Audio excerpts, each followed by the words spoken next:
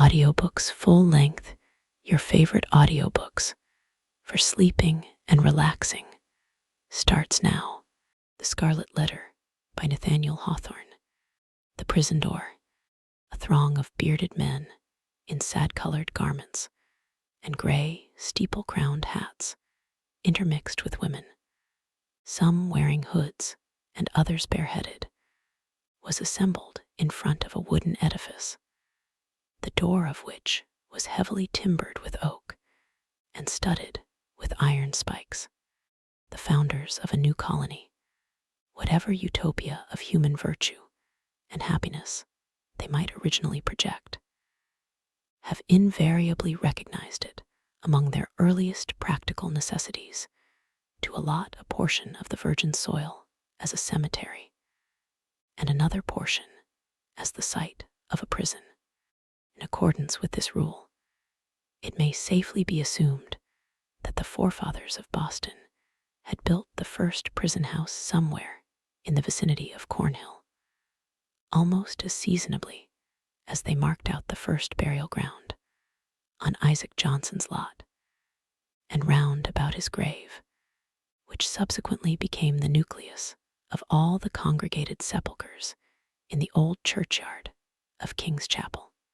Certain it is that some 15 or 20 years after the settlement of the town, the wooden jail was already marked with weather stains and other indications of age, which gave a yet darker aspect to its beetle-browed and gloomy front. The rust on the ponderous ironwork of its oaken door looked more antique than anything else in the New World. Like all that pertains to crime, it seemed never to have known a youthful era.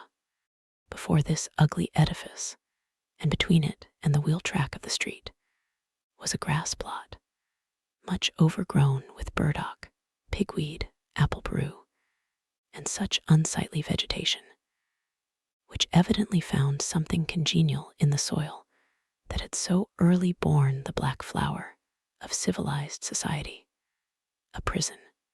But on one side of the portal, and rooted almost at the threshold, was a wild rose bush, covered in this month of June with its delicate gems, which might be imagined to offer their fragrance and fragile beauty to the prisoner as he went in, and to the condemned criminal as he came forth to his doom, in token that the deep heart of nature could pity and be kind to him.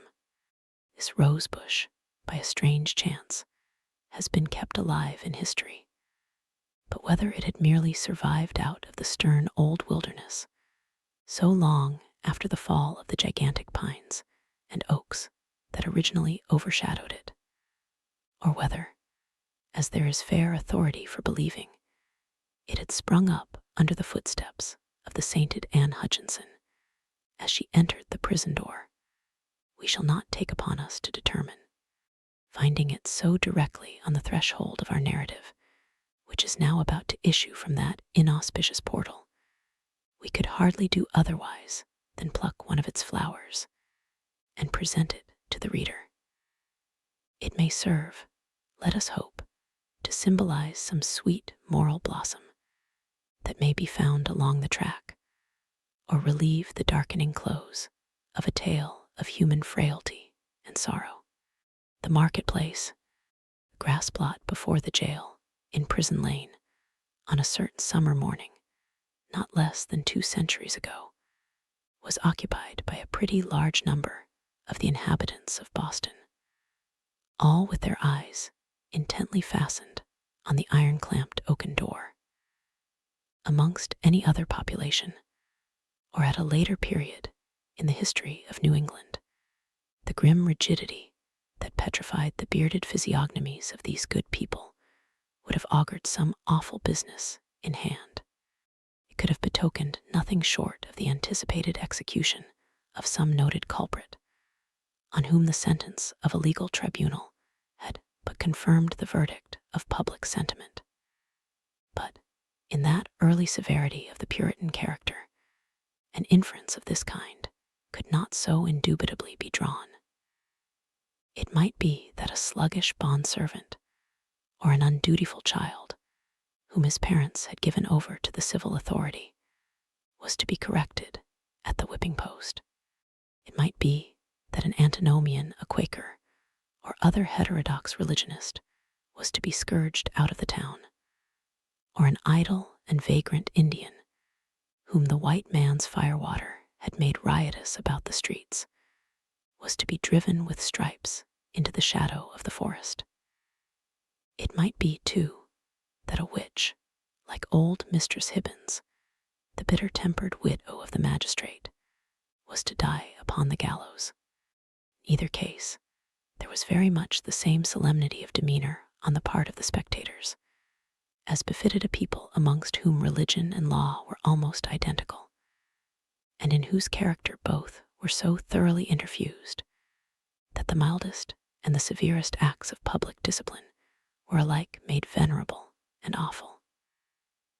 Meager, indeed, and cold was the sympathy that a transgressor might look for from such bystanders at the scaffold. On the other hand, a penalty, which in our days would infer a degree of mocking infamy and ridicule, might then be invested with almost as stern a dignity as the punishment of death itself. It was a circumstance to be noted on the summer morning when our story begins its course, that the women, of whom there were several in the crowd, appeared to take a peculiar interest in whatever penal infliction might be expected to ensue. The age had not so much refinement that any sense of impropriety restrained the wearers of petticoat and farthingale from stepping forth into the public ways, and wedging their not unsubstantial persons, if occasion were, into the throng nearest to the scaffold at an execution. Morally as well as materially, there was a coarser fibre in those wives and maidens of old English birth and breeding than in their fair descendants, separated from them by a series of 6 or 7 generations.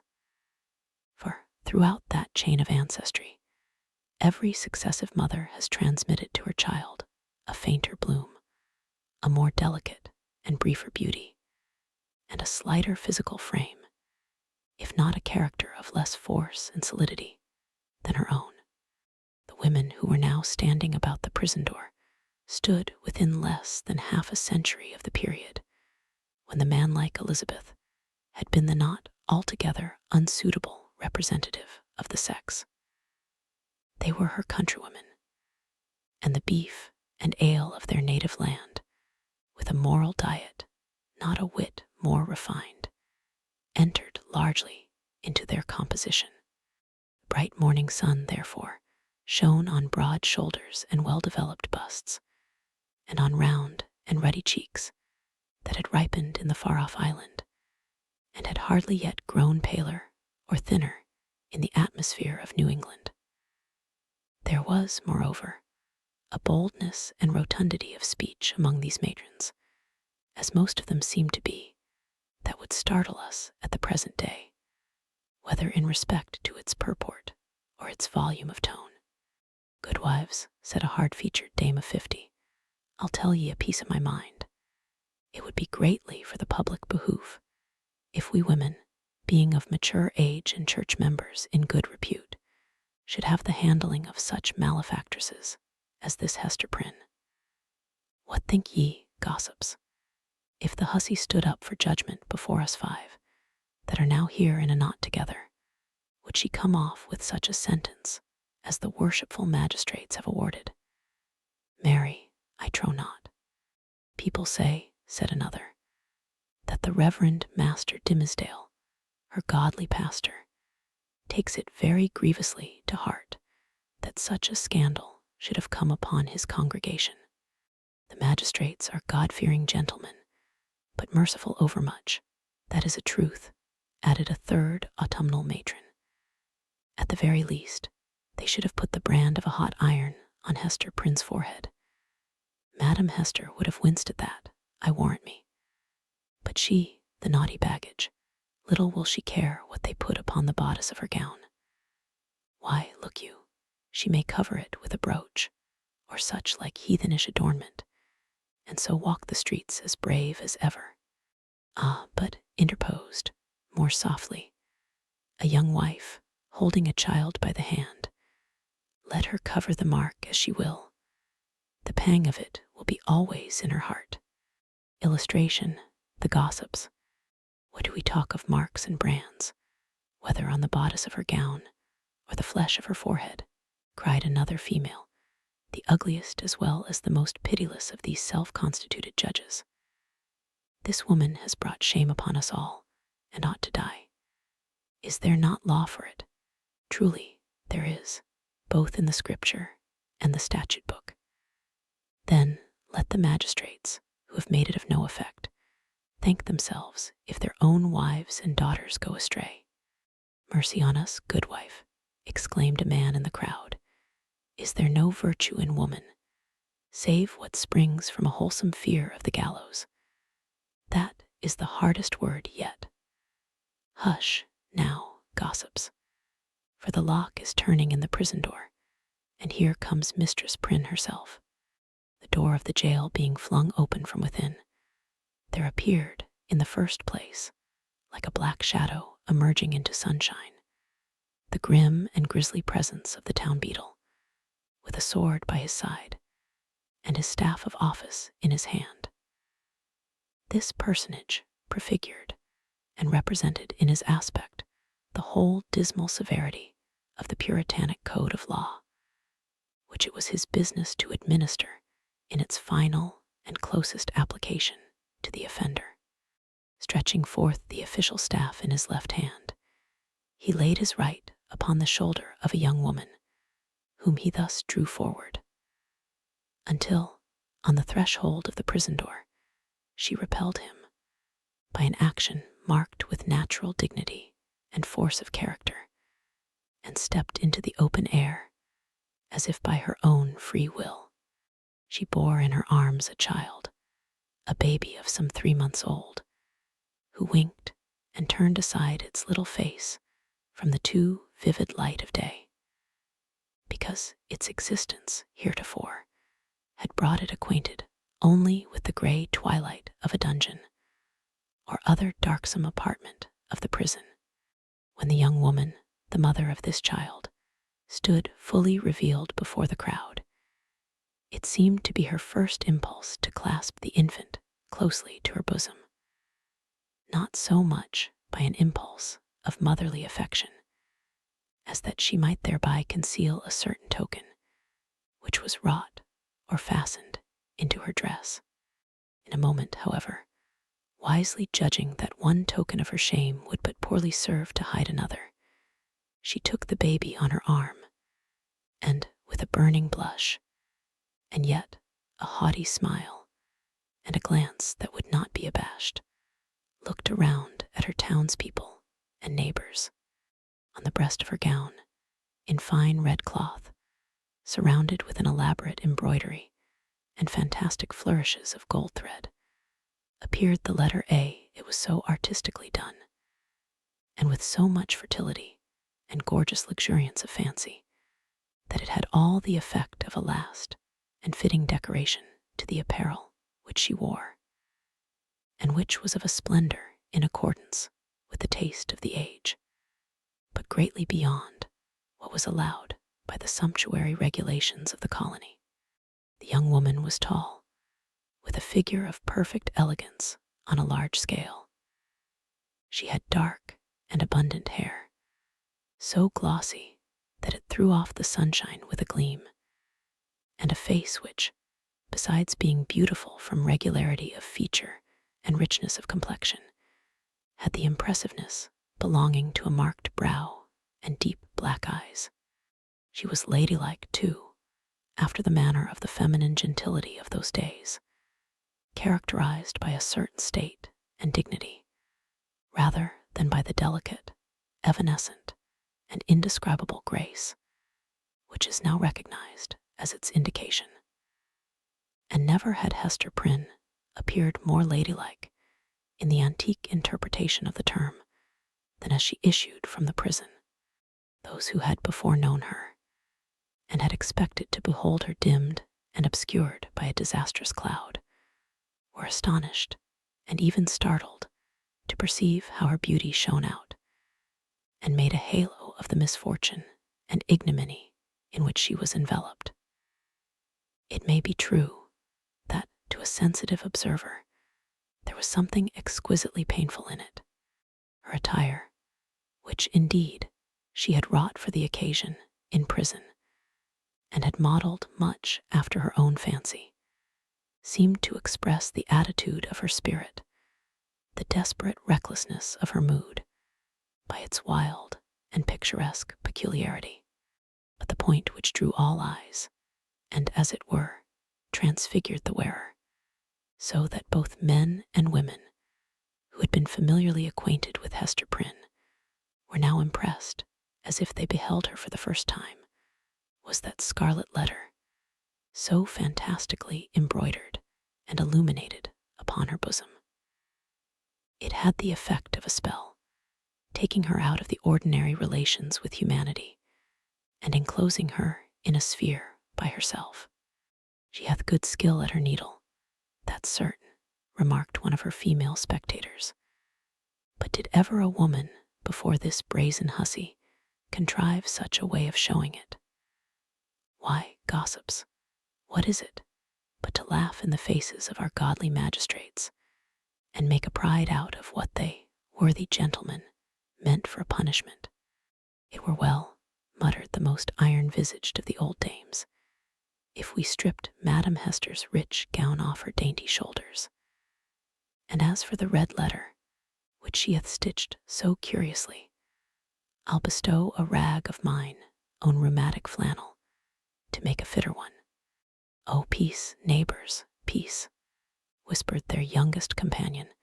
"Do not let her hear you.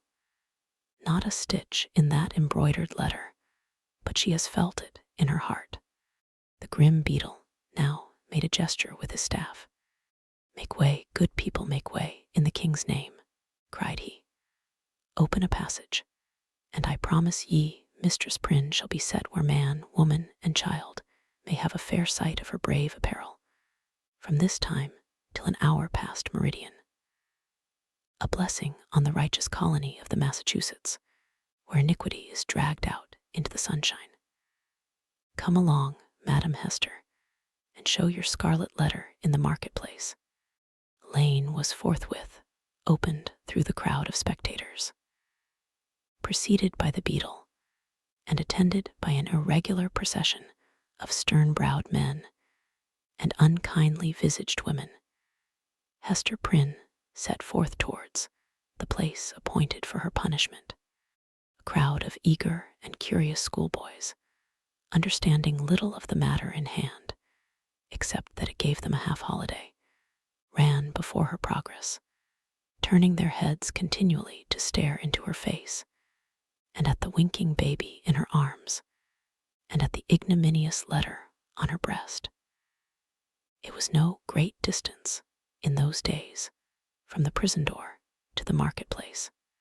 Measured by the prisoner's experience, however, it might be reckoned a journey of some length, for haughty as her demeanor was, she perchance underwent an agony from every footstep of those that thronged to see her, as if her heart had been flung into the street for them all to spurn and trample upon. In our nature, however, there is a provision, alike marvelous and merciful, that the sufferer should never know the intensity of what he endures by its present torture, but chiefly by the pang that rankles after it. With almost a serene deportment, therefore, Hester Prynne passed through this portion of her ordeal, and came to a sort of scaffold at the western extremity of the marketplace. It stood nearly beneath the eaves of Boston's earliest church, and appeared to be a fixture there. In fact, this scaffold constituted a portion of a penal machine, which now, for 2 or 3 generations past, has been merely historical and traditionary among us, but was held, in the old time, to be as effectual an agent in the promotion of good citizenship as ever was the guillotine among the terrorists of France. It was, in short, the platform of the pillory, and above it rose the framework of that instrument of discipline, so fashioned as to confine the human head in its tight grasp, and thus hold it up to the public gaze. The very ideal of ignominy was embodied and made manifest in this contrivance of wood and iron. There can be no outrage, methinks, against our common nature, whatever be the delinquencies of the individual, no outrage more flagrant than to forbid the culprit to hide his face for shame, as it was the essence of this punishment to do. In Hester Prynne's instance, however, as not unfrequently in other cases, her sentence bore that she should stand a certain time upon the platform, but without undergoing that gripe about the neck and confinement of the head, the proneness to which was the most devilish characteristic of this ugly engine. Knowing well her part, she ascended a flight of wooden steps, and was thus displayed to the surrounding multitude at about the height of a man's shoulders above the street. Had there been a papist among the crowd of Puritans, he might have seen in this beautiful woman, so picturesque in her attire and mien, and with the infant at her bosom, an object to remind him of the image of divine maternity, which so many illustrious painters have vied with one another to represent. Something which should remind him, indeed, but only by contrast, of that sacred image of sinless motherhood, whose infant was to redeem the world. Here there was the taint of deepest sin in the most sacred quality of human life, working such effect that the world was only the darker for this woman's beauty, and the more lost for the infant that she had borne. The scene was not without a mixture of awe, such as must always invest the spectacle of guilt and shame in a fellow creature, before society shall have grown corrupt enough to smile, instead of shuddering, at it. The witnesses of Hester Prynne's disgrace had not yet passed beyond their simplicity. They were stern enough to look upon her death, had that been the sentence, without a murmur at its severity, but had none of the heartlessness of another social state, which would find only a theme for jest in an exhibition like the present. Even had there been a disposition to turn the matter into ridicule, it must have been repressed and overpowered by the solemn presence of men no less dignified than the governor, and several of his counselors, a judge, a general, and the ministers of the town, all of whom sat or stood in a balcony of the meeting house, looking down upon the platform. When such personages could constitute a part of the spectacle, without risking the majesty or reverence of rank and office, it was safely to be inferred that the infliction of a legal sentence would have an earnest and effectual meaning. Accordingly, the crowd was somber and grave. The unhappy culprit sustained herself as best a woman might, under the heavy weight of 1,000 unrelenting eyes, all fastened upon her and concentrated at her bosom. It was almost intolerable to be borne. Of an impulsive and passionate nature, she had fortified herself to encounter the stings and venomous stabs of public contumely, wreaking itself in every variety of insult. But there was a quality so much more terrible in the solemn mood of the popular mind, that she longed rather to behold all those rigid countenances contorted with scornful merriment, and herself the object. At a roar of laughter burst from the multitude, each man, each woman, each little shrill-voiced child, contributing their individual parts. Hester Prynne might have repaid them all with a bitter and disdainful smile. But under the leaden infliction which it was her doom to endure, she felt, at moments, as if she must needs shriek out with the full power of her lungs, and cast herself from the scaffold down upon the ground, or else go mad at once. Yet there were intervals when the whole scene, in which she was the most conspicuous object, seemed to vanish from her eyes, or at least glimmered indistinctly before them, like a mass of imperfectly shaped and spectral images. Her mind, and especially her memory, was preternaturally active, and kept bringing up other scenes than this roughly hewn street of a little town, on the edge of the western wilderness, other faces than were lowering upon her from beneath the brims of those steeple-crowned hats, reminiscences the most trifling and immaterial, passages of infancy and school days, sports, childish quarrels, and the little domestic traits of her maiden years came swarming back upon her, intermingled with recollections of whatever was gravest in her subsequent life. One picture precisely as vivid as another, as if all were of similar importance, or all alike a play. Possibly, it was an instinctive device of her spirit to relieve itself by the exhibition of these phantasmagoric forms from the cruel weight and hardness of the reality. Be that as it might, the scaffold of the pillory was a point of view that revealed to Hester Prynne the entire track along which she had been treading since her happy infancy. Standing on that miserable eminence, she saw again her native village in Old England and her paternal home, a decayed house of grey stone with a poverty-stricken aspect, but retaining a half-obliterated shield of arms over the portal, in token of antique gentility. She saw her father's face, with its bald brow and reverend white beard that flowed over the old-fashioned Elizabethan ruff, her mother's too, with the look of heedful and anxious love which it always wore in her remembrance, and which, even since her death, had so often laid the impediment of a gentle remonstrance in her daughter's pathway. She saw her own face, glowing with girlish beauty, and illuminating all the interior of the dusky mirror in which she had been wont to gaze at it. She beheld another countenance, of a man well stricken in years, a pale, thin, scholar-like visage, with eyes dim and bleared by the lamplight that had served them to pore over many ponderous books. Yet those same bleared optics had a strange, penetrating power when it was their owner's purpose to read the human soul. This figure of the study and the cloister, as Hester Prynne's womanly fancy failed not to recall, was slightly deformed, with the left shoulder a trifle higher than the right.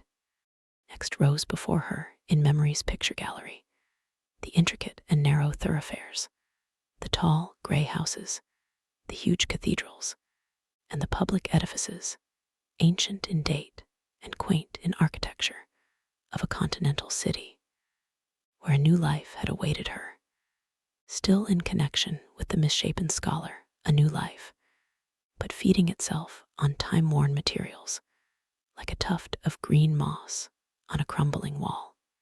Lastly, in lieu of these shifting scenes, came back the rude marketplace of the Puritan settlement, with all the townspeople assembled, and leveling their stern regards at Hester Prynne, yes, at herself, who stood on the scaffold of the pillory, an infant on her arm, and the letter A in scarlet, fantastically embroidered with gold thread, upon her bosom. Illustration: standing on the miserable eminence. Could it be true? She clutched the child so fiercely to her breast that it sent forth a cry.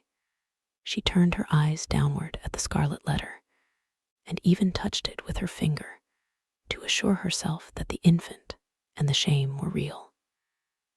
Yes, these were her realities. All else had vanished. Illustration: Eli, the recognition.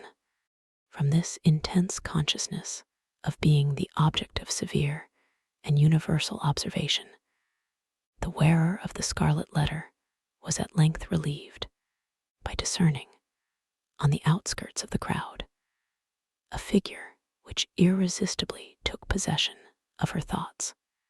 An Indian in his native garb was standing there, but the red men were not so infrequent visitors of the English settlements that one of them would have attracted any notice from Hester Prynne at such a time. Much less would he have excluded all other objects and ideas from her mind. By the Indian's side, and evidently sustaining a companionship with him, stood a white man, clad in a strange disarray of civilized and savage costume. He was small in stature, with a furrowed visage, which, as yet, could hardly be termed aged. There was a remarkable intelligence in his features, as of a person who had so cultivated his mental part that it could not fail to mold the physical to itself and become manifest by unmistakable tokens. Though by a seemingly careless arrangement of his heterogeneous garb, he had endeavored to conceal or abate the peculiarity, it was sufficiently evident to Hester Prynne that one of this man's shoulders rose higher than the other. Again, at the first instant of perceiving that thin visage and the slight deformity of the figure, she pressed her infant to her bosom with so convulsive a force that the poor babe uttered another cry of pain. But the mother did not seem to hear it. At his arrival in the marketplace, and some time before she saw him, the stranger had bent his eyes on Hester Prynne. It was carelessly, at first, like a man chiefly accustomed to look inward, and to whom external matters are of little value and import, unless they bear relation to something within his mind. Very soon, however, his look became keen and penetrative.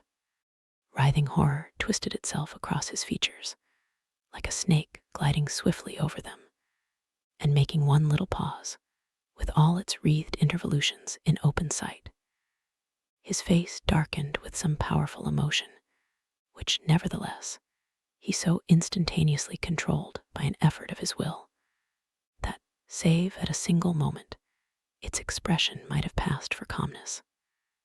After a brief space, the convulsion grew almost imperceptible, and finally subsided into the depths of his nature, when he found the eyes of Hester Prynne fastened on his own, and saw that she appeared to recognize him. He slowly and calmly raised his finger, made a gesture with it in the air, and laid it on his lips. Then, touching the shoulder of a townsman who stood next to him, he addressed him in a formal and courteous manner. "I pray you, good sir," said he, "who is this woman, and wherefore is she here set up to public shame?" "You must needs be a stranger in this region, friend," answered the townsman, looking curiously at the questioner and his savage companion, "else you would surely have heard of Mistress Hester Prynne and her evil doings. She hath raised a great scandal, I promise you, in godly Master Dimmesdale's church." "You say truly," replied the other. "I am a stranger, and have been a wanderer sorely against my will. I have met with grievous mishaps by sea and land, and have been long held in bonds among the heathen folk to the southward, and am now brought hither by this Indian to be redeemed out of my captivity. Will it please you, therefore, to tell me of Hester Prynne's, have I her name rightly, of this woman's offenses, and what has brought her to yonder scaffold? Truly, friend, and methinks it must gladden your heart, after your troubles and sojourn in the wilderness," said the townsman, "to find yourself, at length, in a land where iniquity is searched out and punished in the sight of rulers and people, as here in our godly New England. Yonder woman, sir, you must know, was the wife of a certain learned man, English by birth, but who had long dwelt in Amsterdam, whence, some good time agone, he was minded to cross over and cast in his lot with us of the Massachusetts. To this purpose he sent his wife before him, remaining himself to look after some necessary affairs. Marry, good sir, in some 2 years or less, that the woman has been a dweller here in Boston. No tidings have come of this learned gentleman, Master Prynne, and his young wife, look you, being left to her own misguidance. Ah, I conceive you, said the stranger, with a bitter smile.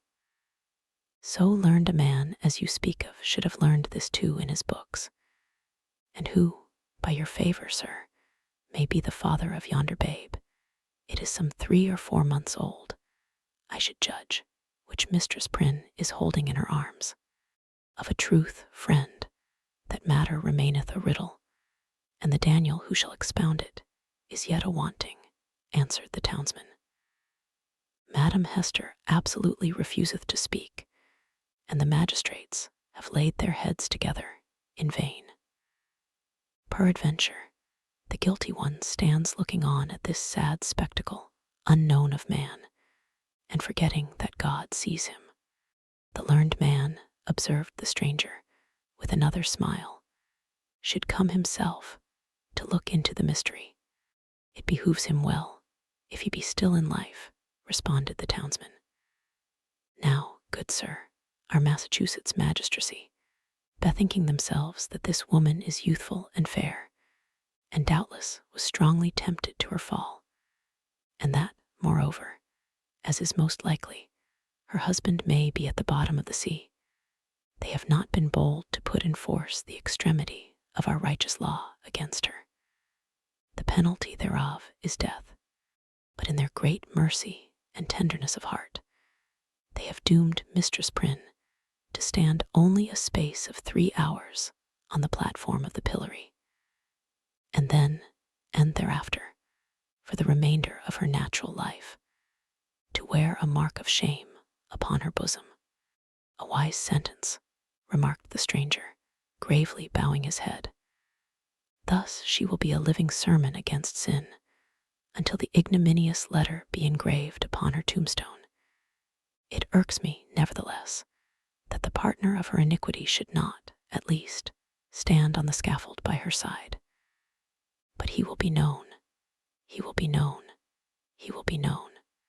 He bowed courteously to the communicative townsman, and, whispering a few words to his Indian attendant, they both made their way through the crowd. While this passed, Hester Prynne had been standing on her pedestal, still, with a fixed gaze towards the stranger, so fixed a gaze that, at moments of intense absorption, all other objects in the visible world seemed to vanish, leaving only him and her. Such an interview, perhaps, would have been more terrible than even to meet him as she now did, with the hot, midday sun burning down upon her face and lighting up its shame, with the scarlet token of infamy on her breast, with the sin-born infant in her arms, with a whole people, drawn forth as to a festival, staring at the features that should have been seen only in the quiet gleam of the fireside, in the happy shadow of a home, or beneath a matronly veil, at church. Dreadful as it was, she was conscious of a shelter in the presence of these 1,000 witnesses. It was better to stand thus, with so many betwixt him and her, than to greet him face to face, they two alone. She fled for refuge, as it were, to the public exposure, and dreaded the moment when its protection should be withdrawn from her.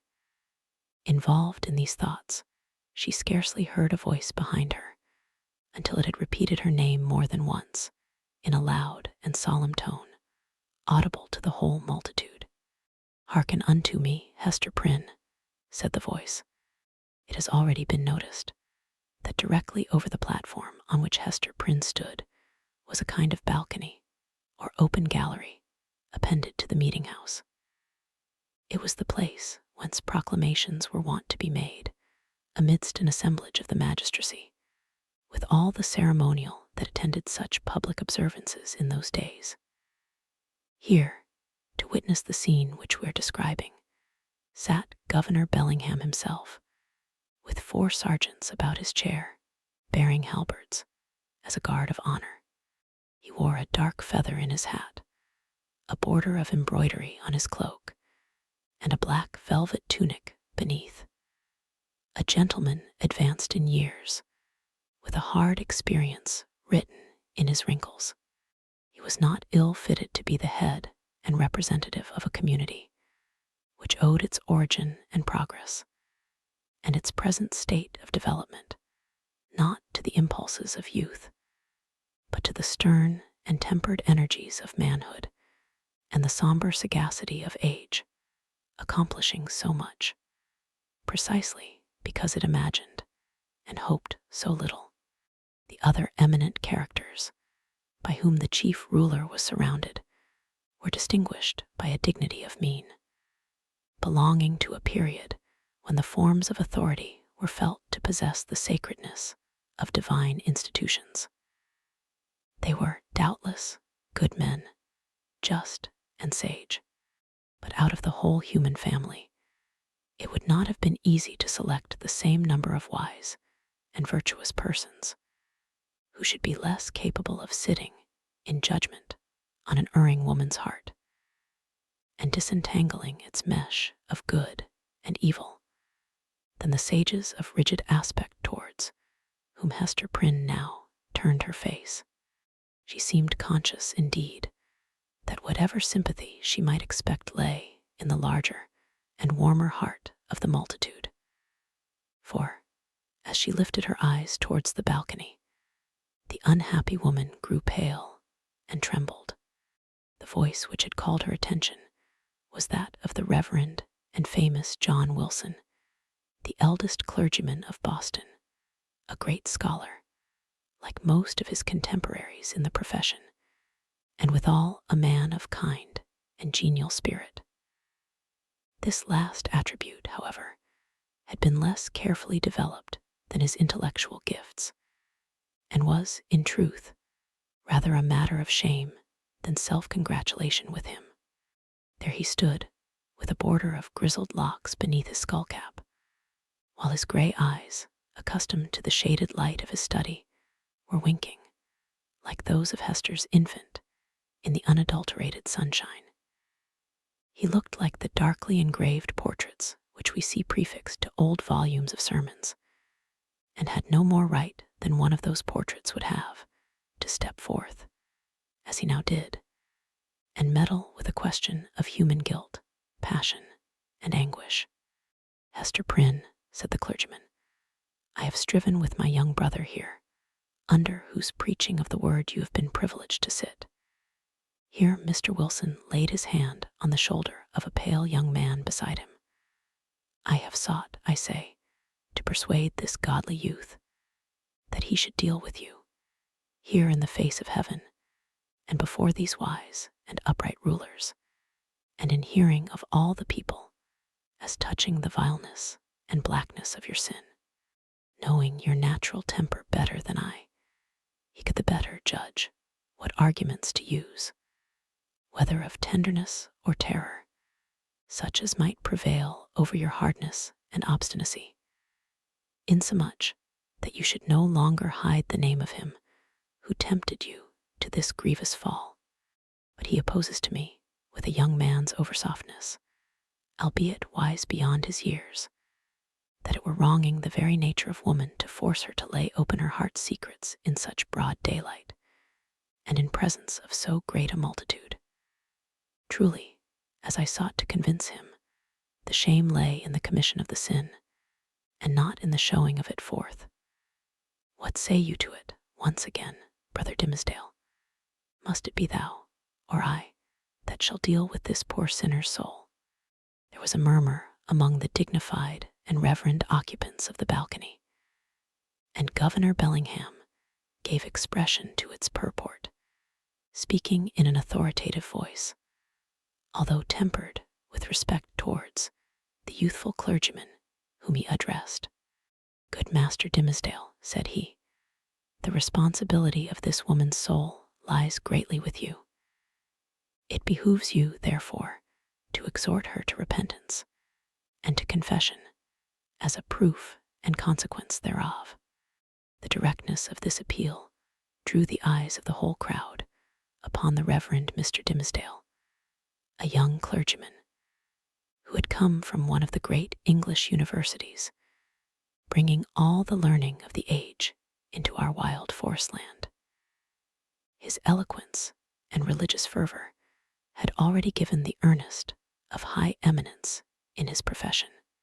He was a person of very striking aspect, with a white, lofty, and impending brow, large brown, melancholy eyes, and a mouth which, unless when he forcibly compressed it, was apt to be tremulous, expressing both nervous sensibility and a vast power of self-restraint. Notwithstanding his high native gifts and scholar-like attainments, there was an air about this young minister, an apprehensive, a startled, a half-frightened look, as of a being who felt himself quite astray and at a loss in the pathway of human existence, and could only be at ease in some seclusion of his own. Therefore, so far as his duties would permit, he trod in the shadowy bypaths, and thus kept himself simple and childlike, coming forth, when occasion was, with a freshness and fragrance and dewy purity of thought, which, as many people said, affected them like the speech of an angel. Such was the young man whom the Reverend Mr. Wilson and the governor had introduced so openly to the public notice, bidding him speak, in the hearing of all men, to that mystery of a woman's soul, so sacred even in its pollution. The trying nature of his position drove the blood from his cheek and made his lips tremulous. "Speak to the woman, my brother," said Mr. Wilson. "It is of moment to her soul, and therefore, as the worshipful governor says, momentous to thine own, in whose charge hers is. Exhort her to confess the truth." The Reverend Mr. Dimmesdale bent his head in silent prayer, as it seemed, and then came forward. "Hester Prynne," said he, leaning over the balcony and looking down steadfastly into her eyes, "thou hearest what this good man says, and seest the accountability under which I labor. If thou feelest it to be for thy soul's peace, and that thy earthly punishment will thereby be made more effectual to salvation, I charge thee to speak out the name of thy fellow sinner and fellow sufferer. Be not silent from any mistaken pity and tenderness for him. For believe me, Hester, though he were to step down from a high place and stand there beside thee on thy pedestal of shame, yet better were it so than to hide a guilty heart through life. What can thy silence do for him, except it tempt him, yea, compel him, as it were, to add hypocrisy to sin? Heaven hath granted thee an open ignominy, that thereby thou mayest work out an open triumph over the evil within thee and the sorrow without. Take heed how thou deniest to him, who, perchance, hath not the courage to grasp it for himself, the bitter, but wholesome, cup that is now presented to thy lips." The young pastor's voice was tremulously sweet, rich, deep, and broken. The feeling that it so evidently manifested, rather than the direct purport of the words, caused it to vibrate within all hearts, and brought the listeners into one accord of sympathy. Even the poor baby at Hester's bosom was affected by the same influence, for it directed its hitherto vacant gaze towards Mr. Dimmesdale, and held up its little arms with a half-pleased, half-plaintive murmur. So powerful seemed the minister's appeal, that the people could not believe but that Hester Prynne would speak out the guilty name, or else that the guilty one himself, in whatever high or lowly place he stood, would be drawn forth by an inward and inevitable necessity, and compelled to ascend to the scaffold. Hester shook her head. "Woman, transgress not beyond the limits of heaven's mercy," cried the Reverend Mr. Wilson more harshly than before. "That little babe hath been gifted with a voice to second and confirm the counsel which thou hast heard. Speak out the name, and thy repentance may avail to take the scarlet letter off thy breast." "Never," replied Hester Prynne, looking, not at Mr. Wilson, but into the deep and troubled eyes of the younger clergyman. "It is too deeply branded. Ye cannot take it off, and would that I might endure his agony, as well as mine." "Speak, woman," said another voice, coldly and sternly, proceeding from the crowd about the scaffold. "Speak, and give your child a father." "I will not speak," answered Hester, turning pale as death, but responding to this voice, which she too surely recognized. "And my child must seek a heavenly father. She shall never know an earthly one." "She will not speak," murmured Mr. Dimmesdale, who, leaning over the balcony with his hand upon his heart, had awaited the result of his appeal. He now drew back with a long respiration. Wondrous strength and generosity of a woman's heart. She will not speak. Discerning the impracticable state of the poor culprit's mind, the elder clergyman, who had carefully prepared himself for the occasion, addressed to the multitude a discourse on sin in all its branches, but with continual reference to the ignominious letter. So forcibly did he dwell upon this symbol, for the hour or more during which his periods were rolling over the people's heads, that it assumed new terrors in their imagination, and seemed to derive its scarlet hue from the flames of the infernal pit. Hester Prynne, meanwhile, kept her place upon the pedestal of shame, with glazed eyes and an air of weary indifference. She had borne, that morning, all that nature could endure, and as her temperament was not of the order that escapes from too intense suffering by a swoon, her spirit could only shelter itself beneath a stony crust of insensibility, while the faculties of animal life remained entire.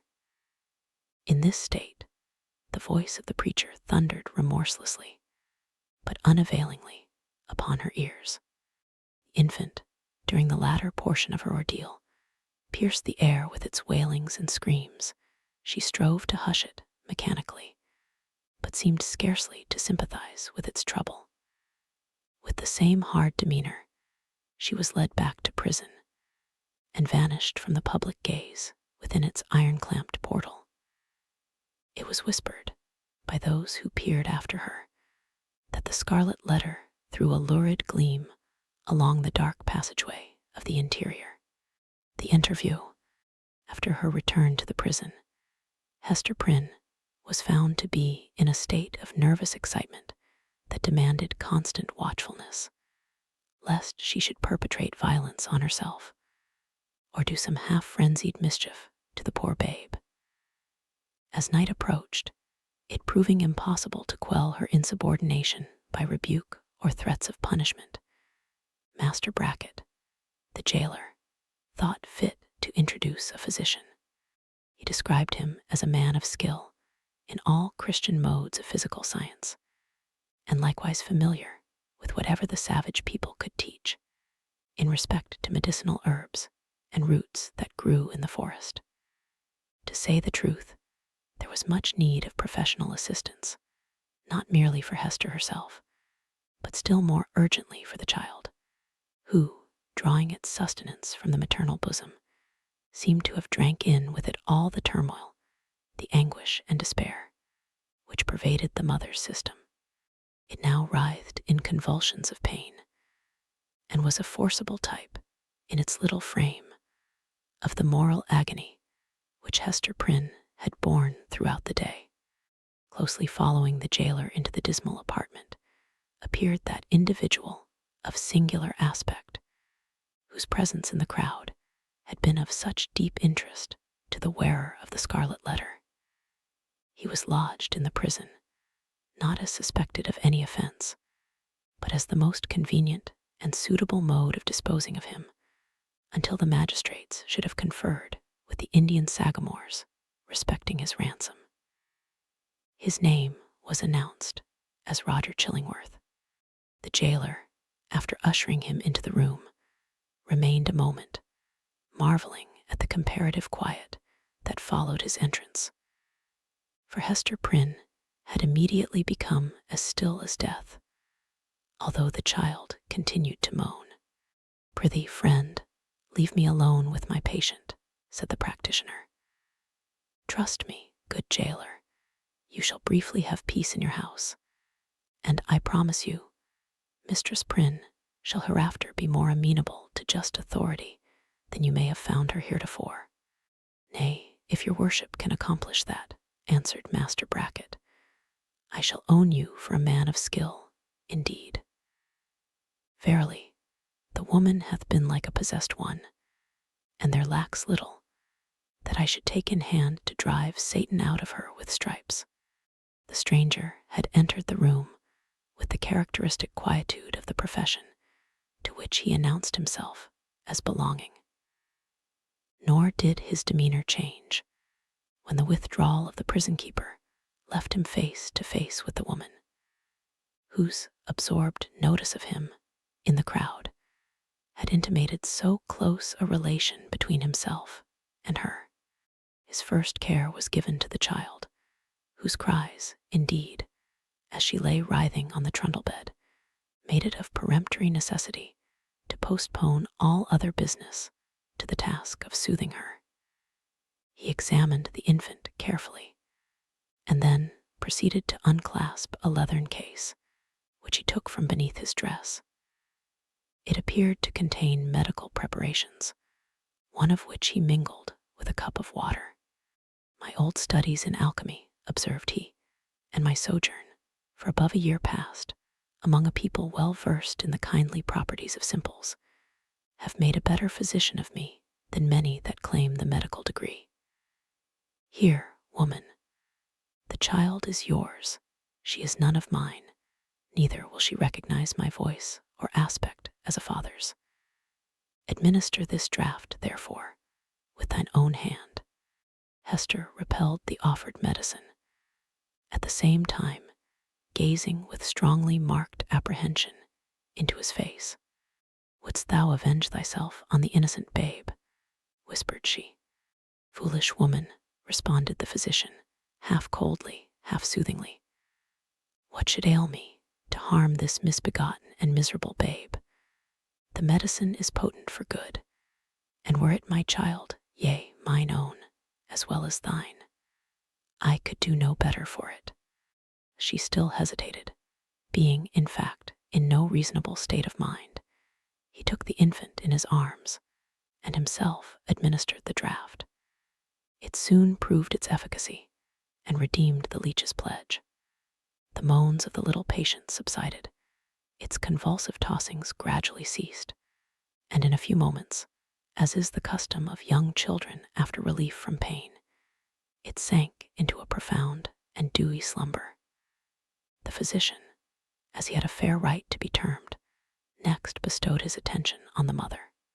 With calm and intense scrutiny, he felt her pulse, looked into her eyes, a gaze that made her heart shrink and shudder, because so familiar, and yet so strange and cold, and finally, satisfied with his investigation, proceeded to mingle another draught. "I know not Lethe nor Nepenthe," remarked he, "but I have learned many new secrets in the wilderness, and here is one of them, a recipe that an Indian taught me in requital of some lessons of my own that were as old as Paracelsus. Drink it. It may be less soothing than a sinless conscience that I cannot give thee, but it will calm the swell and heaving of thy passion, like oil thrown on the waves of a tempestuous sea." He presented the cup to Hester, who received it with a slow, earnest look into his face, not precisely a look of fear, yet full of doubt and questioning as to what his purposes might be. She looked also at her slumbering child. "I have thought of death," said she, "have wished for it, would even have prayed for it, were it fit that such as I should pray for anything. Yet if death be in this cup, I bid thee think again, ere thou beholdest me quaff it. See, it is even now at my lips." "Drink, then," replied he, still with the same cold composure. Dost thou know me so little, Hester Prynne? Are my purposes wont to be so shallow? Even if I imagine a scheme of vengeance, what could I do better for my object than to let thee live, than to give thee medicines against all harm and peril of life, so that this burning shame may still blaze upon thy bosom? As he spoke, he laid his long forefinger on the Scarlet Letter, which forthwith seemed to scorch into Hester's breast, as if it had been red hot. He noticed her involuntary gesture, and smiled. Live, therefore, and bear about thy doom with thee, in the eyes of men and women, in the eyes of him whom thou didst call thy husband, in the eyes of yonder child. And that thou mayest live, take off this draught.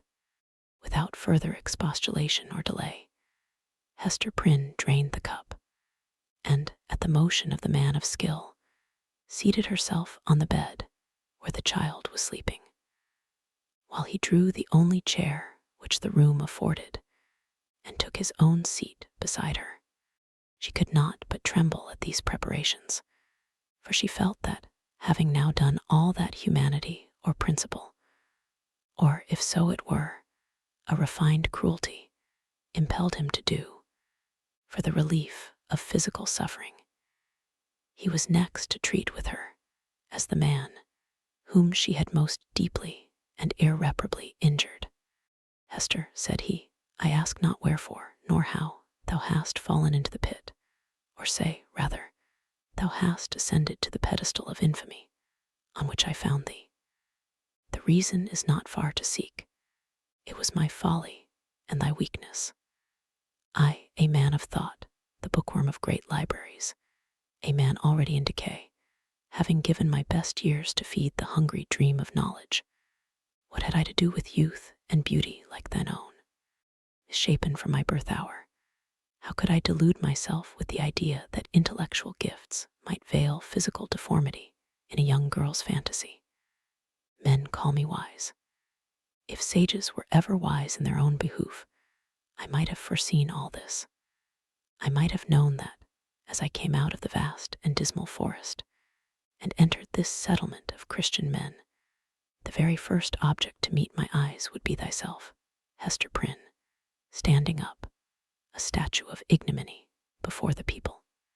Nay, from the moment when we came down the old church steps together, a married pair, I might have beheld the balefire of that Scarlet Letter blazing at the end of our path. Thou knowest, said Hester, for depressed as she was, she could not endure this last quiet stab at the token of her shame. Thou knowest that I was frank with thee. I felt no love, nor feigned any. True, replied he, it was my folly, I have said it. But up to that epoch of my life, I had lived in vain. The world had been so cheerless. My heart was a habitation large enough for many guests, but lonely and chill, and without a household fire. I longed to kindle one. It seemed not so wild a dream, old as I was, and somber as I was, and misshapen as I was, that the simple bliss, which is scattered far and wide, for all mankind to gather up, might yet be mine. And so, Hester, I drew thee into my heart, into its innermost chamber, and sought to warm thee by the warmth which thy presence made there. I have greatly wronged thee, murmured Hester. We have wronged each other, answered he. Mine was the first wrong, when I betrayed thy budding youth into a false and unnatural relation with my decay. Therefore, as a man who has not thought and philosophized in vain, I seek no vengeance, plot no evil against thee. Between thee and me, the scale hangs fairly balanced. But Hester, the man lives who has wronged us both. Who is he? Ask me not, replied Hester Prynne, looking firmly into his face. That thou shalt never know. Never, sayest thou, rejoined he, with a smile of dark and self-relying intelligence. Never know him.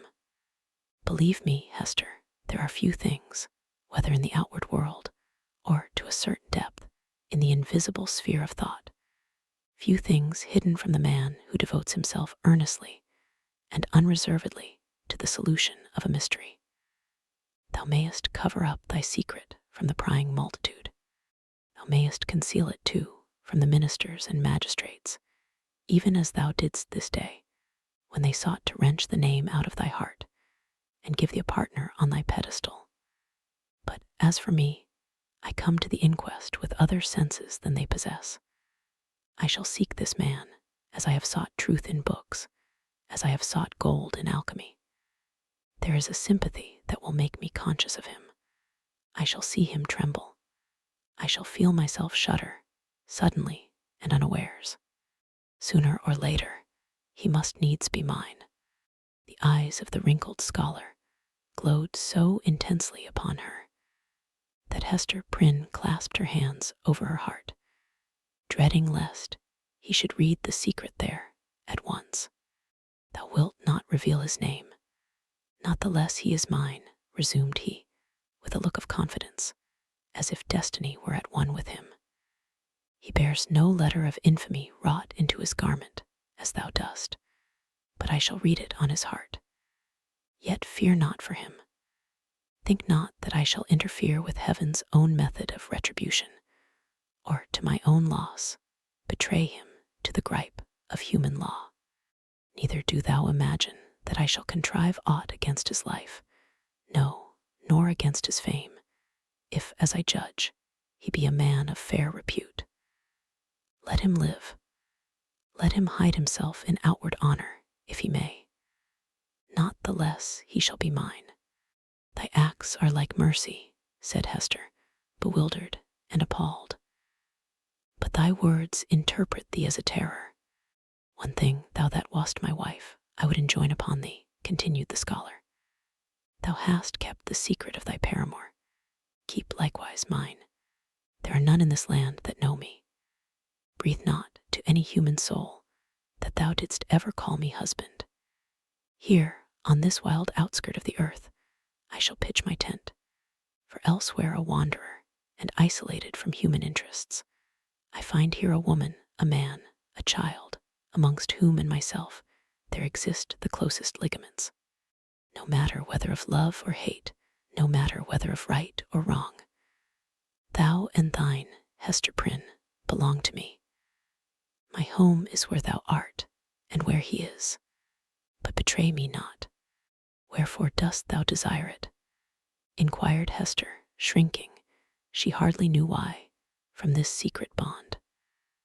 Why not announce thyself openly, and cast me off at once? It may be, he replied, because I will not encounter the dishonor that besmirches the husband of a faithless woman. It may be for other reasons. Enough, it is my purpose to live and die unknown. Let, therefore, thy husband be to the world as one already dead, and of whom no tidings shall ever come. Recognize me not by word, by sign, by look. Breathe not the secret, above all, to the man thou wottest of. Shouldst thou fail me in this, beware. His fame, his position, his life will be in my hands. Beware. I will keep thy secret, as I have his, said Hester. Swear it, rejoined he, and she took the oath. And now, Mistress Prynne, said old Roger Chillingworth, as he was hereafter to be named, I leave thee alone, alone with thy infant, and the Scarlet Letter. How is it, Hester? Doth thy sentence bind thee to wear the token in thy sleep? Art thou not afraid of nightmares and hideous dreams? Why dost thou smile so at me? Inquired Hester, troubled at the expression of his eyes. Art thou like the black man that haunts the forest round about us? Hast thou enticed me into a bond that will prove the ruin of my soul? Not thy soul, he answered with another smile. No, not thine. Chapter 5. Hester at her needle. Hester Prynne's term of confinement was now at an end. Her prison door was thrown open, and she came forth into the sunshine, which, falling on all alike, seemed, to her sick and morbid heart, as if meant for no other purpose than to reveal the scarlet letter on her breast. Perhaps there was a more real torture in her first unattended footsteps from the threshold of the prison than even in the procession and spectacle that have been described, where she was made the common infamy, at which all mankind was summoned to point its finger. Then she was supported by an unnatural tension of the nerves, and by all the combative energy of her character, which enabled her to convert the scene into a kind of lurid triumph. It was, moreover, a separate and insulated event, to occur but once in her lifetime, and to meet which, therefore, reckless of economy, she might call up the vital strength that would have sufficed for many quiet years. The very law that condemned her, a giant of stern features, but with vigor to support, as well as to annihilate, in his iron arm, had held her up through the terrible ordeal of her ignominy. But now, with this unattended walk from her prison door, began the daily custom, and she must either sustain and carry it forward by the ordinary resources of her nature, or sink beneath it. She could no longer borrow from the future to help her through the present grief. Tomorrow would bring its own trial with it, so would the next day, and so would the next, each its own trial, and yet the very same that was now so unutterably grievous to be borne. The days of the far-off future would toil onward, still with the same burden for her to take up and bear along with her, but never to fling down, for the accumulating days and added years would pile up their misery upon the heap of shame. Throughout them all, giving up her individuality, she would become the general symbol at which the preacher and moralist might point, and in which they might vivify and embody their images of woman's frailty and sinful passion. Thus the young and pure would be taught to look at her, with the scarlet letter flaming on her breast, at her, the child of honorable parents, at her, the mother of a babe that would hereafter be a woman, at her, who had once been innocent as the figure, the body, the reality of sin. And over her grave, the infamy that she must carry thither would be her only monument. It may seem marvelous that, with the world before her, kept by no restrictive clause of her condemnation within the limits of the Puritan settlement, so remote and so obscure, free to return to her birthplace or to any other European land, and there hide her character and identity under a new exterior, as completely as if emerging into another state of being, and having also the passes of the dark, inscrutable forest open to her, where the wildness of her nature might assimilate itself with a people whose customs and life were alien from the law that had condemned her. It may seem marvelous that this woman should still call that place her home, where, and where only, she must needs be the type of shame. But there is a fatality, a feeling so irresistible and inevitable that it has the force of doom, which almost invariably compels human beings to linger around and haunt, ghost-like, the spot where some great and marked event has given the color to their lifetime, and still the more irresistibly, the darker the tinge that saddens it. Her sin, her ignominy, were the roots which she had struck into the soil. It was as if a new birth, with stronger assimilations than the first, had converted the forest land, still so uncongenial to every other pilgrim and wanderer, into Hester Prynne's wild and dreary, but lifelong home. All other scenes of earth, even that village of rural England, where happy infancy and stainless maidenhood seemed yet to be in her mother's keeping, like garments put off long ago, were foreign to her, in comparison. The chain that bound her here was of iron links, and galling to her inmost soul, but could never be broken. It might be, too, doubtless it was so, although she hid the secret from herself and grew pale whenever it struggled out of her heart, like a serpent from its hole. It might be that another feeling kept her within the scene and pathway that had been so fatal. There trode the feet of one with whom she deemed herself connected in a union that, unrecognized on earth, would bring them together before the bar of final judgment, and make that their marriage altar for a joint futurity of endless retribution. Over and over again, the tempter of souls had thrust this idea upon Hester's contemplation, and laughed at the passionate and desperate joy with which she seized, and then strove to cast it from her. She barely looked the idea in the face, and hastened to bar it in its dungeon. What she compelled herself to believe, what, finally, she reasoned upon as her motive for continuing a resident of New England, was half a truth and half a self-delusion. Here, she said to herself, had been the scene of her guilt, and here should be the scene of her earthly punishment. And so, perchance, the torture of her daily shame would at length purge her soul, and work out another purity than that which she had lost, more saint-like, because the result of martyrdom. Hester Prynne, therefore, did not flee. On the outskirts of the town, within the verge of the peninsula, but not in close vicinity to any other habitation, there was a small thatched cottage. It had been built by an earlier settler, and abandoned because the soil about it was too sterile for cultivation, while its comparative remoteness put it out of the sphere of that social activity which already marked the habits of the emigrants. It stood on the shore, looking across a basin of the sea at the forest-covered hills towards the west. A clump of scrubby trees, such as alone grew on the peninsula, did not so much conceal the cottage from view as seemed to denote that here was some object which would fain have been, or at least ought to be, concealed. In this little, lonesome dwelling, with some slender means that she possessed, and by the license of the magistrates, who still kept an inquisitorial watch over her, Hester established herself with her infant child. A mystic shadow of suspicion immediately attached itself to the spot.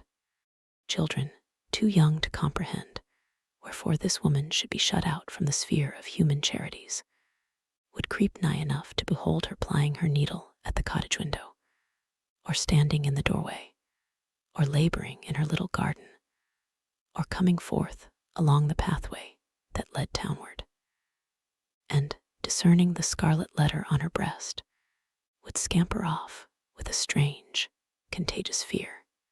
Only, as was Hester's situation, and without a friend on earth who dared to show himself, she, however, incurred no risk of want.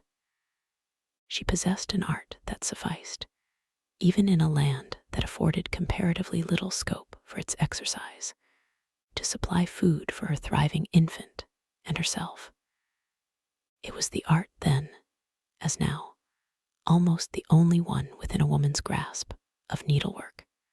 She bore on her breast, in the curiously embroidered letter, a specimen of her delicate and imaginative skill, of which the dames of a court might gladly have availed themselves, to add the richer and more spiritual adornment of human ingenuity to their fabrics of silk and gold.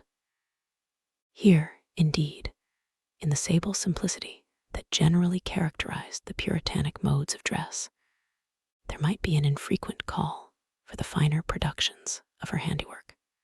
Yet the taste of the age, demanding whatever was elaborate in compositions of this kind, did not fail to extend its influence over our stern progenitors, who had cast behind them so many fashions which it might seem harder to dispense with. Public ceremonies, such as ordinations, the installation of magistrates, and all that could give majesty to the forms, in which a new government manifested itself to the people were, as a matter of policy, marked by a stately and well-conducted ceremonial and a somber, but yet a studied magnificence. Deep ruffs, painfully wrought bands, and gorgeously embroidered gloves were all deemed necessary to the official state of men assuming the reins of power, and were readily allowed to individuals dignified by rank or wealth, even while sumptuary laws forbade these and similar extravagances to the plebeian order. The array of funerals, too, whether for the apparel of the dead body or to typify, by manifold emblematic devices of sable cloth and snowy lawn, the sorrow of the survivors, there was a frequent and characteristic demand for such labor as Hester Prynne could supply. Baby linen for babies, then wore robes of state, afforded still another possibility of toil and emolument. By degrees, nor very slowly, her handiwork became what would now be termed the fashion, whether from commiseration for a woman of so miserable a destiny, or from the morbid curiosity that gives a fictitious value even to common or worthless things, or by whatever other intangible circumstance was then, as now, sufficient to bestow on some persons what others might seek in vain, or because Hester really filled a gap which must otherwise have remained vacant. It is certain that she had ready and fairly requited employment for as many hours as she saw fit to occupy with her needle.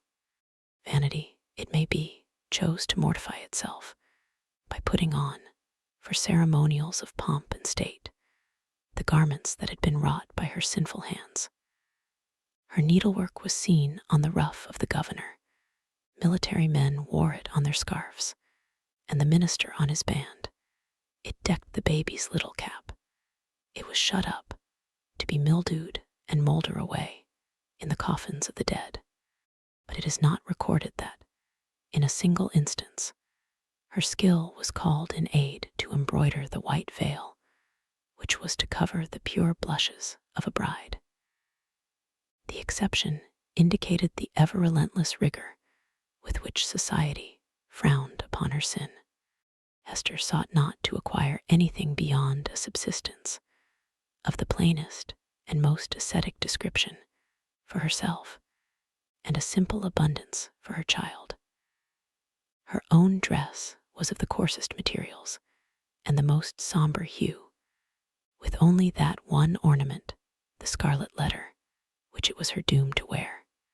The child's attire, on the other hand, was distinguished by a fanciful, or we might rather say, a fantastic ingenuity, which served, indeed, to heighten the airy charm that early began to develop itself in the little girl, but which appeared to have also a deeper meaning.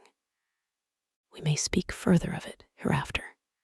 Except for that small expenditure in the decoration of her infant, Hester bestowed all her superfluous means in charity on wretches less miserable than herself, and who not unfrequently insulted the hand that fed them. Much of the time, which she might readily have applied to the better efforts of her art, she employed in making coarse garments for the poor. It is probable that there was an idea of penance in this mode of occupation, and that she offered up a real sacrifice of enjoyment in devoting so many hours to such rude handiwork. She had in her nature a rich, voluptuous, oriental characteristic, a taste for the gorgeously beautiful, which, save in the exquisite productions of her needle, found nothing else, in all the possibilities of her life, to exercise itself upon. Women derive a pleasure, incomprehensible to the other sex, from the delicate toil of the needle. To Hester Prynne, it might have been a mode of expressing, and therefore soothing, the passion of her life. Like all other joys, she rejected it as sin. This morbid meddling of conscience with an immaterial matter betokened, it is to be feared, no genuine and steadfast penitence, but something doubtful, something that might be deeply wrong beneath. In this manner, Hester Prynne came to have a part to perform in the world. With her native energy of character and rare capacity, it could not entirely cast her off, although it had set a mark upon her, more intolerable to a woman's heart than that which branded the brow of Cain. In all her intercourse with society, however, there was nothing that made her feel as if she belonged to it. Every gesture, every word, and even the silence of those with whom she came in contact implied, and often expressed, that she was banished, and as much alone as if she inhabited another sphere, or communicated with the common nature by other organs and senses than the rest of humankind. She stood apart from moral interests, yet close beside them, like a ghost that revisits the familiar fireside and can no longer make itself seen or felt, no more smile with the household joy, nor mourn with the kindred sorrow. Or should it succeed in manifesting its forbidden sympathy, awakening only terror and horrible repugnance? These emotions, in fact, and its bitterest scorn besides, seemed to be the sole portion that she retained in the universal heart. It was not an age of delicacy, and her position, although she understood it well, and was in little danger of forgetting it, was often brought before her vivid self-perception, like a new anguish, by the rudest touch upon the tenderest spot. The poor, as we have already said, whom she sought out to be the objects of her bounty, often reviled the hand that was stretched forth to succor them. Dames of elevated rank, likewise, whose doors she entered in the way of her occupation, were accustomed to distill drops of bitterness into her heart, sometimes through that alchemy of quiet malice by which women can concoct a subtle poison from ordinary trifles, and sometimes also by a coarser expression that fell upon the sufferer's defenseless breast like a rough blow upon an ulcerated wound. Hester had schooled herself long and well. She never responded to these attacks, save by a flush of crimson that rose irrepressibly over her pale cheek, and again subsided into the depths of her bosom. She was patient, a martyr indeed, but she forbore to pray for her enemies, lest, in spite of her forgiving aspirations, the words of the blessing should stubbornly twist themselves into a curse. Continually, and in 1,000 other ways, did she feel the innumerable throbs of anguish that had been so cunningly contrived for her by the undying, the ever-active sentence of the Puritan tribunal. Clergymen paused in the street to address words of exhortation that brought a crowd, with its mingled grin and frown, around the poor, sinful woman. If she entered a church, trusting to share the Sabbath smile of the Universal Father, it was often her mishap to find herself the text of the discourse. She grew to have a dread of children, for they had imbibed from their parents a vague idea of something horrible in this dreary woman, gliding silently through the town, with never any companion but one only child. Therefore, first allowing her to pass, they pursued her at a distance with shrill cries and the utterance of a word that had no distinct purport to their own minds, but was none the less terrible to her, as proceeding from lips that babbled it unconsciously. It seemed to argue so wide a diffusion of her shame that all nature knew of it. It could have caused her no deeper pang, had the leaves of the trees whispered the dark story among themselves, had the summer breeze murmured about it, had the wintry blast shrieked it aloud. Another peculiar torture was felt in the gaze of a new eye, when strangers looked curiously at the Scarlet Letter, and none ever failed to do so. They branded it afresh into Hester's soul, so that, oftentimes, she could scarcely refrain, yet always did refrain, from covering the symbol with her hand. But then, again, an accustomed eye had likewise its own anguish to inflict.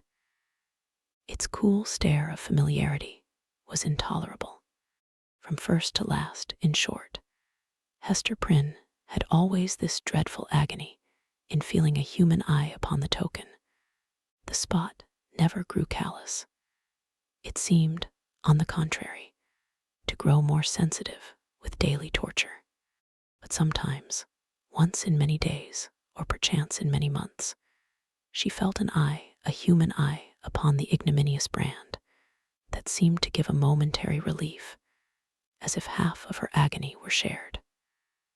The next instant, back it all rushed again, with still a deeper throb of pain, for in that brief interval she had sinned anew. Had Hester sinned alone? Her imagination was somewhat affected, and had she been of a softer moral and intellectual fiber, would have been still more so, by the strange and solitary anguish of her life. Walking to and fro, with those lonely footsteps, in the little world with which she was outwardly connected, it now and then appeared to Hester, if altogether fancy, it was nevertheless too potent to be resisted. She felt or fancied then that the Scarlet Letter had endowed her with a new sense. She shuddered to believe, yet could not help believing, that it gave her a sympathetic knowledge of the hidden sin in other hearts. She was terror-stricken by the revelations that were thus made. What were they?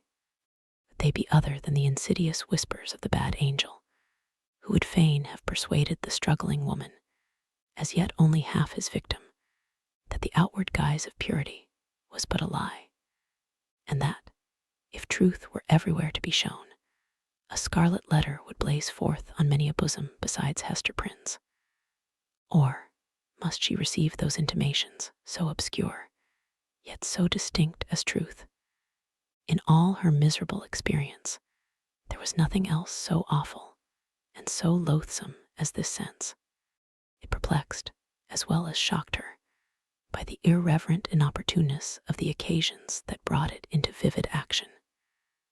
Sometimes the red infamy upon her breast would give a sympathetic throb as she passed near a venerable minister or magistrate, the model of piety and justice, to whom that age of antique reverence looked up as to a mortal man in fellowship with angels. What evil thing is at hand, would Hester say to herself, lifting her reluctant eyes. There would be nothing human within the scope of view, save the form of this earthly saint. Again, a mystic sisterhood would contumaciously assert itself, as she met the sanctified frown of some matron, who, according to the rumor of all tongues, had kept cold snow within her bosom throughout life. That unsunned snow in the matron's bosom, and the burning shame on Hester Prynne's, what had the two in common? Or once more, the electric thrill would give her warning. Behold, Hester, here is a companion. And, looking up, she would detect the eyes of a young maiden glancing at the Scarlet Letter, shyly and aside, and quickly averted with a faint, chill crimson in her cheeks, as if her purity were somewhat sullied by that momentary glance.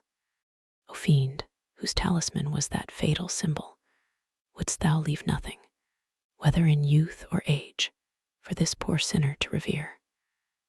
Such loss of faith is ever one of the saddest results of sin. Be it accepted as a proof that all was not corrupt in this poor victim of her own frailty and man's hard law, that Hester Prynne yet struggled to believe that no fellow mortal was guilty like herself. Vulgar, who in those dreary old times were always contributing a grotesque horror to what interested their imaginations, had a story about the Scarlet Letter which we might readily work up into a terrific legend. They averred that the symbol was not mere scarlet cloth, tinged in an earthly dye pot, but was red hot with infernal fire, and could be seen glowing all alight whenever Hester Prynne walked abroad in the night time. And we must needs say, it seared Hester's bosom so deeply that perhaps there was more truth in the rumor than our modern incredulity may be inclined to admit. Chapter 6. Pearl. We have as yet hardly spoken of the infant, that little creature whose innocent life had sprung by the inscrutable decree of Providence, a lovely and immortal flower, out of the rank luxuriance of a guilty passion. How strange it seemed to the sad woman as she watched the growth and the beauty that became every day more brilliant, and the intelligence that threw its quivering sunshine over the tiny features of this child. Her Pearl, for so had Hester called her, not as a name expressive of her aspect, which had nothing of the calm, white, unimpassioned luster that would be indicated by the comparison. But she named the infant Pearl, as being of great price, purchased with all she had, her mother's only treasure. How strange, indeed. Man had marked this woman's sin by a scarlet letter, which had such potent and disastrous efficacy that no human sympathy could reach her, save it were sinful like herself. God, as a direct consequence of the sin which man thus punished, had given her a lovely child, whose place was on that same dishonored bosom, to connect her parent forever with the race and descent of mortals, and to be finally a blessed soul in heaven. Yet these thoughts affected Hester Prynne less with hope than apprehension. She knew that her deed had been evil. She could have no faith, therefore, that its result would be good. Day after day, she looked fearfully into the child's expanding nature, ever dreading to detect some dark and wild peculiarity that should correspond with the guiltiness to which she owed her being. Certainly, there was no physical defect. By its perfect shape, its vigor, and its natural dexterity in the use of all its untried limbs, the infant was worthy to have been brought forth in Eden, worthy to have been left there, to be the plaything of the angels. After the world's first parents were driven out, the child had a native grace which does not invariably coexist with faultless beauty. Its attire, however simple, always impressed the beholder as if it were the very garb that precisely became it best. But little Pearl was not clad in rustic weeds. Her mother, with a morbid purpose that may be better understood hereafter, had bought the richest tissues that could be procured, and allowed her imaginative faculty its full play in the arrangement and decoration of the dresses which the child wore before the public eye. So magnificent was the small figure when thus arrayed, and such was the splendor of Pearl's own proper beauty, shining through the gorgeous robes which might have extinguished a paler loveliness, that there was an absolute circle of radiance around her on the darksome cottage floor. And yet a russet gown, torn and soiled with the child's rude play, made a picture of her just as perfect. Pearl's aspect was imbued with a spell of infinite variety. In this one child there were many children, comprehending the full scope between the wildflower prettiness of a peasant baby and the pomp, in little, of an infant princess. Throughout all, however, there was a trait of passion, a certain depth of hue, which she never lost, and if in any of her changes she had grown fainter or paler, she would have ceased to be herself. It would have been no longer Pearl. This outward mutability indicated, and did not more than fairly express, the various properties of her inner life. Her nature appeared to possess depth, too, as well as variety. But, or else Hester's fears deceived her, it lacked reference and adaptation to the world into which she was born. The child could not be made amenable to rules. In giving her existence, a great law had been broken, and the result was a being whose elements were perhaps beautiful and brilliant, but all in disorder, or with an order peculiar to themselves, amidst which the point of variety and arrangement was difficult or impossible to be discovered. Hester could only account for the child's character, and even then most vaguely and imperfectly, by recalling what she herself had been during that momentous period, while Pearl was imbibing her soul from the spiritual world and her bodily frame from its material of earth. The mother's impassioned state had been the medium through which were transmitted to the unborn infant the rays of its moral life, and however white and clear originally, they had taken the deep stains of crimson and gold, the fiery luster, the black shadow, and the untempered light of the intervening substance. Above all, the warfare of Hester's spirit at that epoch was perpetuated in Pearl. She could recognize her wild, desperate, defiant mood, the flightiness of her temper, and even some of the very cloud shapes of gloom and despondency that had brooded in her heart. They were now illuminated by the morning radiance of a young child's disposition, but later in the day of earthly existence might be prolific of the storm and whirlwind. Discipline of the family in those days was of a far more rigid kind than now. The frown, the harsh rebuke, the frequent application of the rod, enjoined by scriptural authority, were used, not merely in the way of punishment for actual offenses, but as a wholesome regimen for the growth and promotion of all childish virtues. Hester Prynne, nevertheless, the lonely mother of this one child, ran little risk of erring on the side of undue severity.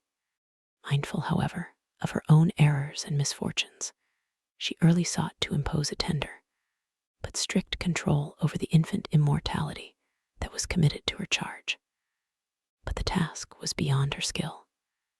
After testing both smiles and frowns, and proving that neither mode of treatment possessed any calculable influence, Hester was ultimately compelled to stand aside and permit the child to be swayed by her own impulses. Physical compulsion or restraint was effectual, of course, while it lasted. As to any other kind of discipline, whether addressed to her mind or heart, little Pearl might or might not be within its reach, in accordance with the caprice that ruled the moment. Her mother, while Pearl was yet an infant, grew acquainted with a certain peculiar look that warned her when it would be labor thrown away to insist, persuade, or plead. It was a look so intelligent, yet inexplicable, so perverse, sometimes so malicious, but generally accompanied by a wild flow of spirits, that Hester could not help questioning, at such moments, whether Pearl were a human child. She seemed rather an airy sprite, which, after playing its fantastic sports for a little while upon the cottage floor, would flit away with a mocking smile. Whenever that look appeared in her wild, bright, deeply black eyes, it invested her with a strange remoteness and intangibility. It was as if she were hovering in the air and might vanish, like a glimmering light, that comes we know not whence, and goes we know not whither. Holding it, Hester was constrained to rush towards the child, to pursue the little elf in the flight which she invariably began, to snatch her to her bosom with a close pressure and earnest kisses, not so much from overflowing love as to assure herself that Pearl was flesh and blood, and not utterly delusive. But Pearl's laugh, when she was caught, though full of merriment and music, made her mother more doubtful than before, heart-smitten at this bewildering and baffling spell that so often came between herself and her sole treasure, whom she had bought so dear, and who was all her world, Hester sometimes burst into passionate tears. Then, perhaps, for there was no foreseeing how it might affect her, Pearl would frown and clench her little fist and harden her small features into a stern, unsympathizing look of discontent. Not seldom, she would laugh anew, and louder than before, like a thing incapable and unintelligent of human sorrow. Or, but this more rarely happened, she would be convulsed with a rage of grief, and sob out her love for her mother in broken words, and seem intent on proving that she had a heart by breaking it. Yet Hester was hardly safe in confiding herself to that gusty tenderness it passed, as suddenly as it came. Brooding over all these matters, the mother felt like one who has evoked a spirit, but by some irregularity in the process of conjuration, has failed to win the masterword that should control this new and incomprehensible intelligence. Her only real comfort was when the child lay in the placidity of sleep. Then she was sure of her, and tasted hours of quiet, sad, delicious happiness, until, perhaps, with that perverse expression glimmering from beneath her opening lids, little Pearl awoke. How soon, with what strange rapidity, indeed, did Pearl arrive at an age that was capable of social intercourse, beyond the mother's ever-ready smile and nonsense words. And then, what a happiness would it have been could Hester Prynne have heard her clear, bird-like voice mingling with the uproar of other childish voices, and have distinguished and unraveled her own darling's tones amid all the entangled outcry of a group of sportive children. But this could never be. Pearl was a born outcast of the infantile world, an imp of evil, emblem and product of sin. She had no right among christened infants. Nothing was more remarkable than the instinct, as it seemed, with which the child comprehended her loneliness, the destiny that had drawn an inviolable circle round about her, the whole peculiarity, in short, of her position in respect to other children. Never, since her release from prison, had Hester met the public gaze without her. In all her walks about the town, Pearl, too, was there, first as the babe in arms, and afterwards as the little girl, small companion of her mother, holding a forefinger with her whole grasp, and tripping along at the rate of 3 or 4 footsteps to one of Hester's. He saw the children of the settlement, on the grassy margin of the street, or at the domestic thresholds, disporting themselves in such grim fashion as the puritanic nurture would permit, playing at going to church, perchance, or at scourging Quakers, or taking scalps in a sham fight with the Indians, or scaring one another with freaks of imitative witchcraft. Pearl saw and gazed intently, but never sought to make acquaintance. If spoken to, she would not speak again.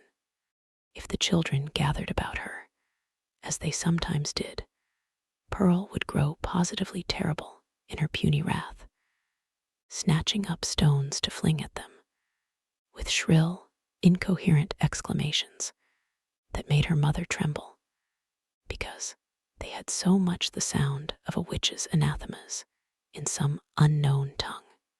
The truth was that the little Puritans, being of the most intolerant brood that ever lived, had got a vague idea of something outlandish, unearthly, or at variance with ordinary fashions in the mother and child, and therefore scorned them in their hearts, and not unfrequently reviled them with their tongues.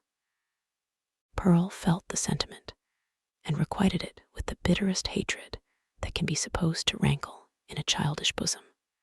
These outbreaks of a fierce temper had a kind of value, and even comfort, for her mother, because there was at least an intelligible earnestness in the mood, instead of the fitful caprice that so often thwarted her in the child's manifestations.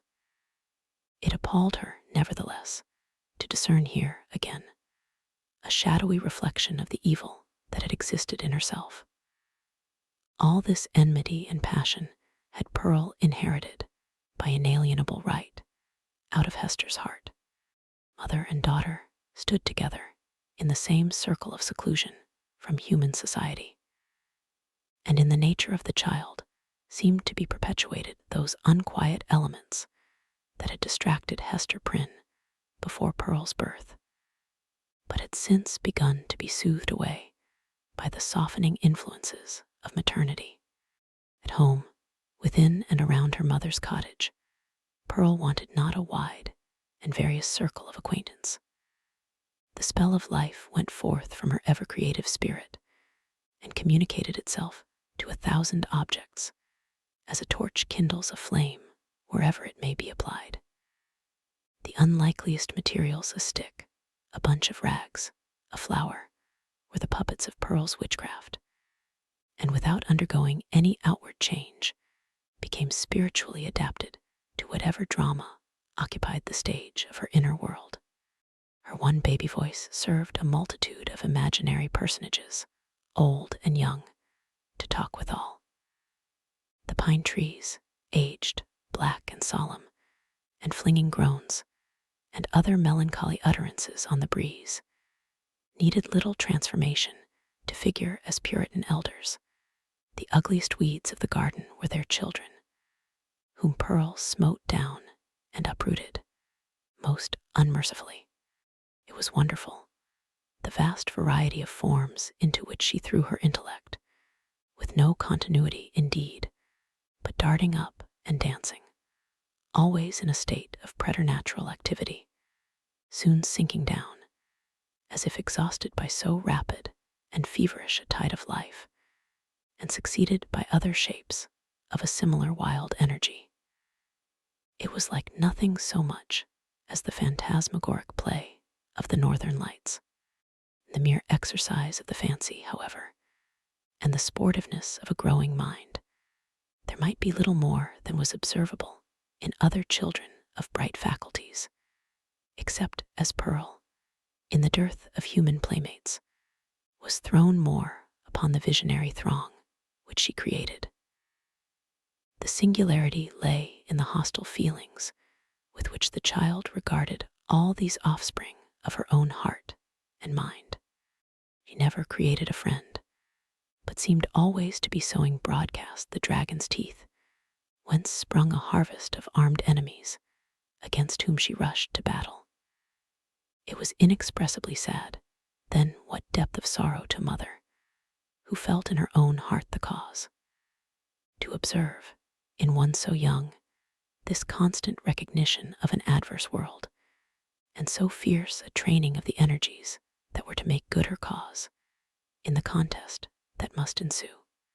Gazing at Pearl, Hester Prynne often dropped her work upon her knees, and cried out with an agony which she would fain have hidden, but which made utterance for itself, betwixt speech and a groan.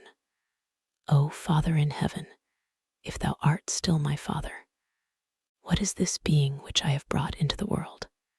And Pearl, overhearing the ejaculation, or aware, through some more subtle channel of those throbs of anguish, would turn her vivid and beautiful little face upon her mother, smile with sprite-like intelligence, and resume her play. One peculiarity of the child's deportment remains yet to be told. The very first thing which she had noticed in her life was what? Not the mother's smile, responding to it, as other babies do, by that faint, embryo smile of the little mouth, remembered so doubtfully afterwards, and with such fond discussion whether it were indeed a smile. By no means. But that first object of which Pearl seemed to become aware was, shall we say it, the scarlet letter on Hester's bosom. One day, as her mother stooped over the cradle, the infant's eyes had been caught by the glimmering of the gold embroidery about the letter, and putting up her little hand, she grasped at it, smiling, not doubtfully, but with a decided gleam that gave her face the look of a much older child. Then, gasping for breath, did Hester Prynne clutch the fatal token, instinctively endeavoring to tear it away. So infinite was the torture inflicted by the intelligent touch of Pearl's baby hand. Again, as if her mother's agonized gesture were meant only to make sport for her, did little Pearl look into her eyes and smile. From that epoch, except when the child was asleep, Hester had never felt a moment's safety, not a moment's calm enjoyment of her.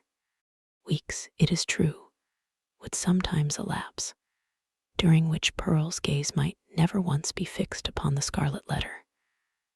But then, again, it would come at unawares, like the stroke of sudden death, and always with that peculiar smile and odd expression of the eyes.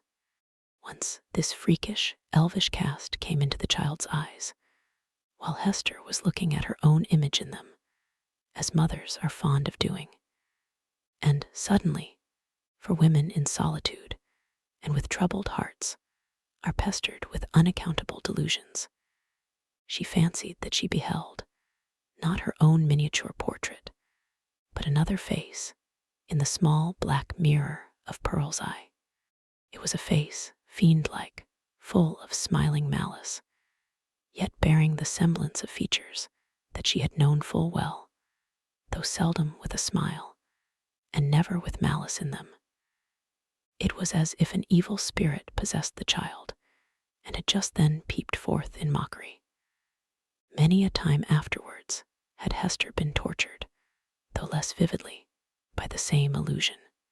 In the afternoon of a certain summer's day, after Pearl grew big enough to run about, she amused herself with gathering handfuls of wildflowers and flinging them, one by one, at her mother's bosom, dancing up and down like a little elf whenever she hit the Scarlet Letter.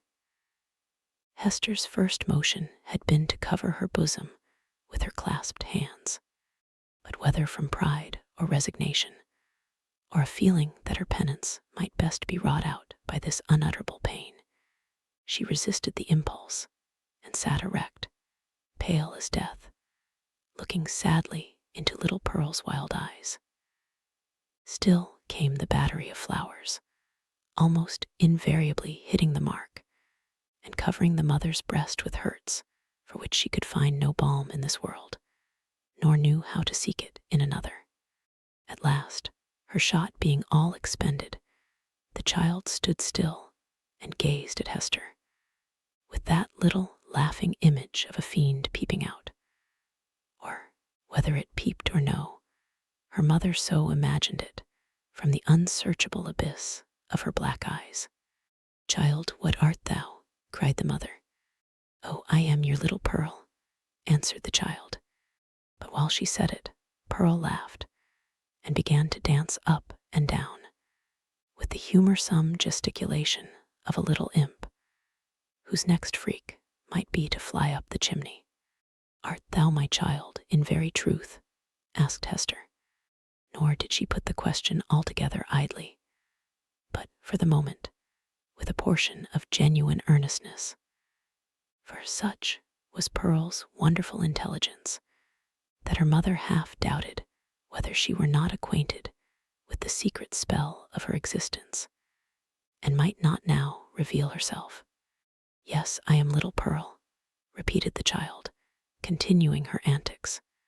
"Thou art not my child. Thou art no Pearl of mine," said the mother, half playfully, for it was often the case that a sportive impulse came over her in the midst of her deepest suffering. "Tell me, then, what thou art, and who sent thee hither." "Tell me, mother," said the child seriously, coming up to Hester and pressing herself close to her knees. "Do thou tell me. Thy heavenly Father sent thee," answered Hester Prynne, but she said it with a hesitation that did not escape the acuteness of the child. Whether moved only by her ordinary freakishness, or because an evil spirit prompted her, she put up her small forefinger and touched the Scarlet Letter. "He did not send me," cried she positively. "I have no heavenly Father." "Hush, Pearl, hush. Thou must not talk so," answered the mother, suppressing a groan. "He sent us all into this world. He sent even me, thy mother, then much more thee. Or, if not, thou strange and elfish child, whence didst thou come?" Tell me," repeated Pearl, no longer seriously, but laughing and capering about the floor. "It is thou that must tell me." But Hester could not resolve the query, being herself in a dismal labyrinth of doubt. She remembered betwixt a smile and a shudder the talk of the neighboring townspeople, who, seeking vainly elsewhere for the child's paternity, and observing some of her odd attributes, had given out that poor little Pearl was a demon offspring, such as, ever since old Catholic times, had occasionally been seen on earth through the agency of their mother's sin, and to promote some foul and wicked purpose. Luther, according to the scandal of his monkish enemies, was a brat of that hellish breed. Nor was Pearl the only child to whom this inauspicious origin was assigned among the New England Puritans. Chapter 7. The Governor's Hall. Hester Prynne went, one day, to the mansion of Governor Bellingham with a pair of gloves, which she had fringed and embroidered to his order, and which were to be worn on some great occasion of state. For, though the chances of a popular election had caused this former ruler to descend a step or two from the highest rank, he still held an honorable and influential place among the colonial magistracy. Another and far more important reason than the delivery of a pair of embroidered gloves impelled Hester, at this time, to seek an interview with a personage of so much power and activity in the affairs of the settlement. It had reached her ears that there was a design on the part of some of the leading inhabitants, cherishing the more rigid order of principles in religion and government, to deprive her of her child, on the supposition that Pearl, as already hinted, was of demon origin. These good people not unreasonably argued that a Christian interest in the mother's soul required them to remove such a stumbling block from her path. If the child, on the other hand, were really capable of moral and religious growth, and possessed the elements of ultimate salvation, then, surely, it would enjoy all the fairer prospect of these advantages by being transferred to wiser and better guardianship than Hester Prynne's. Among those who promoted the design, Governor Bellingham was said to be one of the most busy. It may appear singular, and indeed not a little ludicrous, that an affair of this kind, which in later days would have been referred to no higher jurisdiction than that of the selectmen of the town, should then have been a question publicly discussed, and on which statesmen of eminence took sides.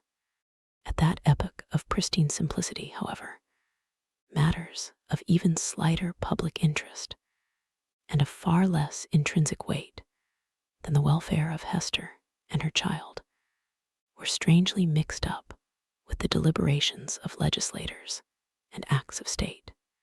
The period was hardly, if at all, earlier than that of our story, when a dispute concerning the right of property in a pig not only caused a fierce and bitter contest in the legislative body of the colony, but resulted in an important modification of the framework itself of the legislature.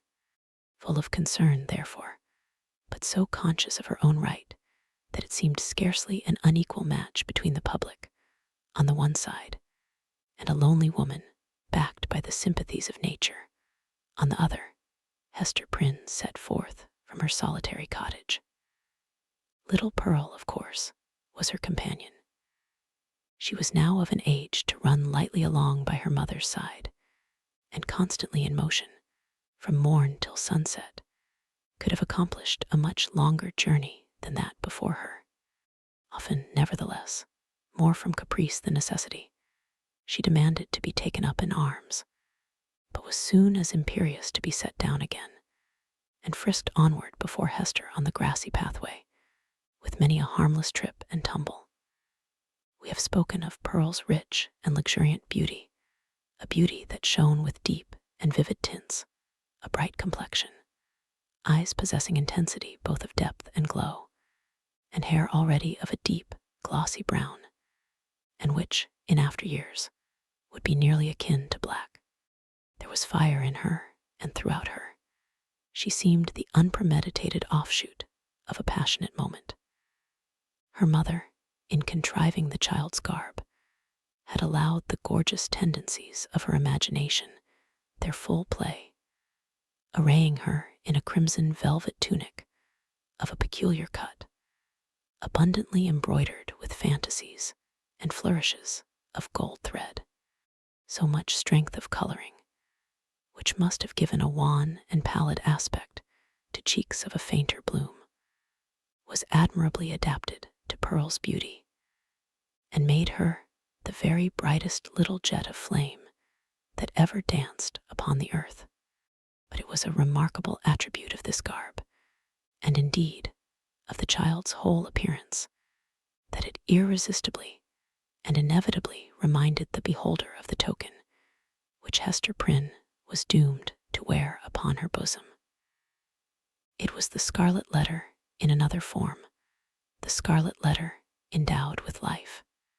Mother herself, as if the red ignominy were so deeply scorched into her brain that all her conceptions assumed its form, had carefully wrought out the similitude, lavishing many hours of morbid ingenuity, to create an analogy between the object of her affection and the emblem of her guilt and torture. But in truth, Pearl was the one as well as the other, and only in consequence of that identity had Hester contrived so perfectly to represent the Scarlet Letter in her appearance.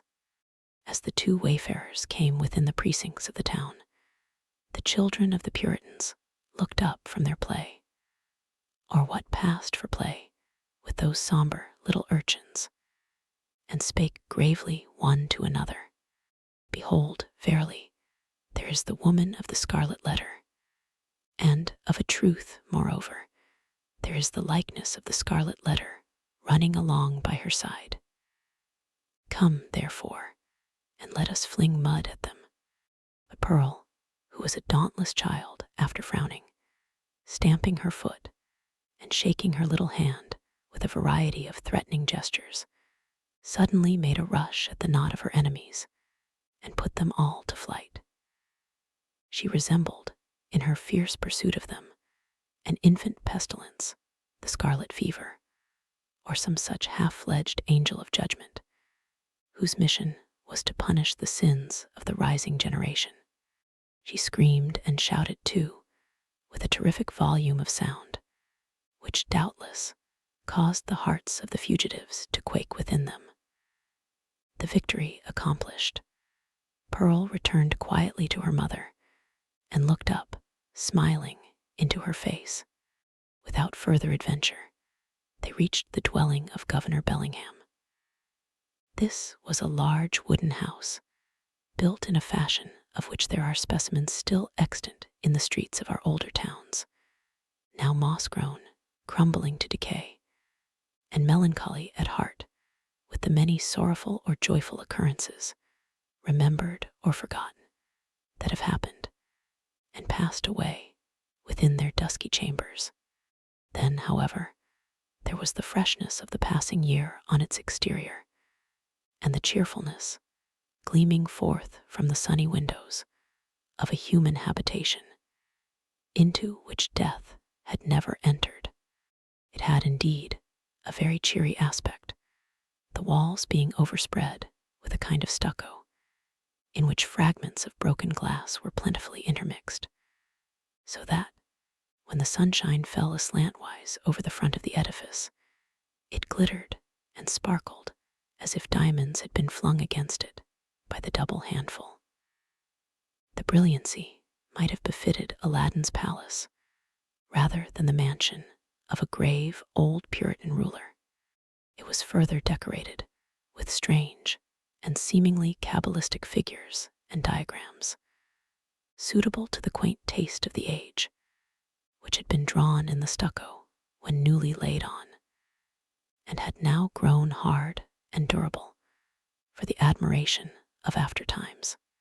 Pearl, looking at this bright wonder of a house, began to caper and dance, and imperatively required that the whole breadth of sunshine should be stripped off its front and given her to play with. "No, my little Pearl," said her mother, "thou must gather thine own sunshine. I have none to give thee." He approached the door, which was of an arched form, and flanked on each side by a narrow tower or projection of the edifice, in both of which were lattice windows, with wooden shutters to close over them at need. Lifting the iron hammer that hung at the portal, Hester Prynne gave a summons, which was answered by one of the governor's bondservants, a free-born Englishman, but now a 7-year slave. During that term, he was to be the property of his master, and as much a commodity of bargain and sale as an ox or a joint stool. The serf wore the blue coat, which was the customary garb of servingmen of that period, and long before, in the old hereditary halls of England. "Is the worshipful Governor Bellingham within?" inquired Hester. "Yea, forsooth," replied the bondservant, staring with wide-open eyes at the Scarlet Letter, which, being a newcomer in the country, he had never before seen. "Yea, his honourable worship is within, but he hath a godly minister or two with him, and likewise a leech. Ye may not see his worship now. Nevertheless, I will enter," answered Hester Prynne, and the bondservant, perhaps judging from the decision of her air, and the glittering symbol in her bosom, that she was a great lady in the land, offered no opposition. So the mother and little Pearl were admitted into the hall of entrance. With many variations, suggested by the nature of his building materials, diversity of climate, and a different mode of social life, Governor Bellingham had planned his new habitation after the residences of gentlemen of fair estate in his native land. Here, then, was a wide and reasonably lofty hall, extending through the whole depth of the house, and forming a medium of general communication, more or less directly, with all the other apartments. At one extremity, this spacious room was lighted by the windows of the 2 towers, which formed a small recess on either side of the portal. At the other end, though partly muffled by a curtain, it was more powerfully illuminated by one of those embowed hall windows which we read of in old books, and which was provided with a deep and cushioned seat. Here, on the cushion, lay a folio tome, probably of the Chronicles of England, or other such substantial literature, even as, in our own days, we scatter gilded volumes on the center table, to be turned over by the casual guest.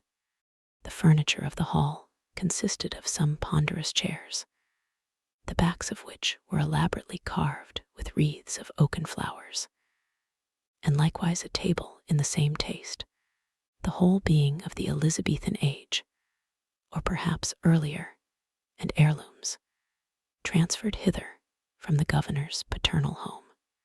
On the table, in token that the sentiment of old English hospitality had not been left behind, stood a large pewter tankard, at the bottom of which, had Hester or Pearl peeped into it, they might have seen the frothy remnant of a recent draught of ale. On the wall hung a row of portraits, representing the forefathers of the Bellingham lineage, some with armor on their breasts, and others with stately ruffs and robes of peace.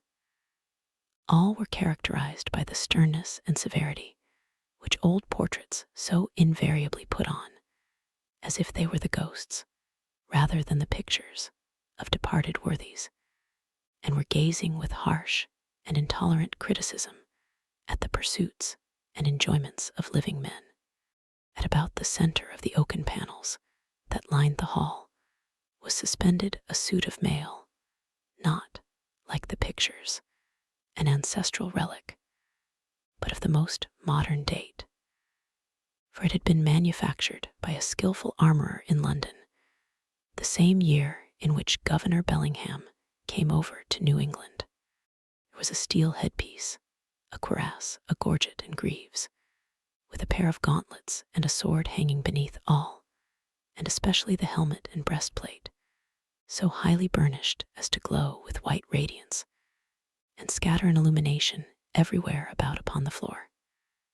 This bright panoply was not meant for mere idle show, but had been worn by the governor on many a solemn muster and training field, and had glittered, moreover, at the head of a regiment in the Pequod War. For though bred a lawyer, and accustomed to speak of Bacon, Coke, Noy, and Finch as his professional associates, the exigencies of this new country had transformed Governor Bellingham into a soldier, as well as a statesman and ruler.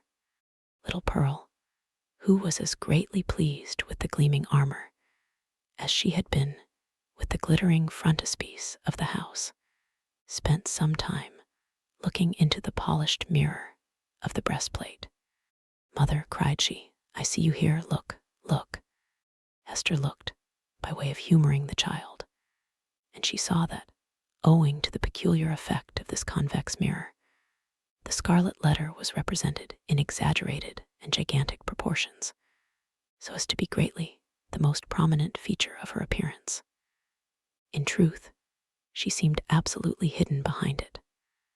Pearl pointed upward, also, at a similar picture in the headpiece, smiling at her mother, with the elfish intelligence that was so familiar an expression on her small physiognomy.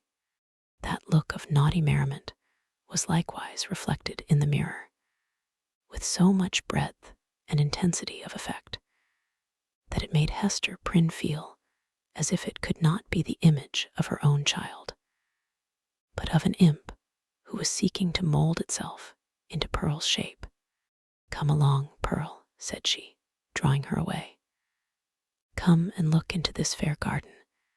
It may be we shall see flowers there, more beautiful ones than we find in the woods." Pearl accordingly ran to the bow window at the farther end of the hall, and looked along the vista of a garden walk, carpeted with closely shaven grass, and bordered with some rude and immature attempt at shrubbery.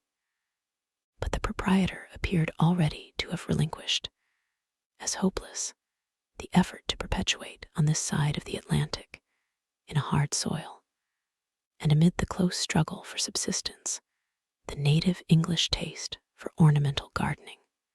Cabbages grew in plain sight, and a pumpkin vine, rooted at some distance, had run across the intervening space and deposited one of its gigantic products directly beneath the hall window, as if to warn the governor that this great lump of vegetable gold was as rich an ornament as New England earth would offer him. There were a few rose bushes, however, and a number of apple trees, probably the descendants of those planted by the Reverend Mr. Blackstone, the first settler of the peninsula, that half-mythological personage who rides through our early annals, seated on the back of a bull.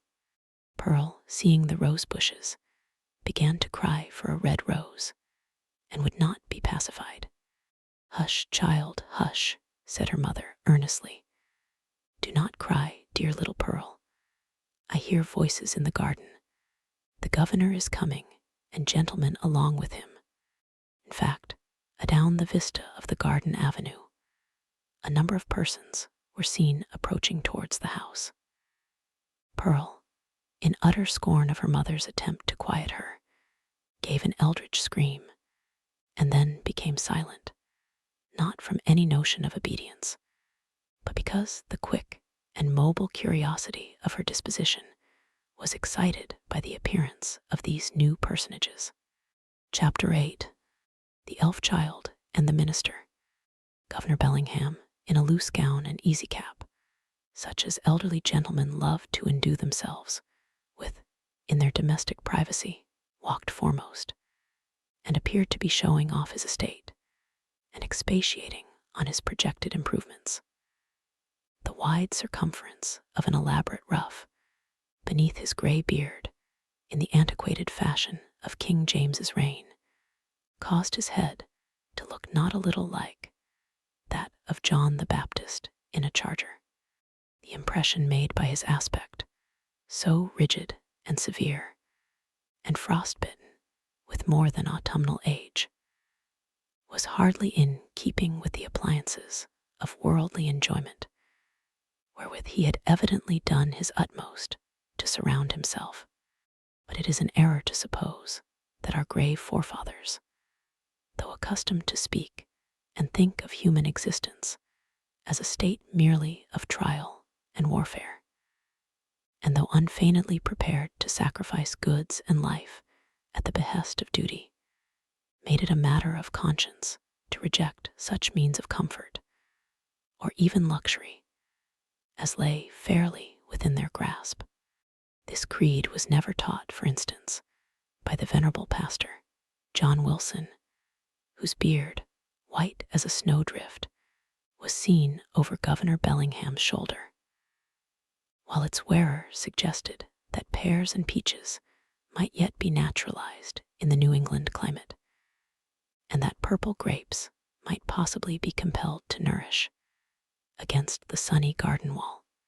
The old clergyman, nurtured at the rich bosom of the English church, had a long established and legitimate taste for all good and comfortable things, and however stern he might show himself in the pulpit, or in his public reproof of such transgressions as that of Hester Prynne, still the genial benevolence of his private life had won him warmer affection than was accorded to any of his professional contemporaries. Behind the governor and Mr. Wilson came two other guests. One, the Reverend Arthur Dimmesdale, whom the reader may remember as having taken a brief and reluctant part in the scene of Hester Prynne's disgrace, and in close companionship with him, old Roger Chillingworth, a person of great skill in physic, who, for 2 or 3 years past, had been settled in the town. It was understood that this learned man was the physician as well as friend of the young minister, whose health had severely suffered, of late, by his too unreserved self-sacrifice to the labors and duties of the pastoral relation. The governor, in advance of his visitors, ascended 1 or 2 steps, and throwing open the leaves of the great hall window, found himself close to little Pearl. The shadow of the curtain fell on Hester Prynne and partially concealed her. "What have we here?" said Governor Bellingham, looking with surprise at the scarlet little figure before him. "I profess, I have never seen the like since my days of vanity in old King James's time, when I was wont to esteem it a high favor to be admitted to court masque. There used to be a swarm of these small apparitions in holiday time, and we called them children of the Lord of Misrule. But how gat such a guest into my hall?" "Ay, indeed," cried good old Mr. Wilson. "What little bird of scarlet plumage may this be? Methinks I have seen just such figures when the sun has been shining through a richly painted window and tracing out the golden and crimson images across the floor. But that was in the old land. Prithee, young one, who art thou, and what has ailed thy mother to bedizen thee in this strange fashion? Art thou a Christian child? Ha! Dost know thy catechism? Or art thou one of those naughty elves or fairies whom we thought to have left behind us, with other relics of papistry, in merry old England?" "I am mother's child," answered the scarlet vision, "and my name is Pearl. Pearl, ruby, rather, or coral, or red rose, at the very least, judging from thy hue," responded the old minister putting forth his hand in a vain attempt to pat little Pearl on the cheek. "But where is this mother of thine?" "Ah, I see," he added, and turning to Governor Bellingham, whispered, "This is the self-same child of whom we have held speech together. And behold here the unhappy woman, Hester Prynne, her mother." "Sayest thou so?" cried the governor. "Nay, we might have judged that such a child's mother must needs be a scarlet woman, and a worthy type of her of Babylon. But she comes at a good time, and we will look into this matter forthwith." Governor Bellingham stepped through the window into the hall, followed by his 3 guests. "Hester Prynne," said he, fixing his naturally stern regard on the wearer of the Scarlet Letter, "there hath been much question concerning thee of late. The point hath been weightily discussed, whether we, that are of authority and influence, do well discharge our consciences by trusting an immortal soul, such as there is in yonder child, to the guidance of one who hath stumbled and fallen amid the pitfalls of this world. Speak thou, the child's own mother. Were it not, thinkest thou, for thy little one's temporal and eternal welfare, that she be taken out of thy charge, and clad soberly, and disciplined strictly, and instructed in the truths of heaven and earth? What canst thou do for the child in this kind?" "I can teach my little Pearl what I have learned from this," answered Hester Prynne, laying her finger on the red token. "Woman, it is thy badge of shame," replied the stern magistrate. "It is because of the stain which that letter indicates that we would transfer thy child to other hands." "Nevertheless," said the mother calmly, though growing more pale, "this badge hath taught me, it daily teaches me, it is teaching me at this moment lessons, whereof my child may be the wiser and better, albeit they can profit nothing to myself." "We will judge warily," said Bellingham, "and look well what we are about to do. Good Master Wilson, I pray you, examine this Pearl, since that is her name, and see whether she hath had such Christian nurture as befits a child of her age." The old minister seated himself in an armchair and made an effort to draw Pearl betwixt his knees. But the child, unaccustomed to the touch or familiarity of any but her mother, escaped through the open window and stood on the upper step, looking like a wild tropical bird of rich plumage, ready to take flight into the upper air. Mr. Wilson, not a little astonished at this outbreak, for he was a grandfatherly sort of personage, and usually a vast favorite with children, essayed, however, to proceed with the examination. "Pearl," said he, with great solemnity, "thou must take heed to instruction, that so, in due season, thou mayest wear in thy bosom the pearl of great price. Canst thou tell me, my child, who made thee?" Now Pearl knew well enough who made her, for Hester Prynne, the daughter of a pious home, very soon after her talk with the child about her heavenly Father, had begun to inform her of those truths which the human spirit, at whatever stage of immaturity, imbibes with such eager interest. Pearl, therefore, so large were the attainments of her 3 years' lifetime, could have borne a fair examination in the New England Primer, or the first column of the Westminster Catechisms, although unacquainted with the outward form of either of those celebrated works. But that perversity which all children have more or less of, and of which little Pearl had a tenfold portion, now, at the most inopportune moment, took thorough possession of her, and closed her lips, or impelled her to speak words amiss. After putting her finger in her mouth, with many ungracious refusals to answer good Mr. Wilson's question, the child finally announced that she had not been made at all, but had been plucked by her mother off the bush of wild roses that grew by the prison door. This fantasy was probably suggested by the near proximity of the governor's red roses. As Pearl stood outside of the window, together with her recollection of the prison rose bush, which she had passed in coming hither, old Roger Chillingworth, with a smile on his face, whispered something in the young clergyman's ear. Hester Prynne looked at the man of skill, and even then, with her fate hanging in the balance, was startled to perceive what a change had come over his features.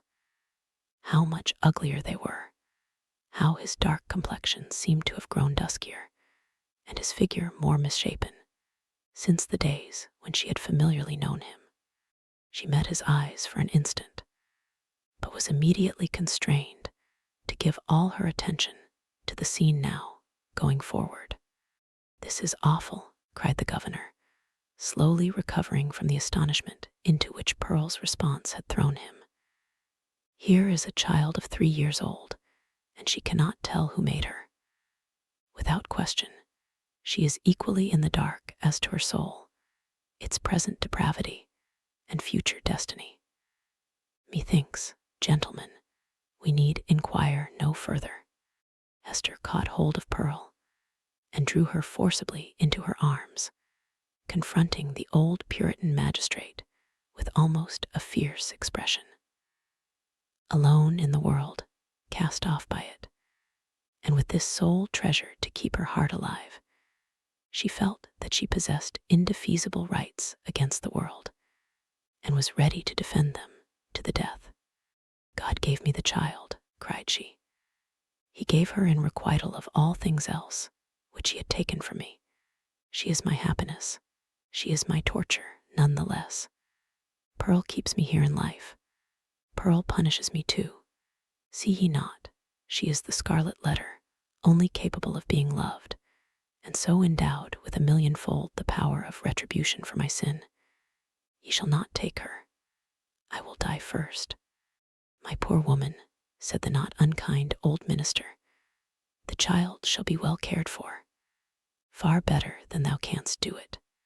"God gave her into my keeping," repeated Hester Prynne, raising her voice almost to a shriek. "I will not give her up." And here, by a sudden impulse, she turned to the young clergyman, Mr. Dimmesdale, at whom, up to this moment, she had seemed hardly so much as once to direct her eyes. "Speak thou for me," cried she. "Thou wast my pastor, and hadst charge of my soul, and knowest me better than these men can. I will not lose the child. Speak for me. Thou knowest, for thou hast sympathies which these men lack. Thou knowest what is in my heart, and what are a mother's rights, and how much the stronger they are when that mother has but her child and the Scarlet Letter. Look thou to it. I will not lose the child. Look to it." At this wild and singular appeal, which indicated that Hester Prynne's situation had provoked her to little less than madness, the young minister at once came forward, pale, and holding his hand over his heart, as was his custom whenever his peculiarly nervous temperament was thrown into agitation. He looked now more careworn and emaciated than as we described him at the scene of Hester's public ignominy, and whether it were his failing health, or whatever the cause might be, his large dark eyes had a world of pain in their troubled and melancholy depth. "There is truth in what she says," began the minister, with a voice sweet, tremulous, but powerful, insomuch that the hall re-echoed, and the hollow armor rang with it. "Truth in what Hester says, and in the feeling which inspires her. God gave her the child, and gave her, too, an instinctive knowledge of its nature and requirements, both seemingly so peculiar, which no other mortal being can possess. And moreover, is there not a quality of awful sacredness in the relation between this mother and this child?" "Ay, how is that, good Master Dimmesdale?" interrupted the governor. "Make that plain, I pray you." "Must be even so," resumed the minister. "For if we deem it otherwise, Do we not thereby say that the Heavenly Father, the Creator of all flesh, hath lightly recognized a deed of sin, and made of no account the distinction between unhallowed lust and holy love? This child of its father's guilt and its mother's shame hath come from the hand of God to work in many ways upon her heart, who pleads so earnestly and with such bitterness of spirit the right to keep her. It was meant for a blessing, for the one blessing of her life. It was meant, doubtless, as the mother herself hath told us, for a retribution too, a torture to be felt at many an unthought of moment, a pang, a sting, an ever-occurring agony in the midst of a troubled joy. Hath she not expressed this thought in the garb of the poor child, so forcibly reminding us of that red symbol which sears her bosom? Well said, again, cried good Mr. Wilson. I feared the woman had no better thought than to make a mountebank of her child. Oh, not so, not so, continued Mr. Dimmesdale.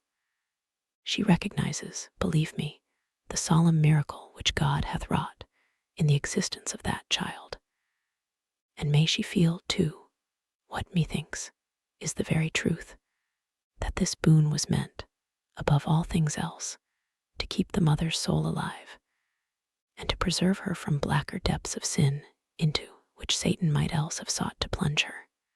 Therefore it is good for this poor, sinful woman that she hath an infant immortality, a being capable of eternal joy or sorrow, confided to her care, to be trained up by her to righteousness, to remind her at every moment of her fall, but yet to teach her, as it were by the Creator's sacred pledge, that if she bring the child to heaven, the child also will bring its parent thither. Herein is the sinful mother happier than the sinful father. For Hester Prynne's sake, then, and no less for the poor child's sake, let us leave them as Providence hath seen fit to place them. You speak, my friend, with a strange earnestness, said old Roger Chillingworth, smiling at him, and there is a weighty import in what my young brother hath spoken, added the Reverend Mr. Wilson. What say you, worshipful Master Bellingham? Hath he not pleaded well for the poor woman?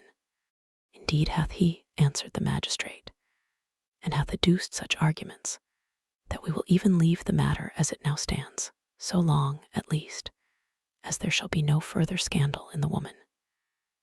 Care must be had, nevertheless, to put the child to due and stated examination in the catechism, at thy hands or Master Dimmesdale's. Moreover, at a proper season, the tithing men must take heed that she go both to school and to meeting. The young minister, on ceasing to speak, had withdrawn a few steps from the group, and stood with his face partially concealed in the heavy folds of the window curtain, while the shadow of his figure, which the sunlight cast upon the floor, was tremulous with the vehemence of his appeal. Pearl, that wild and flighty little elf, stole softly towards him, and taking his hand in the grasp of both her own, laid her cheek against it, a caress so tender, and withal so unobtrusive, that her mother, who was looking on, asked herself, "Is that my Pearl?" Yet she knew that there was love in the child's heart, although it mostly revealed itself in passion, and hardly twice in her lifetime had been softened by such gentleness as now. The minister, for save the long-sought regards of woman, nothing is sweeter than these marks of childish preference, accorded spontaneously by a spiritual instinct, and therefore seeming to imply in us something truly worthy to be loved. The minister looked round, laid his hand on the child's head, hesitated an instant, and then kissed her brow. Little Pearl's unwonted mood of sentiment lasted no longer. She laughed, and went capering down the hall so airily that old Mr. Wilson raised a question whether even her tiptoes touched the floor. The little baggage hath witchcraft in her, I profess, said he to Mr. Dimmesdale. She needs no old woman's broomstick to fly withal. A strange child, remarked old Roger Chillingworth. It is easy to see the mother's part in her. Would it be beyond a philosopher's research, think ye, gentlemen, to analyze that child's nature, and from its make and mold to give a shrewd guess at the father? Nay, it would be sinful, in such a question, to follow the clue of profane philosophy, said Mr. Wilson.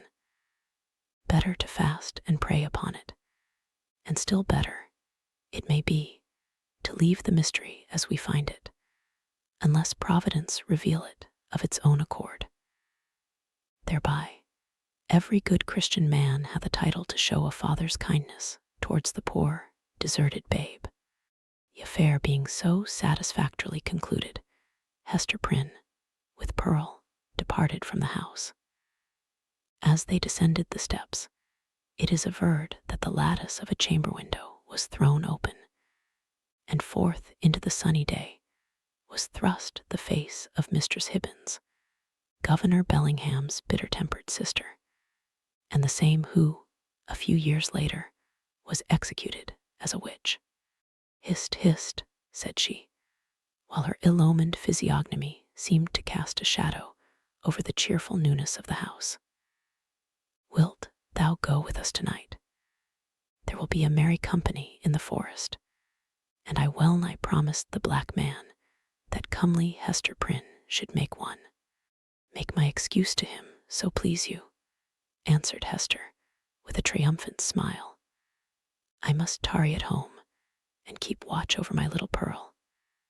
Had they taken her from me, I would willingly have gone with thee into the forest, and signed my name in the black man's book too, and that with mine own blood. We shall have thee there anon, said the witch lady, frowning, as she drew back her head. But here, if we suppose this interview betwixt Mistress Hibbins and Hester Prynne to be authentic, and not a parable, was already an illustration of the young minister's argument against sundering the relation of a fallen mother to the offspring of her frailty. Even thus, early had the child saved her from Satan's snare. Chapter 9. The Leech. Under the appellation of Roger Chillingworth, the reader will remember, was hidden another name, which its former wearer had resolved should never more be spoken. It has been related how, in the crowd that witnessed Hester Prynne's ignominious exposure, stood a man, elderly, travel-worn, who, just emerging from the perilous wilderness, beheld the woman, in whom he hoped to find embodied the warmth and cheerfulness of home, set up as a type of sin before the people. Her matronly fame was trodden under all men's feet. Infamy was babbling around her in the public marketplace. For her kindred, should the tidings ever reach them, and for the companions of her unspotted life, there remained nothing but the contagion of her dishonor, which would not fail to be distributed in strict accordance and proportion with the intimacy and sacredness of their previous relationship. Then why, since the choice was with himself, should the individual, whose connection with the fallen woman had been the most intimate and sacred of them all, come forward to vindicate his claim to an inheritance so little desirable? He resolved not to be pilloried beside her on her pedestal of shame, unknown to all but Hester Prynne, and possessing the lock and key of her silence. He chose to withdraw his name from the roll of mankind, and, as regarded his former ties and interests, to vanish out of life as completely as if he indeed lay at the bottom of the ocean, whither rumor had long ago consigned him. This purpose once effected, new interests would immediately spring up, and likewise a new purpose, dark, it is true, if not guilty, but of force enough to engage the full strength of his faculties. In pursuance of this resolve, he took up his residence in the Puritan town, as Roger Chillingworth, without other introduction than the learning and intelligence of which he possessed more than a common measure. As his studies, at a previous period of his life, had made him extensively acquainted with the medical science of the day, it was as a physician that he presented himself, and as such was cordially received. Skillful men of the medical and chirurgical profession were of rare occurrence in the colony. They seldom, it would appear, partook of the religious zeal that brought other emigrants across the Atlantic.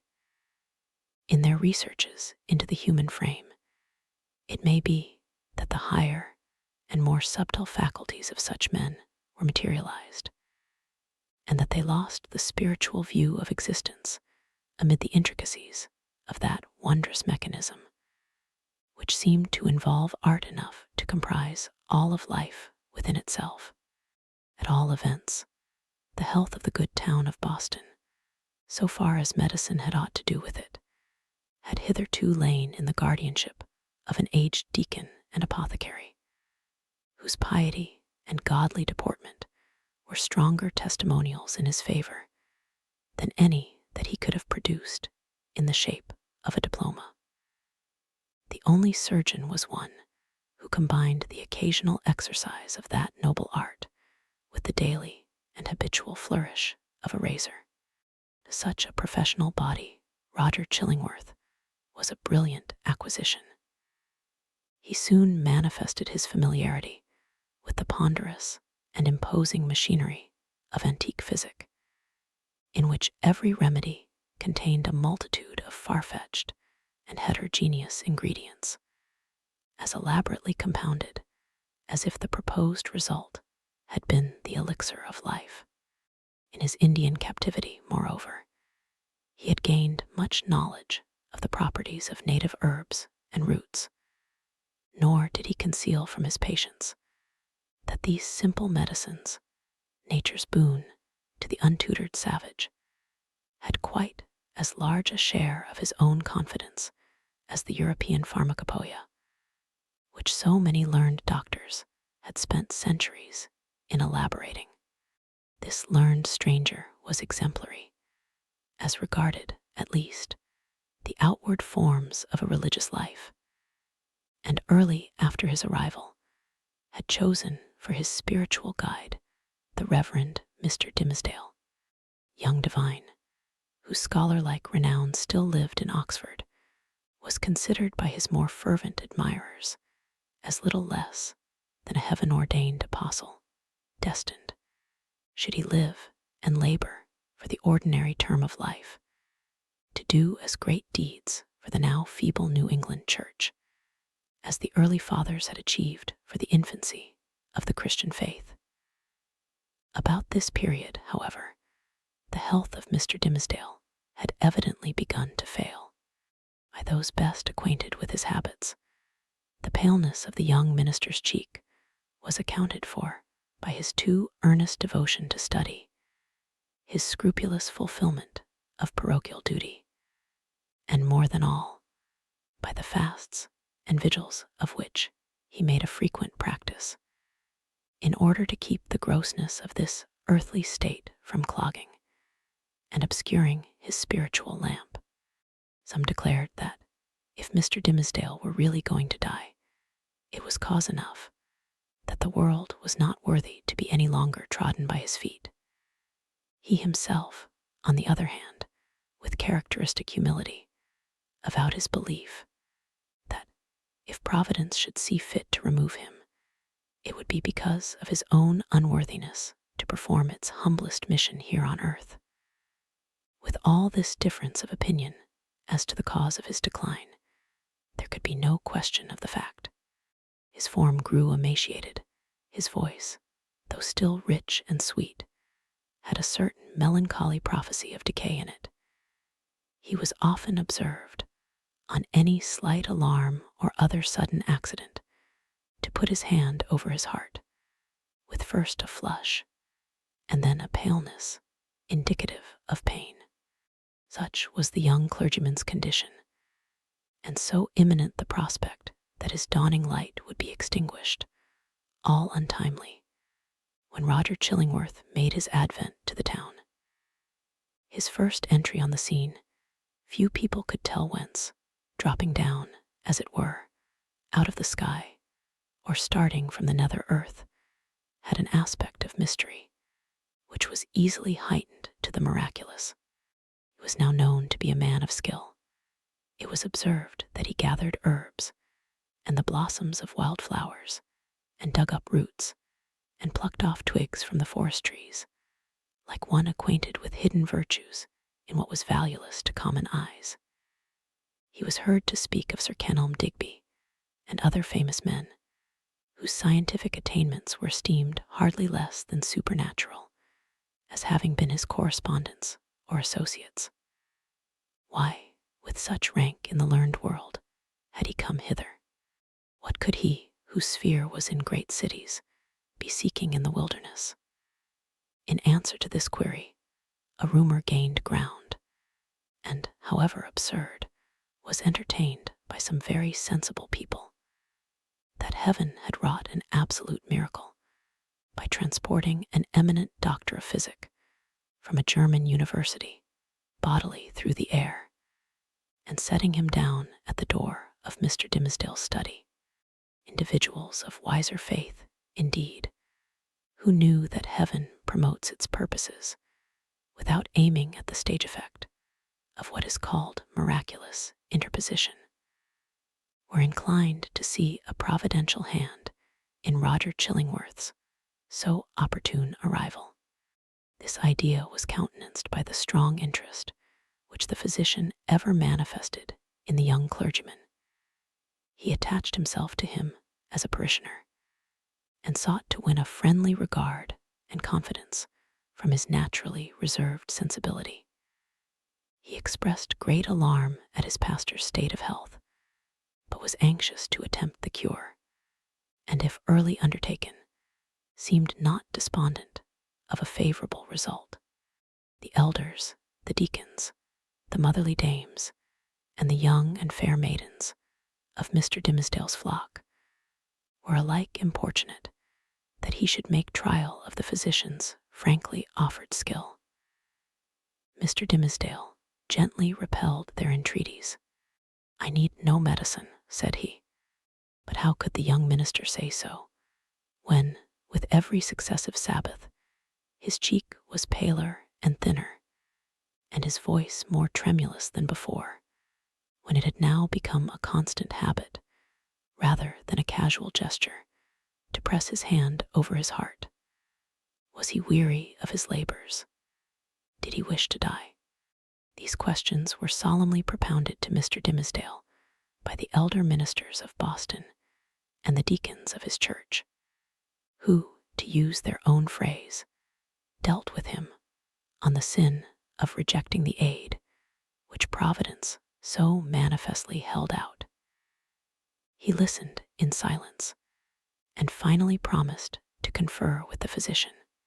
"Were it God's will," said the Reverend Mr. Dimmesdale, when, in fulfillment of this pledge, he requested old Roger Chillingworth's professional advice, "I could be well content that my labors and my sorrows and my sins and my pains should shortly end with me, and what is earthly of them be buried in my grave, and the spiritual go with me to my eternal state, rather than that you should put your skill to the proof in my behalf."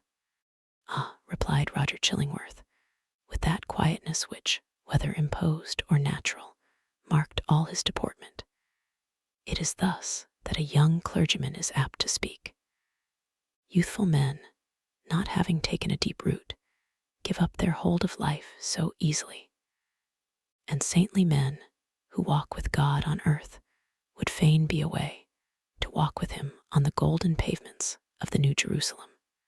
"Nay," rejoined the young minister, putting his hand to his heart, with a flush of pain flitting over his brow, "were I worthier to walk there, I could be better content to toil here." "Good men ever interpret themselves too meanly," said the physician. In this manner, the mysterious old Roger Chillingworth became the medical adviser of the Reverend Mr. Dimmesdale. as not only the disease interested the physician, but he was strongly moved to look into the character and qualities of the patient. These two men, so different in age, came gradually to spend much time together. For the sake of the minister's health, and to enable the leech to gather plants with healing balm in them, they took long walks on the seashore or in the forest, mingling various talk with the plash and murmur of the waves and the solemn wind anthem among the treetops. Often, likewise, one was the guest of the other in his place of study and retirement. There was a fascination for the minister in the company of the man of science, in whom he recognized an intellectual cultivation of no moderate depth or scope, together with a range and freedom of ideas that he would have vainly looked for among the members of his own profession. In truth, he was startled, if not shocked, to find this attribute in the physician. Mr. Dimmesdale was a true priest, a true religionist, with the reverential sentiment largely developed, and an order of mind that impelled itself powerfully along the track of a creed, and wore its passage continually deeper with the lapse of time. In no state of society would he have been what is called a man of liberal views. It would always be essential to his peace to feel the pressure of a faith about him, supporting, while it confined him within its iron framework.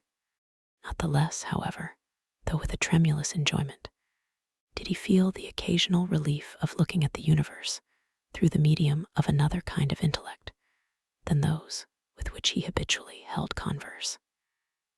It was as if a window were thrown open, admitting a freer atmosphere into the close and stifled study, where his life was wasting itself away amid lamplight or obstructed daybeams, and the musty fragrance, be it sensual or moral, that exhales from books.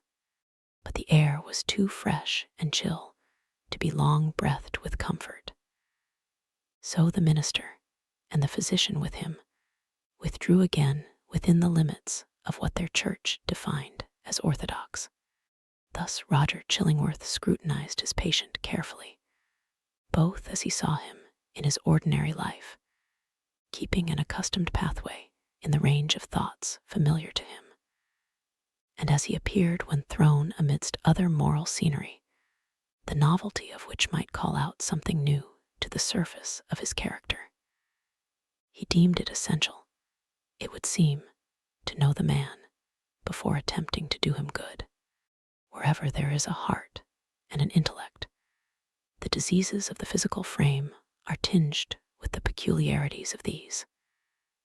In Arthur Dimmesdale, thought and imagination were so active, and sensibility so intense, that the bodily infirmity would be likely to have its groundwork there. Though Roger Chillingworth, the man of skill, the kind and friendly physician, strove to go deep into his patient's bosom, delving among his principles, prying into his recollections, and probing everything with a cautious touch, like a treasure seeker in a dark cavern. Few secrets can escape an investigator who has opportunity and license to undertake such a quest, and skill to follow it up. A man burdened with a secret should especially avoid the intimacy of his physician. If the latter possess native sagacity and a nameless something more, let us call it intuition. If he show no intrusive egotism, nor disagreeably prominent characteristics of his own, if he have the power, which must be born with him, to bring his mind into such affinity with his patient's, that this last shall unawares have spoken what he imagines himself only to have thought. If such revelations be received without tumult, and acknowledged not so often by an uttered sympathy as by silence, an inarticulate breath, and here and there a word, to indicate that all is understood, if to these qualifications of a confidant be joined the advantages afforded by his recognized character as a physician, then, at some inevitable moment, will the soul of the sufferer be dissolved and flow forth in a dark but transparent stream, bringing all its mysteries into the daylight. Roger Chillingworth possessed all, or most, of the attributes above enumerated. Nevertheless, time went on. A kind of intimacy, as we have said, grew up between these two cultivated minds, which had as wide a field as the whole sphere of human thought and study to meet upon. They discussed every topic of ethics and religion, of public affairs and private character. They talked much, on both sides, of matters that seemed personal to themselves. And yet no secret, such as the physician fancied must exist there, ever stole out of the minister's consciousness into his companion's ear. The latter had his suspicions, indeed, that even the nature of Mr. Dimmesdale's bodily disease had never fairly been revealed to him. It was a strange reserve. After a time, at a hint from Roger Chillingworth, the friends of Mr. Dimmesdale effected an arrangement by which the two were lodged in the same house, so that every ebb and flow of the minister's life-tide might pass under the eye of his anxious and attached physician. There was much joy throughout the town when this greatly desirable object was attained. It was held to be the best possible measure for the young clergyman's welfare, unless, indeed, as often urged by such as felt authorized to do so, he had selected some one of the many blooming damsels, spiritually devoted to him, to become his devoted wife. This latter step, however, there was no present prospect that Arthur Dimmesdale would be prevailed upon to take. He rejected all suggestions of the kind, as if priestly celibacy were one of his articles of church discipline. Doomed by his own choice, therefore, as Mr. Dimmesdale so evidently was, to eat his unsavory morsel always at another's board, and endure the lifelong chill, which must be his lot who seeks to warm himself only at another's fireside. It truly seemed that this sagacious, experienced, benevolent old physician, with his concord of paternal and reverential love for the young pastor, was the very man of all mankind to be constantly within reach of his voice. The new abode of the two friends was with a pious widow of good social rank, who dwelt in a house covering pretty nearly the site on which the venerable structure of King's Chapel has since been built. It had the graveyard, originally Isaac Johnson's home field, on one side, and so was well adapted to call up serious reflections, suited to their respective employments, in both minister and man of physic. Motherly care of the good widow assigned to Mr. Dimmesdale a front apartment, with a sunny exposure and heavy window curtains to create a noontide shadow when desirable. The walls were hung round with tapestry, said to be from the Gobelin looms, and at all events representing the scriptural story of David and Bathsheba, and Nathan the prophet, in colors still unfaded, but which made the fair woman of the scene almost as grimly picturesque as the woe-denouncing seer. Here the pale clergyman piled up his library, rich with parchment-bound folios of the fathers, and the lore of rabbis and monkish erudition, of which the Protestant divines, even while they vilified and decried that class of writers, were yet constrained often to avail themselves. On the other side of the house, old Roger Chillingworth arranged his study and laboratory, not such as a modern man of science would reckon even tolerably complete, but provided with a distilling apparatus and the means of compounding drugs and chemicals, which the practiced alchemist knew well how to turn to purpose. With such commodiousness of situation, these two learned persons sat themselves down, each in his own domain, yet familiarly passing from one apartment to the other, and bestowing a mutual and not incurious inspection into one another's business. The Reverend Arthur Dimmesdale's best discerning friends, as we have intimated, very reasonably imagined that the hand of Providence had done all this for the purpose besought in so many public and domestic and secret prayers of restoring the young minister to health. But it must now be said, another portion of the community had latterly begun to take its own view of the relation betwixt Mr. Dimmesdale and the mysterious old physician. When an uninstructed multitude attempts to see with its eyes, it is exceedingly apt to be deceived. When, however, it forms its judgment, as it usually does, on the intuitions of its great and warm heart, the conclusions thus attained are often so profound and so unerring as to possess the character of truths supernaturally revealed. The people, in the case of which we speak, could justify its prejudice against Roger Chillingworth by no fact or argument worthy of serious refutation.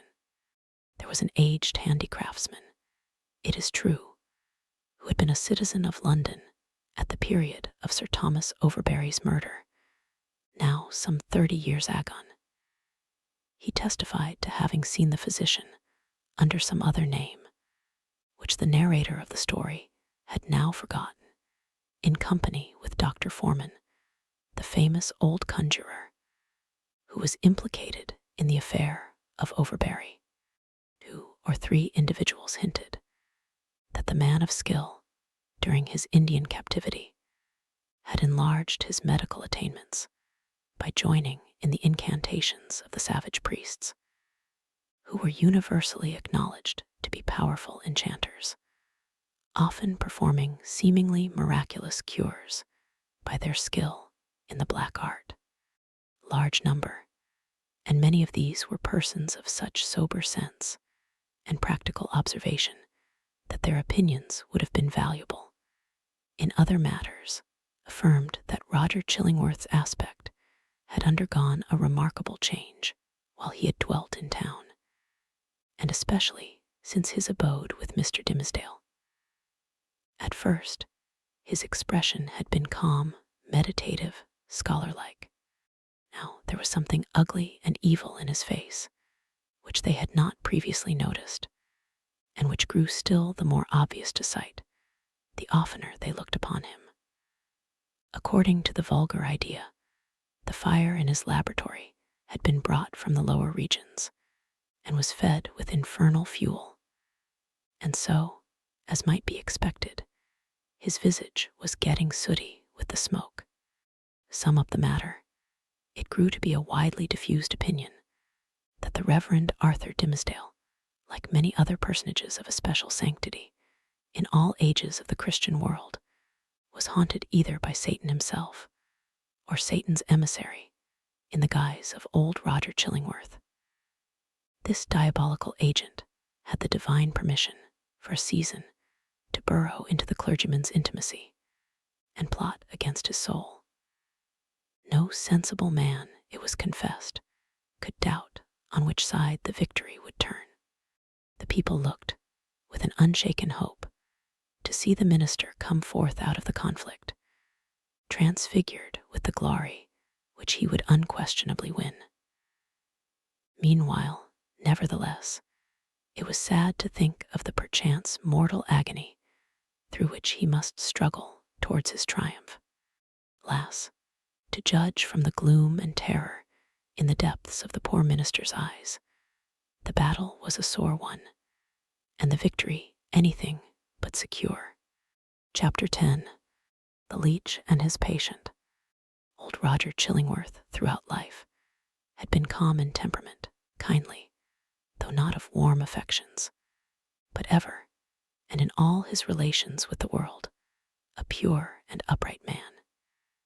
He had begun an investigation, as he imagined, with the severe and equal integrity of a judge desirous only of truth, even as if the question involved no more than the air-drawn lines and figures of a geometrical problem, instead of human passions, and wrongs inflicted on himself.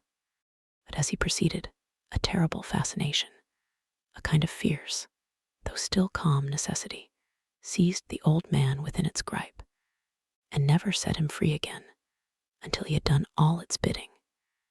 He now dug into the poor clergyman's heart like a miner searching for gold, or rather, like a sexton delving into a grave, possibly in quest of a jewel that had been buried on the dead man's bosom, but likely to find nothing save mortality and corruption. Alas for his own soul, if these were what he sought. Sometimes a light glimmered out of the physician's eyes, burning blue and ominous, like the reflection of a furnace, or, let us say, like one of those gleams of ghastly fire that darted from Bunyan's awful doorway in the hillside and quivered on the pilgrim's face. The soil where this dark miner was working had perchance shown indications that encouraged him. This man, said he, at one such moment, to himself, pure as they deem him, all spiritual as he seems, hath inherited a strong animal nature from his father or his mother. Let us dig a little further in the direction of this vein, and after long search into the minister's dim interior, and turning over many precious materials, in the shape of high aspirations for the welfare of his race, warm love of souls, pure sentiments, natural piety, strengthened by thought and study, and illuminated by revelation, all of which invaluable gold was perhaps no better than rubbish to the seeker, he would turn back, discouraged, and begin his quest towards another point. He groped along as stealthily, with as cautious a tread, and as wary an outlook as a thief entering a chamber where a man lies only half asleep, or, it may be, broad awake, with purpose to steal the very treasure which this man guards as the apple of his eye. In spite of his premeditated carefulness, the floor would now and then creak, his garments would rustle, the shadow of his presence, in a forbidden proximity, would be thrown across his victim. In other words, Mr. Dimmesdale, whose sensibility of nerve often produced the effect of spiritual intuition, would become vaguely aware that something inimical to his peace had thrust itself into relation with him. But old Roger Chillingworth, too, had perceptions that were almost intuitive, and when the minister threw his startled eyes towards him, there the physician sat, his kind, watchful, sympathizing, but never intrusive friend. Yet Mr. Dimmesdale would perhaps have seen this individual's character more perfectly if a certain morbidness, to which sick hearts are liable, had not rendered him suspicious of all mankind. Trusting no man as his friend, he could not recognize his enemy when the latter actually appeared. He therefore still kept up a familiar intercourse with him, daily receiving the old physician in his study, or visiting the laboratory, and, for recreation's sake, watching the processes by which weeds were converted into drugs of potency. One day, leaning his forehead on his hand, and his elbow on the sill of the open window that looked towards the graveyard, he talked with Roger Chillingworth, while the old man was examining a bundle of unsightly plants. Where, asked he, with a look askance at them, for it was the clergyman's peculiarity that he seldom, nowadays, looked straight forth at any object, whether human or inanimate.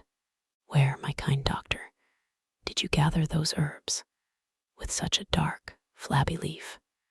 Even in the graveyard here at hand, answered the physician, continuing his employment. They are new to me. I found them growing on a grave, which bore no tombstone, nor other memorial of the dead man, save these ugly weeds that have taken upon themselves to keep him in remembrance. They grew out of his heart, and typify, it may be, some hideous secret that was buried with him, and which he had done better to confess during his lifetime. Perchance, said Mr. Dimmesdale. He earnestly desired it, but could not. And wherefore? Rejoined the physician. Wherefore not? Since all the powers of nature call so earnestly for the confession of sin, that these black weeds have sprung up out of a buried heart to make manifest an unspoken crime. That, good sir, is but a fantasy of yours, replied the minister. There can be, if I forebode aright, no power short of the divine mercy to disclose, whether by uttered words or by type or emblem, the secrets that may be buried with a human heart. The heart, making itself guilty of such secrets, must perforce hold them until the day when all hidden things shall be revealed. Nor have I so read or interpreted Holy Writ as to understand that the disclosure of human thoughts and deeds, then to be made, is intended as a part of the retribution. That, surely, were a shallow view of it.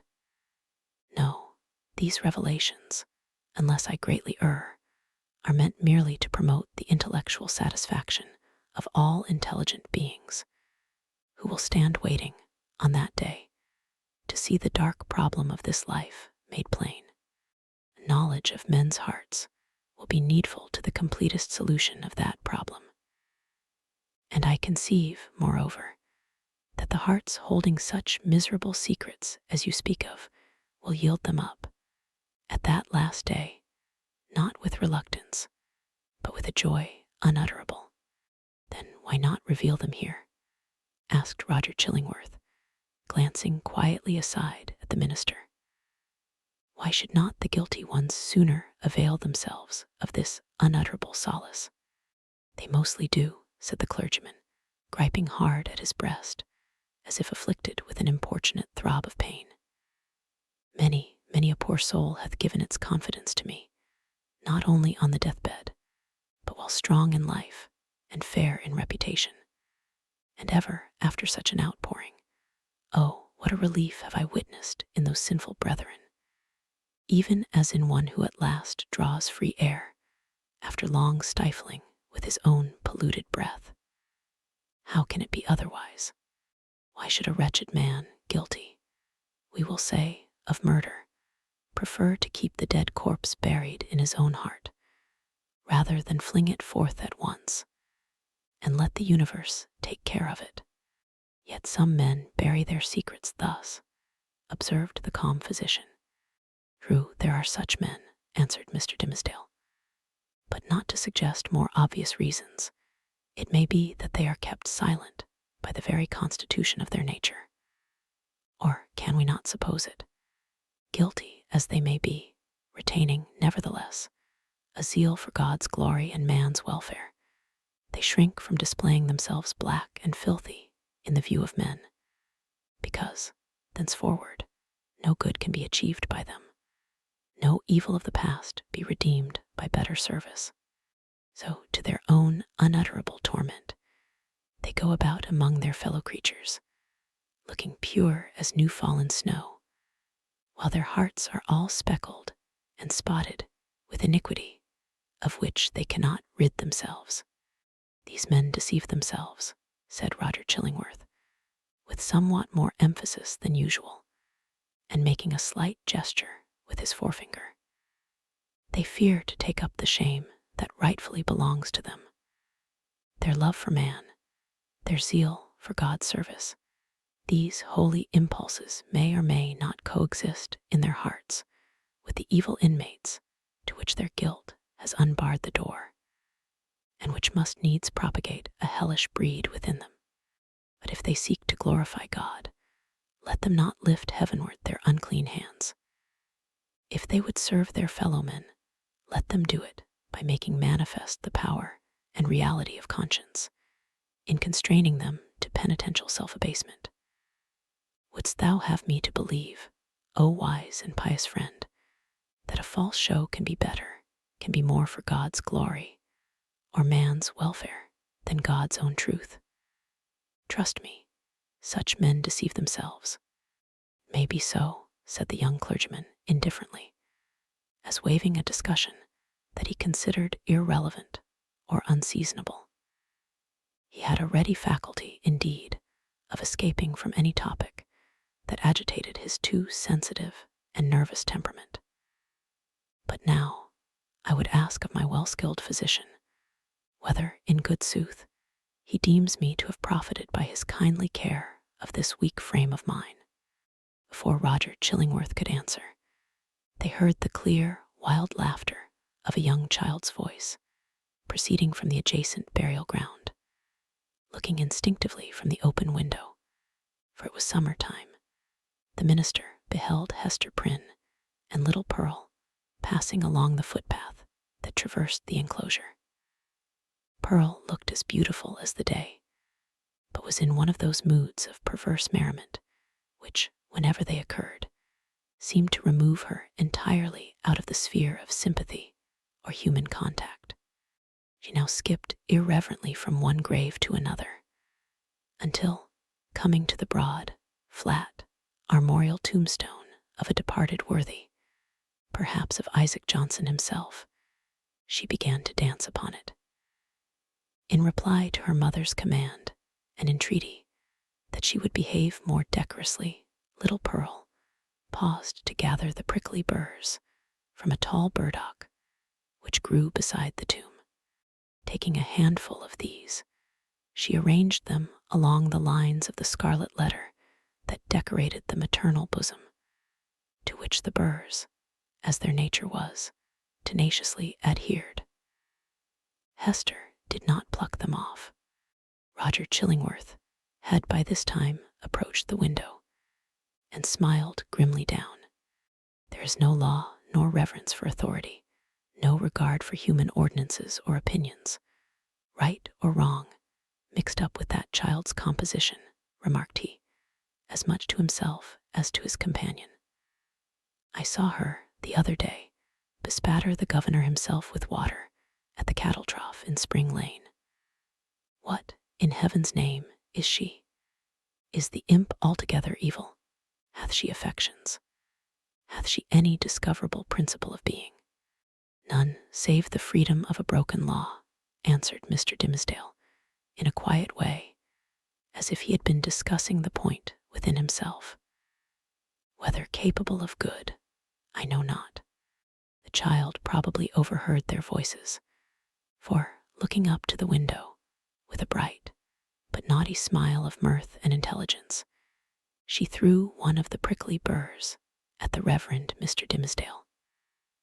The sensitive clergyman shrunk with nervous dread from the light missile.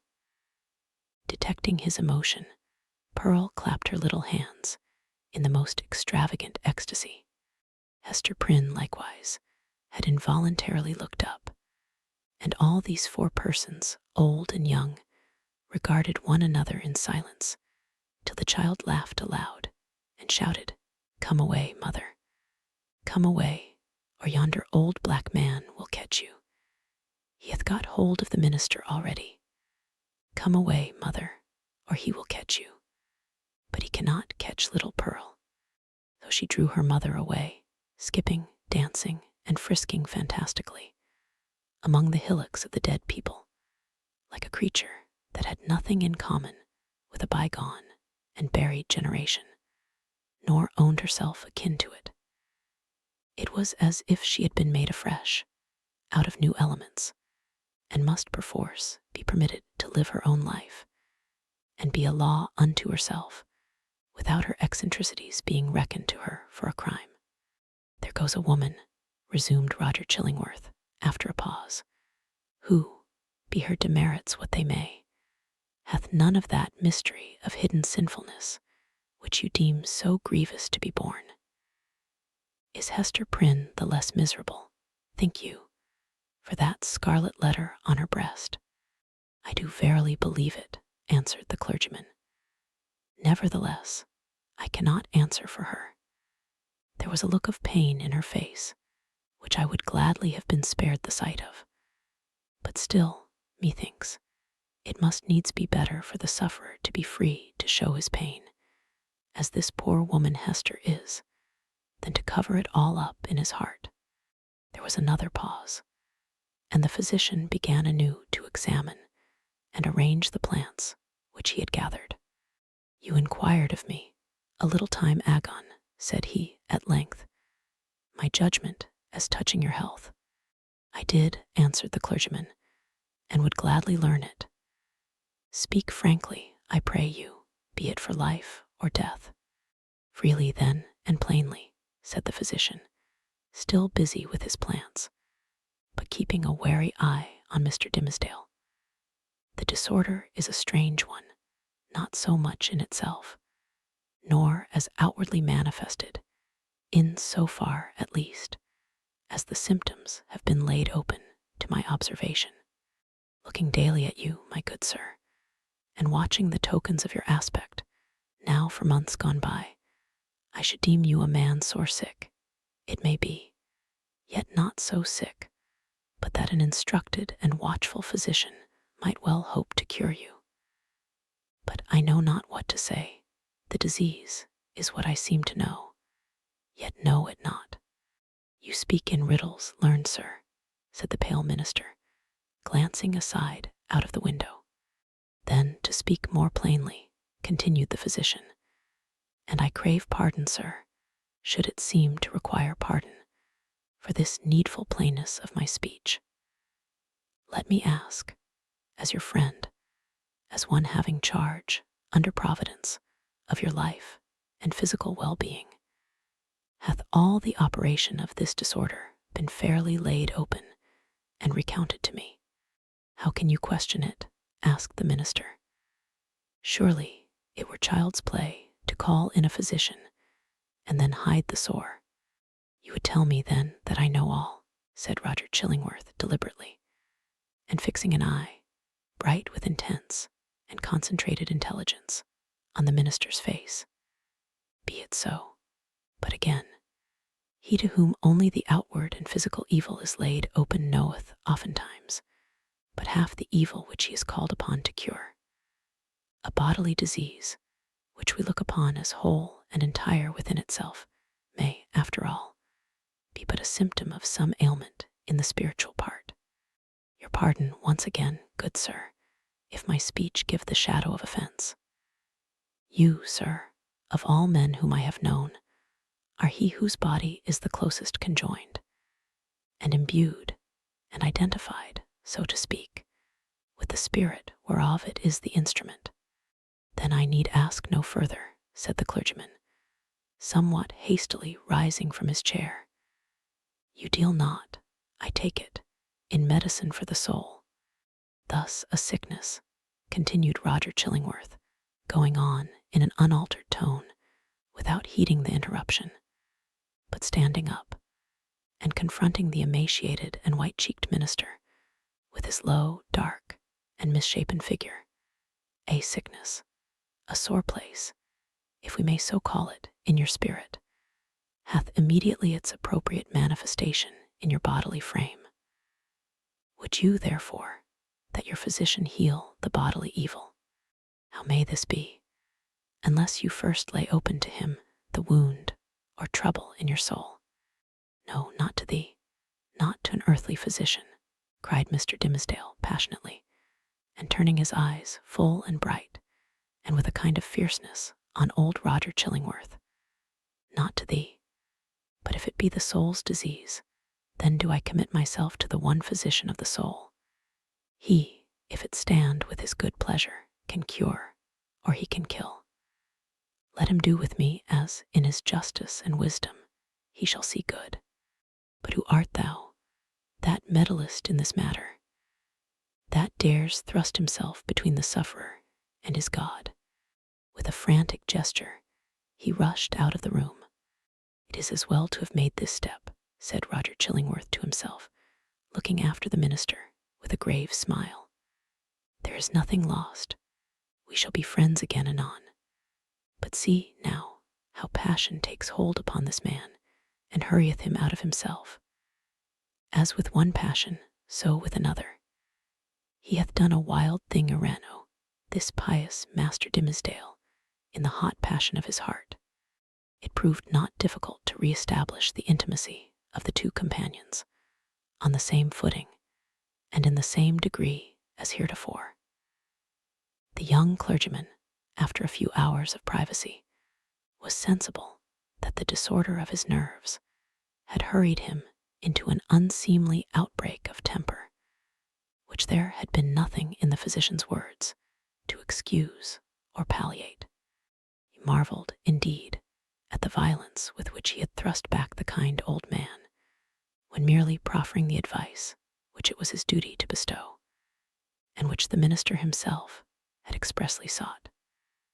With these remorseful feelings, he lost no time in making the amplest apologies, and besought his friend still to continue the care, which, if not successful in restoring him to health, had, in all probability, been the means of prolonging his feeble existence to that hour. Roger Chillingworth readily assented, and went on with his medical supervision of the minister, doing his best for him in all good faith, but always quitting the patient's apartment at the close of a professional interview with a mysterious and puzzled smile upon his lips. This expression was invisible in Mr. Dimmesdale's presence, but grew strongly evident as the physician crossed the threshold. "A rare case," he muttered. "I must needs look deeper into it. A strange sympathy betwixt soul and body. Were it only for the art's sake, I must search this matter to the bottom."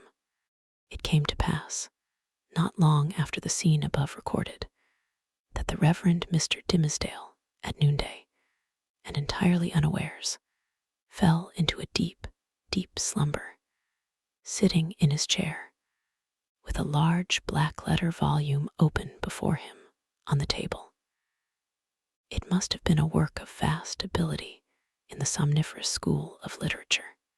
The profound depth of the minister's repose was the more remarkable, inasmuch as he was one of those persons whose sleep, ordinarily, is as light as fitful, and as easily scared away as a small bird hopping on a twig. To such an unwonted remoteness, however, had his spirit now withdrawn into itself, that he stirred not in his chair, when old Roger Chillingworth, without any extraordinary precaution, came into the room. The physician advanced directly in front of his patient, laid his hand upon his bosom, and thrust aside the vestment that hitherto had always covered it, even from the professional eye. Then, indeed, Mr. Dimmesdale shuddered and slightly stirred. After a brief pause, the physician turned away, but with what a wild look of wonder, joy, and horror! With what a ghastly rapture, as it were, too mighty to be expressed only by the eye and features, and therefore bursting forth through the whole ugliness of his figure, and making itself even riotously manifest by the extravagant gestures with which he threw up his arms towards the ceiling, and stamped his foot upon the floor. Had a man seen old Roger Chillingworth at that moment of his ecstasy, he would have had no need to ask how Satan comports himself when a precious human soul is lost to heaven and won into his kingdom. But what distinguished the physician's ecstasy from Satan's was the trait of wonder in it. Chapter 11. The interior of a heart.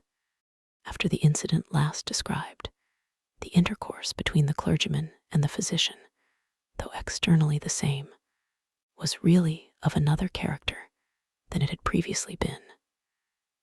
The intellect of Roger Chillingworth had now a sufficiently plain path before it.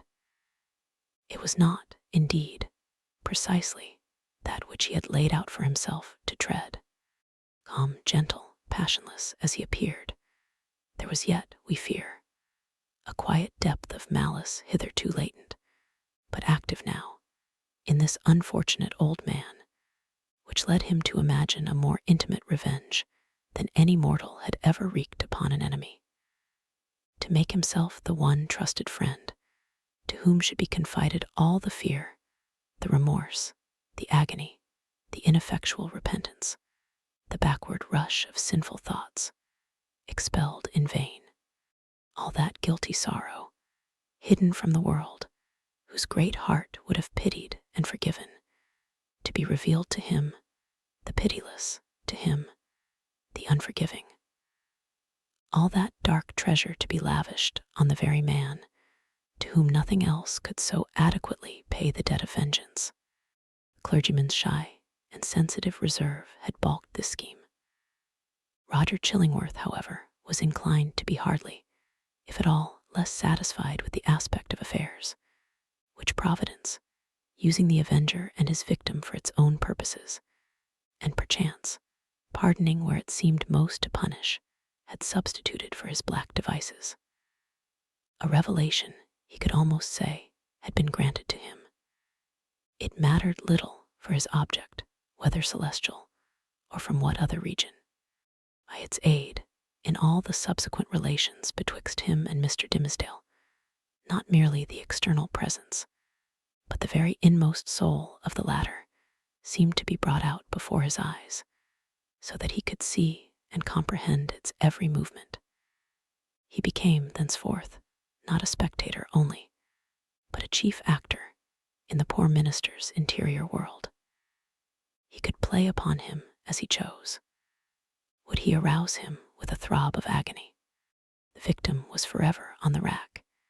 It needed only to know the spring that controlled the engine, and the physician knew it well. Would he startle him with sudden fear?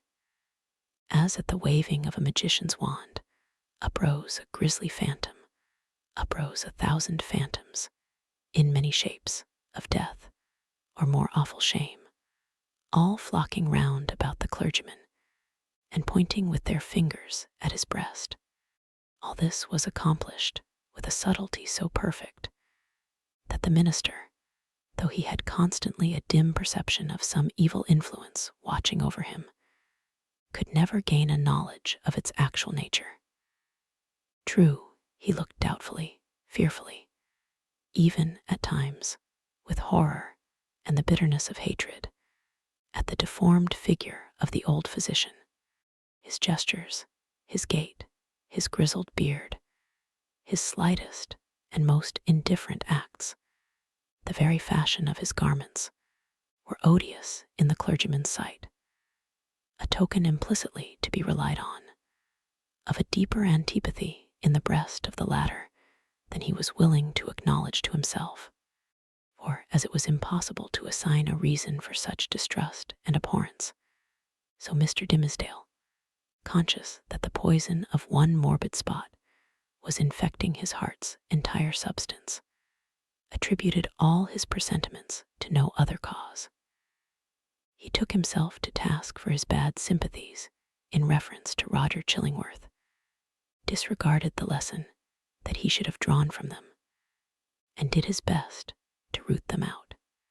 Unable to accomplish this, he nevertheless, as a matter of principle, continued his habits of social familiarity with the old man, and thus gave him constant opportunities for perfecting the purpose to which, poor, forlorn creature that he was, and more wretched than his victim, the avenger had devoted himself, while thus suffering under bodily disease, and gnawed and tortured by some black trouble of the soul, and given over to the machinations of his deadliest enemy. The Reverend Mr. Dimmesdale had achieved a brilliant popularity in his sacred office. He won it, indeed, in great part by his sorrows. His intellectual gifts, his moral perceptions, his power of experiencing and communicating emotion were kept in a state of preternatural activity by the prick and anguish of his daily life.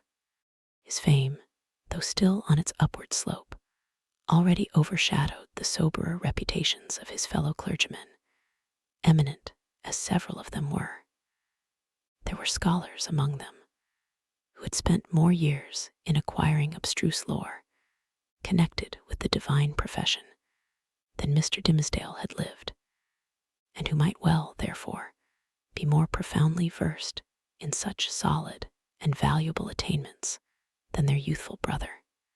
There were men, too, of a sturdier texture of mind than his, and endowed with a far greater share of shrewd, hard, iron, or granite understanding, which, duly mingled with a fair proportion of doctrinal ingredient, constitutes a highly respectable, efficacious, and unamiable variety of the clerical species.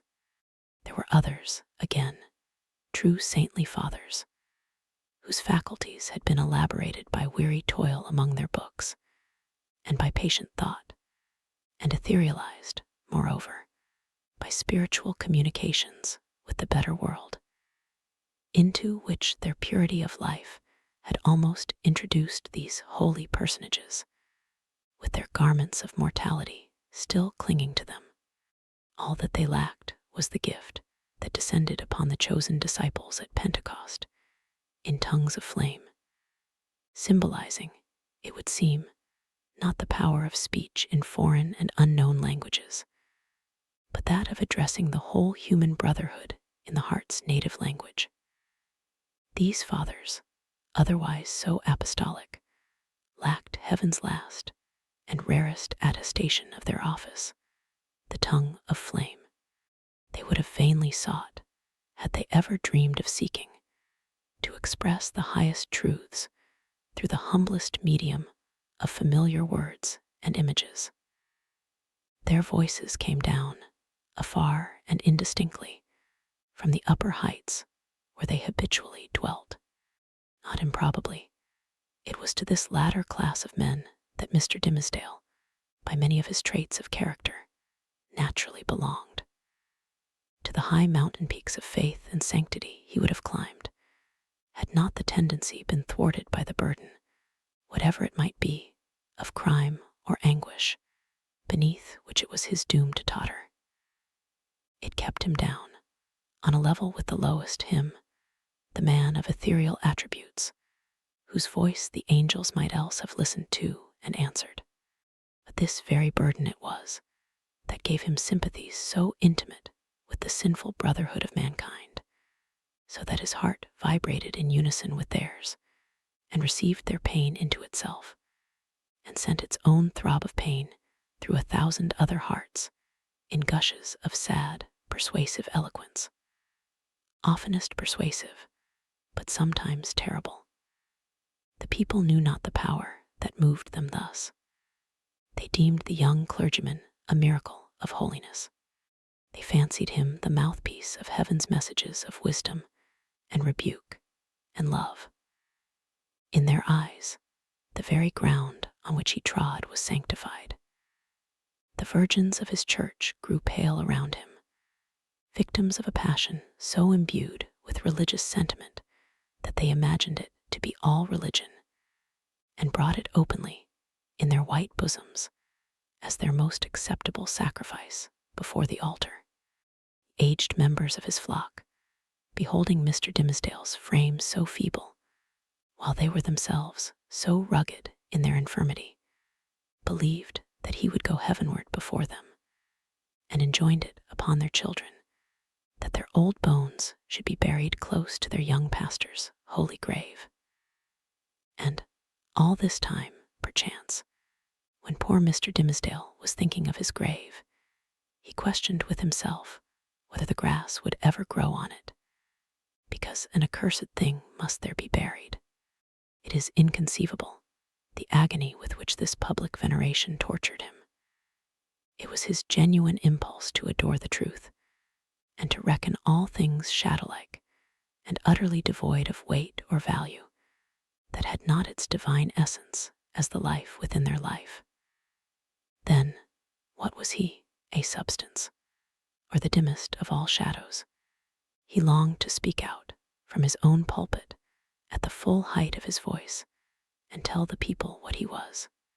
I whom you behold in these black garments of the priesthood, I who ascend the sacred desk, and turn my pale face heavenward, taking upon myself to hold communion in your behalf with the most high omniscience, I, in whose daily life you discern the sanctity of Enoch, I, whose footsteps, as you suppose, leave a gleam along my earthly track, whereby whereby the pilgrims that shall come after me may be guided to the regions of the blessed.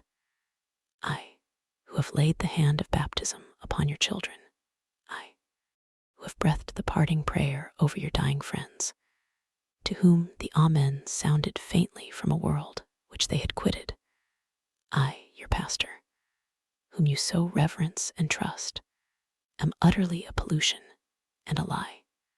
More than once, Mr. Dimmesdale had gone into the pulpit with a purpose never to come down its steps until he should have spoken words like the above. More than once, he had cleared his throat and drawn in the long, deep, and tremulous breath, which, when sent forth again, would come burdened with the black secret of his soul. More than once, nay, more than 100 times, he had actually spoken. Spoken, but how? He had told his hearers that he was altogether vile, a viler companion of the vilest, the worst of sinners, an abomination, a thing of unimaginable iniquity, and that the only wonder was that they did not see his wretched body shriveled up before their eyes by the burning wrath of the Almighty. Could there be plainer speech than this? Would not the people start up in their seats by a simultaneous impulse and tear him down out of the pulpit which he defiled? Not so, indeed. They heard it all, and did but reverence him the more. They little guessed what deadly purport lurked in those self-condemning words. The godly youth, said they among themselves, the saint on earth, alas, if he discerned such sinfulness in his own white soul, what horrid spectacle would he behold in thine or mine? The minister well knew subtle, but remorseful hypocrite that he was, the light in which his vague confession would be viewed. He had striven to put a cheat upon himself by making the avowal of a guilty conscience, but had gained only one other sin, and a self-acknowledged shame, without the momentary relief of being self-deceived.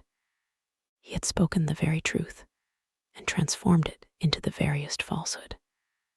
And yet, by the constitution of his nature, he loved the truth and loathed the lie, as few men ever did. Therefore, above all things else, he loathed his miserable self.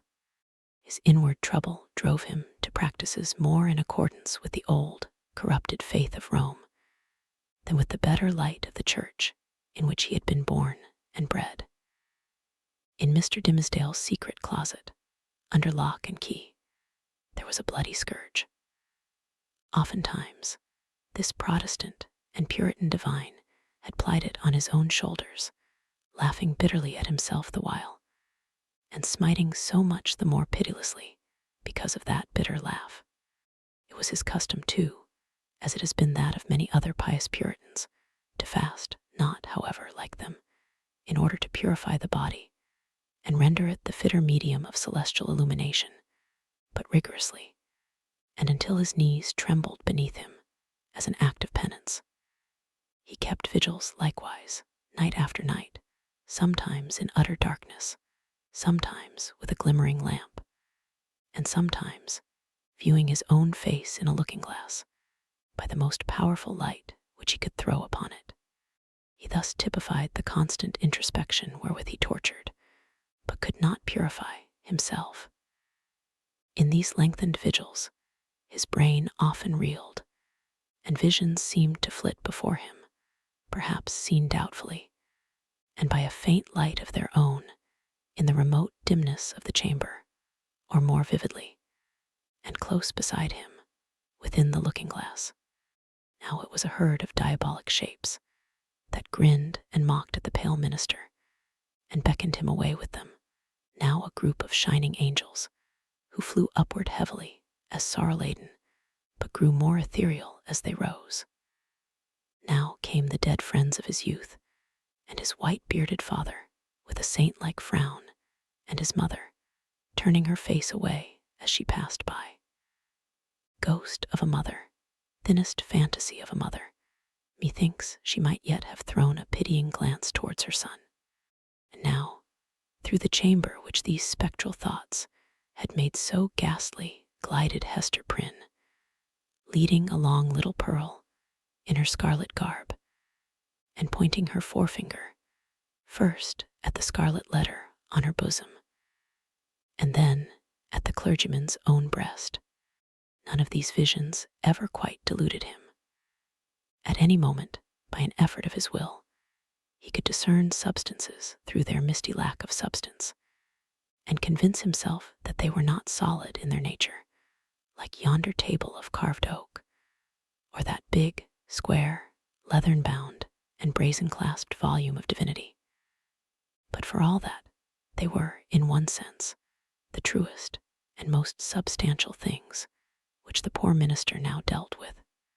It is the unspeakable misery of a life so false as his, that it steals the pith and substance out of whatever realities there are around us, and which were meant by heaven to be the spirit's joy and nutriment.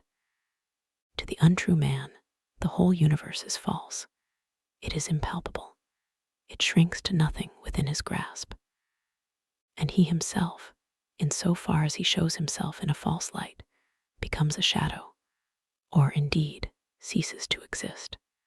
The only truth that continued to give Mr. Dimmesdale a real existence on this earth was the anguish in his inmost soul, and the undissembled expression of it in his aspect. Had he once found power to smile and wear a face of gaiety, there would have been no such man. On one of those ugly nights, which we have faintly hinted at, but forborne to picture forth, the minister started from his chair. A new thought had struck him. There might be a moment's peace in it, attiring himself with as much care as if it had been for public worship, and precisely in the same manner he stole softly down the staircase, undid the door, and issued forth. Chapter 12. The Minister's Vigil. Walking in the shadow of a dream, as it were, and perhaps actually under the influence of a species of somnambulism, Mr. Dimmesdale reached the spot where, now so long since, Hester Prynne had lived through her first hours of public ignominy. The same platform or scaffold, black and weather-stained with the storm or sunshine of 7 long years, and foot-worn, too, with the tread of many culprits who had since ascended it, remained standing beneath the balcony of the meeting-house. The minister went up the steps. It was an obscure night of early May. An unvaried pall of cloud muffled the whole expanse of sky from zenith to horizon. If the same multitude which had stood as eyewitnesses while Hester Prynne sustained her punishment could now have been summoned forth, they would have discerned no face above the platform, nor hardly the outline of a human shape in the dark gray of the midnight. But the town was all asleep. There was no peril of discovery. The minister might stand there, if it so pleased him, until morning should redden in the east, without other risk than that the dank and chill night air would creep into his frame and stiffen his joints with rheumatism and clog his throat with catarrh and cough, thereby defrauding the expectant audience of tomorrow's prayer and sermon. No eye could see him, save that ever-wakeful one which had seen him in his closet, wielding the bloody scourge. Why, then, had he come hither? Was it but the mockery of penitence? Mockery indeed, but in which his soul trifled with itself. A mockery at which angels blushed and wept, while fiends rejoiced, with jeering laughter. He had been driven hither by the impulse of that remorse which dogged him everywhere, and whose own sister and closely linked companion was that cowardice which invariably drew him back, with her tremulous gripe, just when the other impulse had hurried him to the verge of a disclosure. Poor, miserable man! What right had infirmity like his to burden itself with crime? Crime is for the iron-nerved, who have their choice either to endure it, or, if it press too hard, to exert their fierce and savage strength for a good purpose, and fling it off at once. This feeble and most sensitive of spirits could do neither, yet continually did one thing or another, which intertwined, in the same inextricable knot, the agony of heaven-defying guilt and vain repentance. And thus, while standing on the scaffold, in this vain show of expiation, Mr. Dimmesdale was overcome with a great horror of mind, as if the universe were gazing at a scarlet token on his naked breast, right over his heart. On that spot, in very truth, there was, and there had long been, the gnawing and poisonous tooth of bodily pain. Without any effort of his will, or power to restrain himself, he shrieked aloud, an outcry that went pealing through the night, and was beaten back from one house to another, and reverberated from the hills in the background, as if a company of devils, detecting so much misery and terror in it, had made a plaything of the sound, and were bandying it to and fro. "It is done," muttered the minister, covering his face with his hands. "The whole town will awake and hurry forth and find me here." But it was not so. The shriek had perhaps sounded with a far greater power to his own startled ears than it actually possessed.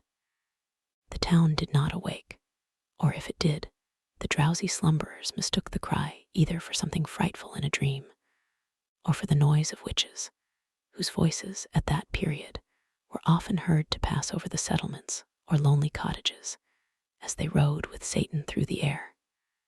The clergyman, therefore, hearing no symptoms of disturbance, uncovered his eyes and looked about him. At one of the chamber windows of Governor Bellingham's mansion, which stood at some distance on the line of another street, he beheld the appearance of the old magistrate himself, with a lamp in his hand, a white nightcap on his head, and a long white gown enveloping his figure. He looked like a ghost, evoked unseasonably from the grave. The cry had evidently startled him. At another window of the same house, moreover, appeared old Mistress Hibbins, the governor's sister, also with a lamp, which, even thus far off, revealed the expression of her sour and discontented face. She thrust forth her head from the lattice and looked anxiously upward. Beyond the shadow of a doubt, this venerable witch lady had heard Mr. Dimmesdale's outcry, and interpreted it, with its multitudinous echoes and reverberations, as the clamor of the fiends and night hags, with whom she was well known to make excursions into the forest. Detecting the gleam of Governor Bellingham's lamp, the old lady quickly extinguished her own and vanished. Possibly she went up among the clouds. The minister saw nothing further of her motions. The magistrate, after a wary observation of the darkness, into which, nevertheless, he could see but little further than he might into a millstone, retired from the window. The minister grew comparatively calm. His eyes, however, were soon greeted by a little glimmering light, which, at first a long way off, was approaching up the street. It threw a gleam of recognition on here a post, and there a garden fence, and here a latticed window pane, and there a pump with its full trough of water, and here again an arched door of oak with an iron knocker and a rough log for the doorstep. The Reverend Mr. Dimmesdale noted all these minute particulars, even while firmly convinced that the doom of his existence was stealing onward in the footsteps which he now heard, and that the gleam of the lantern would fall upon him in a few moments more and reveal his long-hidden secret. As the light drew nearer, he beheld within its illuminated circle his brother clergyman, or, to speak more accurately, his professional father, as well as highly valued friend, the Reverend Mr. Wilson, who, as Mr. Dimmesdale now conjectured, had been praying at the bedside of some dying man. And so he had. The good old minister came freshly from the death chamber of Governor Winthrop, who had passed from earth to heaven within that very hour. Now surrounded, like the saint-like personages of olden times, with a radiant halo that glorified him amid this gloomy night of sin, as if the departed governor had left him an inheritance of his glory, or as if he had caught upon himself the distant shine of the celestial city, while looking thitherward to see the triumphant pilgrim pass within its gates. Now, in short, good Father Wilson was moving homeward, aiding his footsteps with a lighted lantern. The glimmer of this luminary suggested the above conceits to Mr. Dimmesdale, who smiled, nay, almost laughed at them, and then wondered if he were going mad, as the Reverend Mr. Wilson passed beside the scaffold, closely muffling his Geneva cloak about him with one arm, and holding the lantern before his breast with the other. The minister could hardly restrain himself from speaking. "A good evening to you, venerable Father Wilson. Come up hither, I pray you, and pass a pleasant hour with me." Good heavens, had Mr. Dimmesdale actually spoken? For one instant, he believed that these words had passed his lips, but they were uttered only within his imagination. The venerable Father Wilson continued to step slowly onward, looking carefully at the muddy pathway before his feet, and never once turning his head towards the guilty platform. When the light of the glimmering lantern had faded quite away, the minister discovered, by the faintness which came over him, that the last few moments had been a crisis of terrible anxiety. Although his mind had made an involuntary effort to relieve itself by a kind of lurid playfulness, shortly afterwards, the grisly sense of the humorous again stole in among the solemn phantoms of his thought.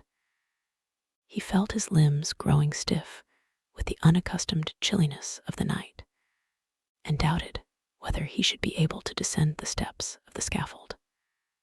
Morning would break and find him there. The neighborhood would begin to rouse itself. The earliest riser, coming forth in the dim twilight, would perceive a vaguely defined figure aloft on the place of shame, and, half crazed betwixt alarm and curiosity, would go, knocking from door to door, summoning all the people to behold the ghost, as he needs must think it, of some defunct transgressor. A dusky tumult would flap its wings from one house to another. Then, the morning light still waxing stronger, old patriarchs would rise up in great haste, each in his flannel gown, and matronly dames, without pausing to put off their night gear. The whole tribe of decorous personages, who had never heretofore been seen with a single hair of their heads awry, would start into public view, with the disorder of a nightmare in their aspects. Old Governor Bellingham would come grimly forth, with his King James's ruff fastened askew, and Mistress Hibbins, with some twigs of the forest clinging to her skirts, and looking sourer than ever, as having hardly got a wink of sleep after her night ride. And good Father Wilson, too, after spending half the night at a deathbed, and liking ill to be disturbed, thus early, out of his dreams about the glorified saints. Hither likewise would come the elders and deacons of Mr. Dimmesdale's church, and the young virgins who so idolized their minister, and had made a shrine for him in their white bosoms, which now, by the by, in their hurry and confusion, they would scantly have given themselves time to cover with their kerchiefs. All people, in a word, would come stumbling over their thresholds, and turning up their amazed and horror-stricken visages around the scaffold. Whom would they discern there, with the red eastern light upon his brow? Whom but the Reverend Arthur Dimmesdale, half frozen to death, overwhelmed with shame, and standing where Hester Prynne had stood, carried away by the grotesque horror of this picture, the minister, unawares, and to his own infinite alarm, burst into a great peal of laughter. It was immediately responded to by a light, airy, childish laugh, in which, with a thrill of the heart, but he knew not whether of exquisite pain or pleasure as acute, he recognized the tones of little Pearl. "Pearl, little Pearl," cried he after a moment's pause, then, suppressing his voice, "Hester, Hester Prynne, are you there?" "Yes, it is Hester Prynne," she replied, in a tone of surprise, and the minister heard her footsteps approaching from the sidewalk, along which she had been passing. "It is I, and my little Pearl. Whence come you, Hester?" asked the minister. "What sent you hither?" "I have been watching at a deathbed," answered Hester Prynne, "at Governor Winthrop's deathbed, and have taken his measure for a robe, and am now going homeward to my dwelling." "Come up hither, Hester, thou and little Pearl," said the Reverend Mr. Dimmesdale. "Ye have both been here before, but I was not with you. Come up hither once again, and we will stand all three together." She silently ascended the steps and stood on the platform, holding little Pearl by the hand. The minister felt for the child's other hand and took it. The moment that he did so, there came what seemed a tumultuous rush of new life, other life than his own, pouring like a torrent into his heart and hurrying through all his veins, as if the mother and the child were communicating their vital warmth to his half-torpid system. The three formed an electric chain. "Minister," whispered little Pearl. "What wouldst thou say, child?" asked Mr. Dimmesdale. "Wilt thou stand here with mother and me tomorrow noontide?" inquired Pearl. "Nay, not so, my little Pearl," answered the minister, for, with the new energy of the moment, all the dread of public exposure that had so long been the anguish of his life had returned upon him, and he was already trembling at the conjunction in which, with a strange joy, nevertheless, he now found himself. "Not so, my child. I shall indeed stand with thy mother and thee one other day, but not tomorrow." Pearl laughed and attempted to pull away her hand, but the minister held it fast.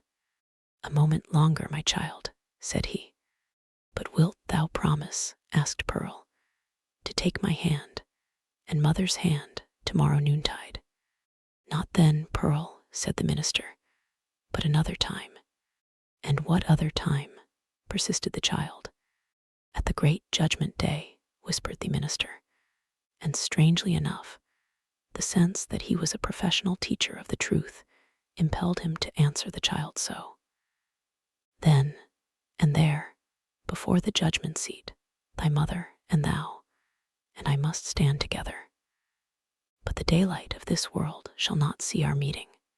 Pearl laughed again, but before Mr. Dimmesdale had done speaking, a light gleamed far and wide over all the muffled sky. It was doubtless caused by one of those meteors which the night watcher may so often observe burning out to waste in the vacant regions of the atmosphere. So powerful was its radiance that it thoroughly illuminated the dense medium of cloud betwixt the sky and earth. The great vault brightened like the dome of an immense lamp. It showed the familiar scene of the street with the distinctness of midday, but also with the awfulness that is always imparted to familiar objects by an unaccustomed light. Wooden houses, with their jutting stories and quaint gable peaks, the doorsteps and thresholds, with the early grass springing up about them, the garden plots, black with freshly turned earth, the wheel track little worn, and even in the marketplace, margined with green on either side, all were visible, but with a singularity of aspect that seemed to give another moral interpretation to the things of this world than they had ever borne before. And there stood the minister, with his hand over his heart, and Hester Prynne, with the embroidered letter glimmering on her bosom, and little Pearl herself, a symbol, and the connecting link between those two. They stood in the noon of that strange and solemn splendor, as if it were the light that is to reveal all secrets, and the daybreak that shall unite all who belong to one another. There was witchcraft in little Pearl's eyes, and her face, as she glanced upward at the minister, wore that naughty smile which made its expression frequently so elvish. She withdrew her hand from Mr. Dimmesdale's and pointed across the street. But he clasped both his hands over his breast and cast his eyes towards the zenith. Nothing was more common in those days than to interpret all meteoric appearances and other natural phenomena that occurred with less regularity than the rise and set of sun and moon, as so many revelations from a supernatural source. Thus, a blazing spear, a sword of flame, a bow, or a sheaf of arrows, seen in the midnight sky, prefigured Indian warfare. Pestilence was known to have been foreboded by a shower of crimson light. We doubt whether any marked event, for good or evil, ever befell New England, from its settlement down to Revolutionary times, of which the inhabitants had not been previously warned by some spectacle of this nature. Not seldom, it had been seen by multitudes. Oftener, however, its credibility rested on the faith of some lonely eyewitness, who beheld the wonder through the colored, magnifying, and distorting medium of his imagination, and shaped it more distinctly in his afterthought. It was, indeed, a majestic idea that the destiny of nations should be revealed in these awful hieroglyphics on the cope of heaven. A scroll so wide might not be deemed too expansive for Providence to write a people's doom upon.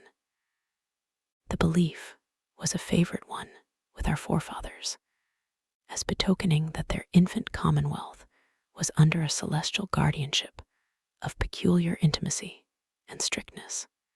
But what shall we say when an individual discovers a revelation addressed to himself alone on the same vast sheet of record? In such a case, it could only be the symptom of a highly disordered mental state, when a man, rendered morbidly self-contemplative by long, intense, and secret pain, had extended his egotism over the whole expanse of nature, until the firmament itself should appear no more than a fitting page for his soul's history and fate. We impute it, therefore, solely to the disease in his own eye and heart, that the minister, looking upward to the zenith, beheld there the appearance of an immense letter, the letter A, marked out in lines of dull red light. Not but the meteor may have shown itself at that point, burning duskily through a veil of cloud, but with no such shape as his guilty imagination gave it, or, at least, with so little definiteness that another's guilt might have seen another symbol in it. There was a singular circumstance that characterized Mr. Dimmesdale's psychological state at this moment. All the time that he gazed upward to the zenith, he was, nevertheless, perfectly aware that little Pearl was pointing her finger towards old Roger Chillingworth, who stood at no great distance from the scaffold. The minister appeared to see him with the same glance that discerned the miraculous letter. His features, as to all other objects, the meteoric light imparted a new expression.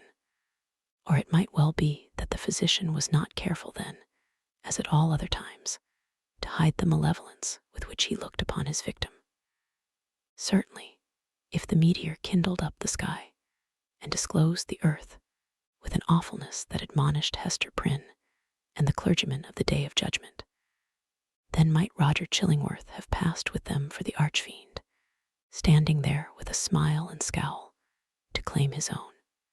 So vivid was the expression, or so intense the minister's perception of it, that it seemed still to remain painted on the darkness, after the meteor had vanished, with an effect as if the street and all things else were at once annihilated.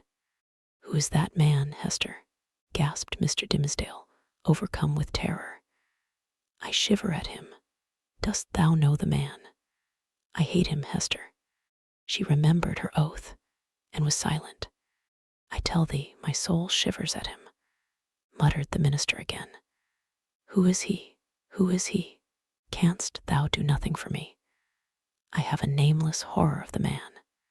"Minister," said little Pearl, "I can tell thee who he is." "Quickly then, child," said the minister, bending his ear close to her lips. "Quickly, and as low as thou canst whisper."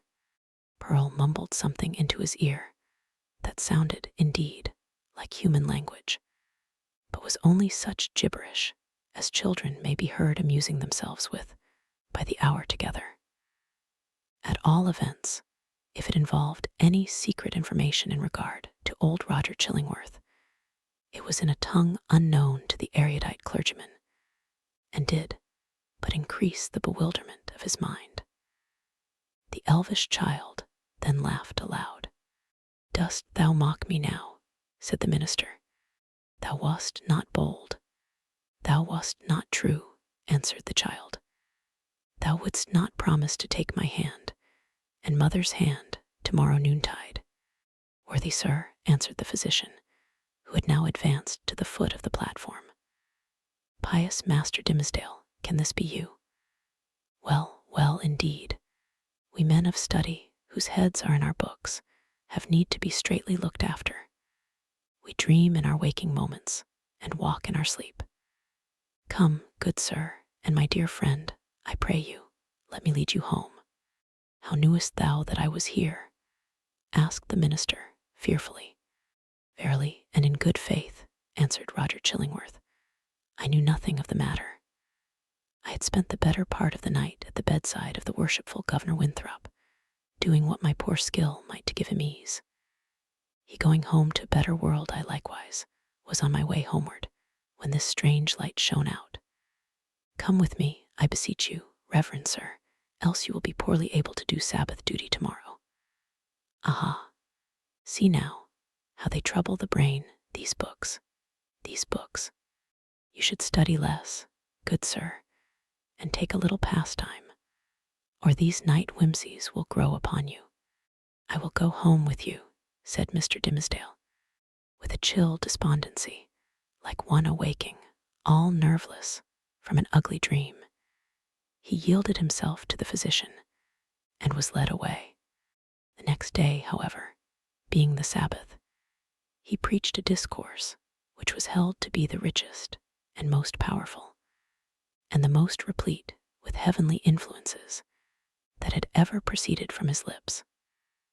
Souls, it is said more souls than one, were brought to the truth by the efficacy of that sermon, and vowed within themselves to cherish a holy gratitude towards Mr. Dimmesdale throughout the long hereafter.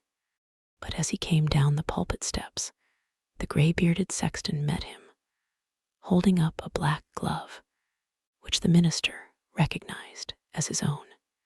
"It was found," said the sexton, "this morning, on the scaffold where evildoers are set up to public shame. Satan dropped it there, I take it, intending a scurrilous jest against your reverence. But indeed, he was blind and foolish, as he ever and always is. A pure hand needs no glove to cover it." "Thank you, my good friend," said the minister, gravely, but startled at heart, for so confused was his remembrance that he had almost brought himself to look at the events of the past night as visionary.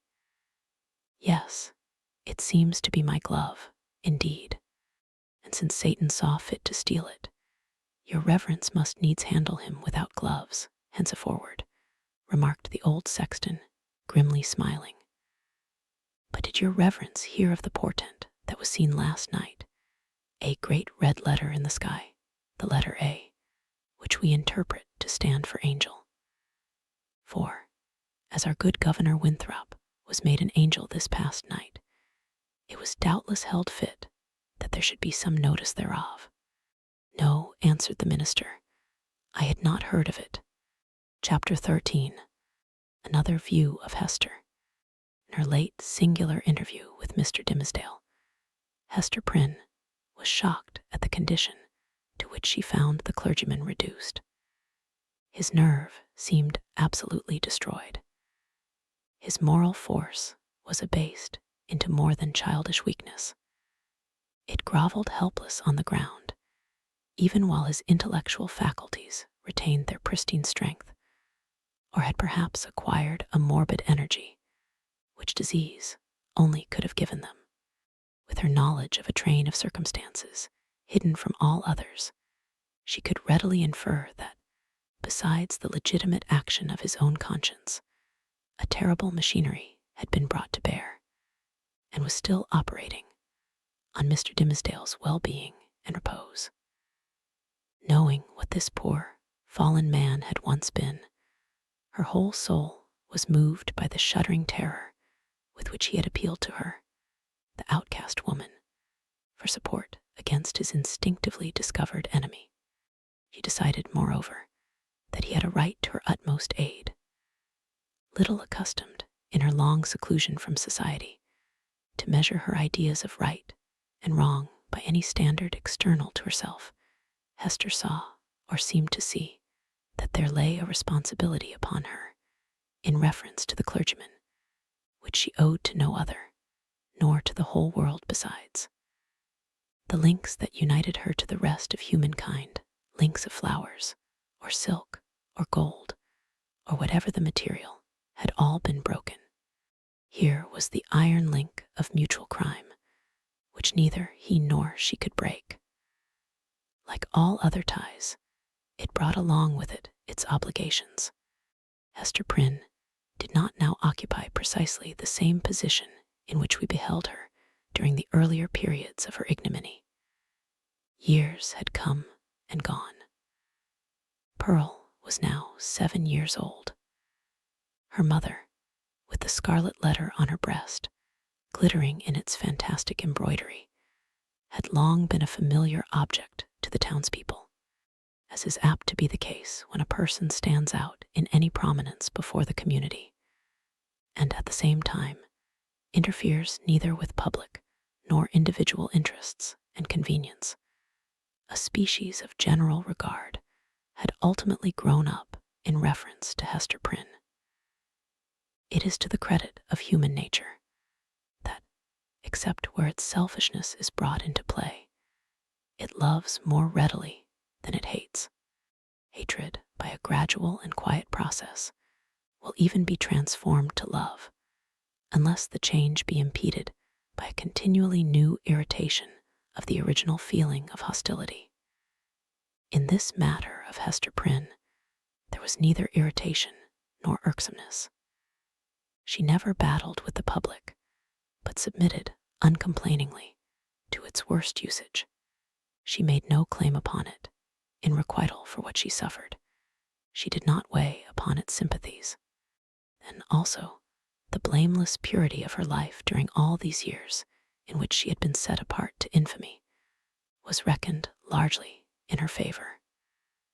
With nothing now to lose in the sight of mankind, and with no hope, and seemingly no wish of gaining anything, it could only be a genuine regard for virtue that had brought back the poor wanderer to its paths.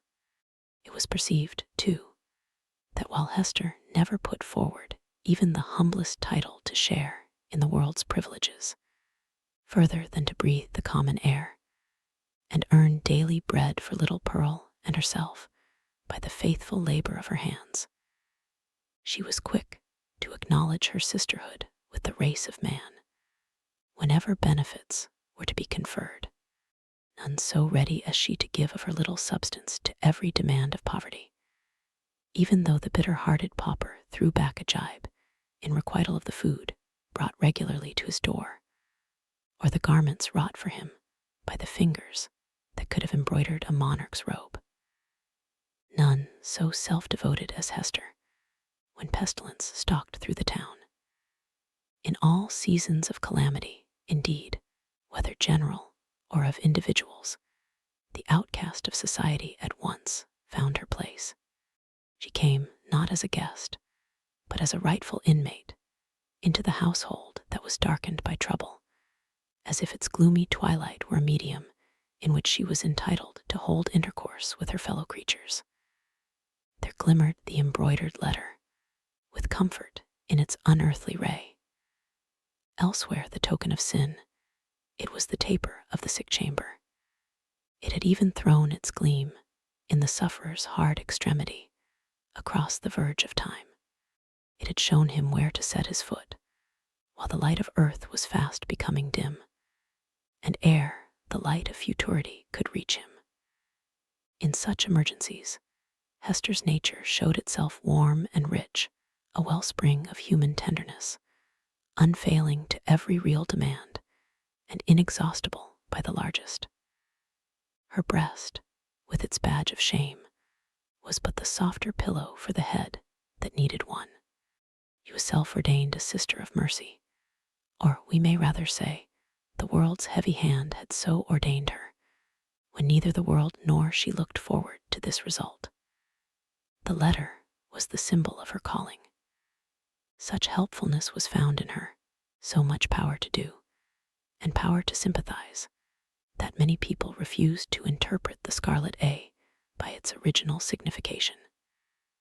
They said that it meant Abel, so strong was Hester Prynne, with a woman's strength. It was only the darkened house that could contain her. When sunshine came again, she was not there. Her shadow had faded across the threshold. The helpful inmate had departed, without one backward glance to gather up the meed of gratitude, if any were in the hearts of those whom she had served so zealously. Meeting them in the street, she never raised her head to receive their greeting. If they were resolute to accost her, she laid her finger on the scarlet letter and passed on. This might be pride, but was so like humility that it produced all the softening influence of the latter quality on the public mind. The public is despotic in its temper. It is capable of denying common justice when too strenuously demanded as a right, but quite as frequently it awards more than justice when the appeal is made, as despots love to have it made, entirely to its generosity. Interpreting Hester Prynne's deportment as an appeal of this nature, society was inclined to show its former victim a more benign countenance than she cared to be favored with, or, perchance, than she deserved. Rulers, and the wise and learned men of the community, were longer in acknowledging the influence of Hester's good qualities than the people. The prejudices which they shared in common with the latter were fortified in themselves by an iron framework of reasoning that made it a far tougher labor to expel them. Day by day, nevertheless, their sour and rigid wrinkles were relaxing into something which, in the due course of years, might grow to be an expression of almost benevolence. Thus it was with the men of rank, on whom their eminent position imposed the guardianship of the public morals. Individuals in private life, meanwhile, had quite forgiven Hester Prynne for her frailty, nay, more. They had begun to look upon the Scarlet Letter as the token, not of that one sin, for which she had borne so long and dreary a penance, but of her many good deeds since. "Do you see that woman with the embroidered badge?" they would say to strangers. "It is our Hester, the town's own Hester, who is so kind to the poor, so helpful to the sick, so comfortable to the afflicted." Then, it is true, the propensity of human nature to tell the very worst of itself, when embodied in the person of another, would constrain them to whisper the black scandal of bygone years. It was none the less a fact, however, that, in the eyes of the very men who spoke thus, the Scarlet Letter had the effect of the cross on a nun's bosom. It imparted to the wearer a kind of sacredness, which enabled her to walk securely amid all peril. Had she fallen among thieves, it would have kept her safe. It was reported, and believed by many, that an Indian had drawn his arrow against the badge, and that the missile struck it, but fell harmless to the ground. The effect of the symbol, or rather, of the position in respect to society that was indicated by it on the mind of Hester Prynne herself, was powerful and peculiar. All the light and graceful foliage of her character had been withered up by this red-hot brand, and had long ago fallen away, leaving a bare and harsh outline, which might have been repulsive had she possessed friends or companions to be repelled by it. Even the attractiveness of her person had undergone a similar change. It might be partly owing to the studied austerity of her dress, and partly to the lack of demonstration in her manners. It was a sad transformation, too, that her rich and luxuriant hair had either been cut off, or was so completely hidden by a cap that not a shining lock of it ever once gushed into the sunshine. It was due in part to all these causes, but still more to something else, that there seemed to be no longer anything in Hester's face for love to dwell upon. Nothing in Hester's form, though majestic and statue-like, that passion would ever dream of clasping in its embrace. Nothing in Hester's bosom to make it ever again the pillow of affection. Some attribute had departed from her, the permanence of which had been essential to keep her a woman. Such is frequently the fate, and such the stern development of the feminine character and person when the woman has encountered and lived through an experience of peculiar severity. If she be all tenderness, she will die. If she survive, the tenderness will either be crushed out of her, or, and the outward semblance is the same, crushed so deeply into her heart that it can never show itself more. The latter is perhaps the truest theory. She who has once been woman, and ceased to be so, might at any moment become a woman again, if there were only the magic touch to effect the transfiguration. We shall see whether Hester Prynne were ever afterwards so touched, and so transfigured. Much of the marble coldness of Hester's impression was to be attributed to the circumstance that her life had turned, in a great measure, from passion and feeling to thought.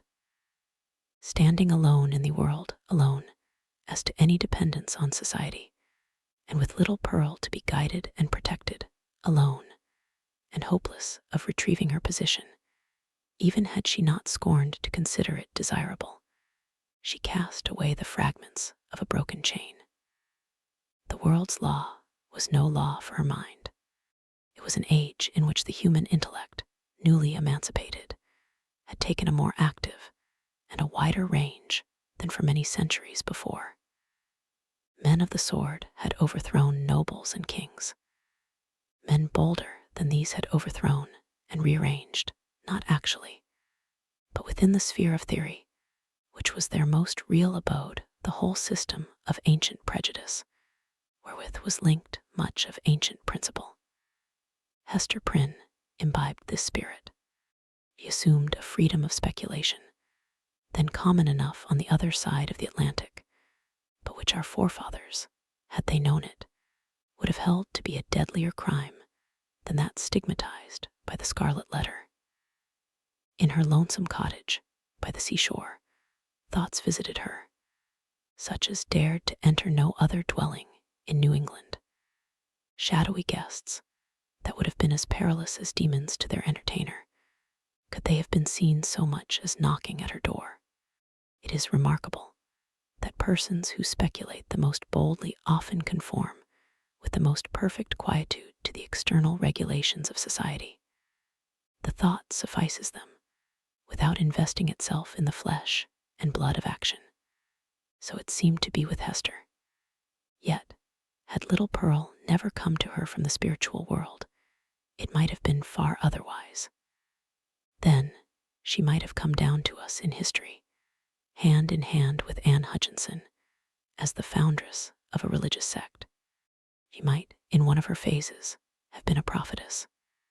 She might, and not improbably would, have suffered death from the stern tribunals of the period, for attempting to undermine the foundations of the Puritan establishment.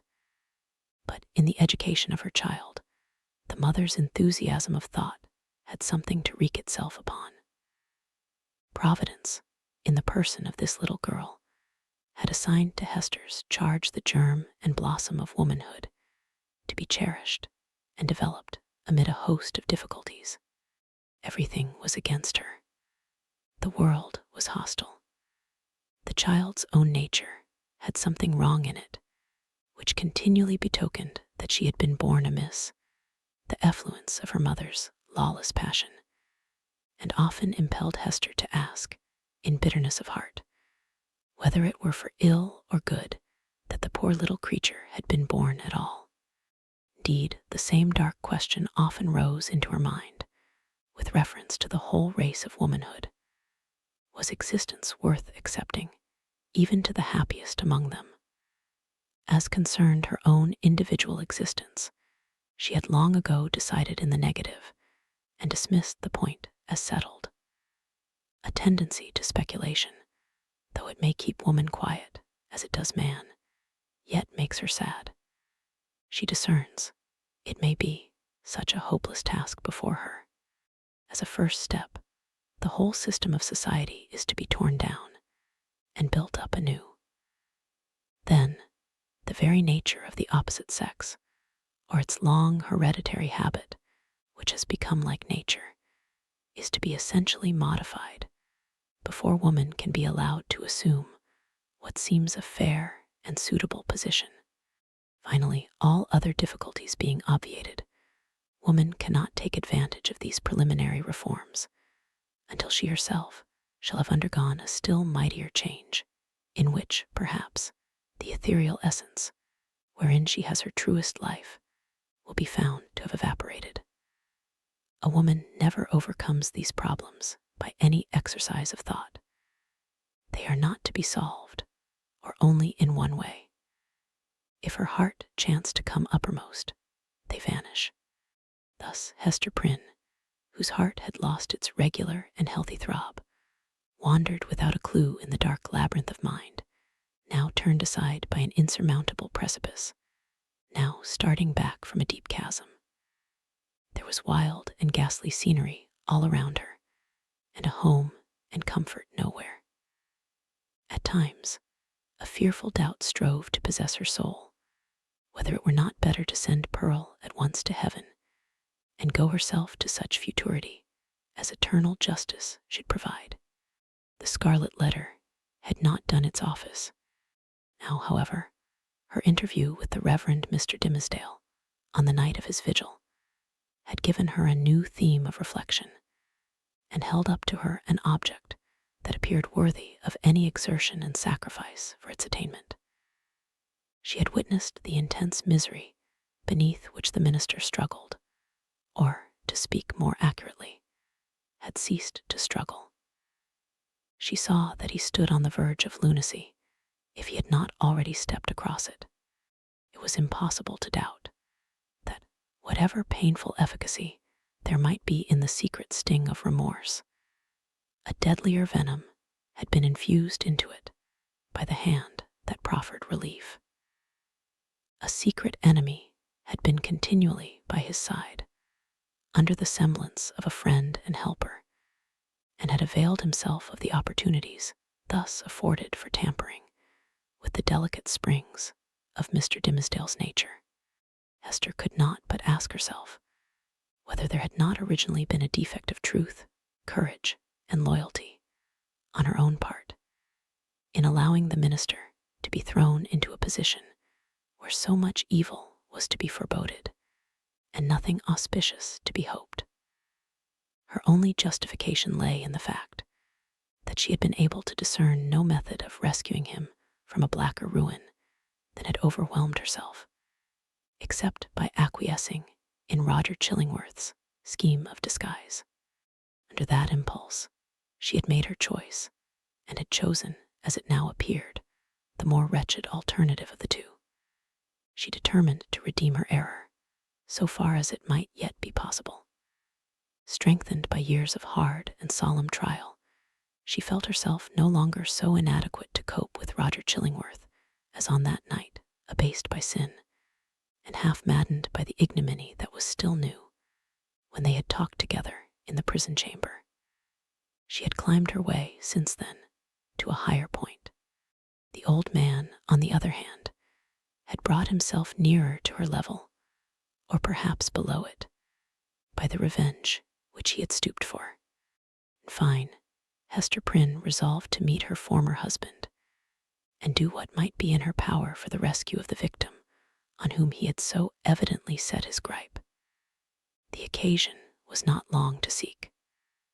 One afternoon, walking with Pearl in a retired part of the peninsula, she beheld the old physician, with a basket on one arm and a staff in the other hand, stooping along the ground, in quest of roots and herbs to concoct his medicines withal. Chapter 14. Hester and the Physician. Hester bade little Pearl run down to the margin of the water and play with the shells and tangled seaweed until she should have talked a while with yonder gatherer of herbs. So the child flew away like a bird, and making bare her small white feet, went pattering along the moist margin of the sea. Here and there she came to a full stop and peeped curiously into a pool, left by the retiring tide as a mirror for Pearl to see her face in. Forth peeped at her, out of the pool, with dark, glistening curls around her head and an elf smile in her eyes, the image of a little maid, whom Pearl, having no other playmate, invited to take her hand and run a race with her. But the visionary little maid, on her part, beckoned likewise, as if to say, "This is a better place. Come thou into the pool." And Pearl, stepping in, mid-leg deep, beheld her own white feet at the bottom, while, out of a still lower depth, came the gleam of a kind of fragmentary smile, floating to and fro in the agitated water. Meanwhile, her mother had accosted the physician. "I would speak a word with you," said she, "a word that concerns us much." "Ah, and is it Mistress Hester that has a word for old Roger Chillingworth?" answered he, raising himself from his stooping posture. "With all my heart. Why, mistress, I hear good tidings of you on all hands. No longer ago than yestereve, a magistrate, a wise and godly man, was discoursing of your affairs, Mistress Hester, and whispered me that there had been question concerning you in the council. It was debated whether or no, with safety to the common weal, yonder scarlet letter might be taken off your bosom. On my life, Hester, I made my entreaty to the worshipful magistrate that it might be done forthwith. It lies not in the pleasure of the magistrates to take off this badge, calmly replied Hester. Were I worthy to be quit of it, it would fall away of its own nature, or be transformed into something that should speak a different purport. Nay, then, wear it, if it suit you better, rejoined he. A woman must needs follow her own fancy, touching the adornment of her person. The letter is gaily embroidered, and shows right bravely on your bosom. All this while, Hester had been looking steadily at the old man, and was shocked, as well as wonder-smitten, to discern what a change had been wrought upon him within the past 7 years. It was not so much that he had grown older, for though the traces of advancing life were visible, he bore his age well, and seemed to retain a wiry vigor and alertness, but the former aspect of an intellectual and studious man, calm and quiet, which was what she best remembered in him, had altogether vanished, and been succeeded by an eager, searching, almost fierce, yet carefully guarded look. It seemed to be his wish and purpose to mask this expression with a smile, but the latter played him false, and flickered over his visage so derisively that the spectator could see his blackness all the better for it. Ever and anon, too, There came a glare of red light out of his eyes, as if the old man's soul were on fire and kept on smoldering duskily within his breast, until, by some casual puff of passion, it was blown into a momentary flame. This he repressed as speedily as possible and strove to look as if nothing of the kind had happened. In a word, old Roger Chillingworth was a striking evidence of man's faculty of transforming himself into a devil, if he will only, for a reasonable space of time, undertake a devil's office. This unhappy person had effected such a transformation by devoting himself for 7 years to the constant analysis of a heart full of torture, and deriving his enjoyment thence, and adding fuel to those fiery tortures which he analyzed and gloated over. The Scarlet Letter burned on Hester Prynne's bosom. Here was another ruin, the responsibility of which came partly home to her. "What see you in my face?" asked the physician, "that you look at it so earnestly?" "Something that would make me weep, if there were any tears bitter enough for it," answered she. "But let it pass. It is of yonder miserable man that I would speak." "And what of him?" cried Roger Chillingworth eagerly, as if he loved the topic, and were glad of an opportunity to discuss it with the only person of whom he could make a confidant. "Not to hide the truth, Mistress Hester, my thoughts happen just now to be busy with the gentleman." "So speak freely, and I will make answer. When we last spake together," said Hester, "now 7 years ago, it was your pleasure to extort a promise of secrecy, as touching the former relation betwixt yourself and me. As the life and good fame of yonder man were in your hands, there seemed no choice to me, save to be silent, in accordance with your behest. Yet it was not without heavy misgivings that I thus bound myself, for having cast off all duty towards other human beings, there remained a duty towards him, and something whispered me that I was betraying it in pledging myself to keep your counsel. Since that day, no man is so near to him as you. You tread behind his every footstep. You are beside him, sleeping and waking. You search his thoughts. You burrow and rankle in his heart. Your clutch is on his life, and you cause him to die daily a living death. And still he knows you not. In permitting this, I have surely acted a false part by the only man to whom the power was left me to be true." "What choice had you?" asked Roger Chillingworth. "My finger, pointed at this man, would have hurled him from his pulpit into a dungeon, thence, peradventure, to the gallows. It had been better so," said Hester Prynne. "What evil have I done the man?" asked Roger Chillingworth again. "I tell thee, Hester Prynne, the richest fee that ever physician earned from monarch could not have bought such care as I have wasted on this miserable priest. But for my aid, his life would have burned away in torments within the first 2 years after the perpetration of his crime and thine.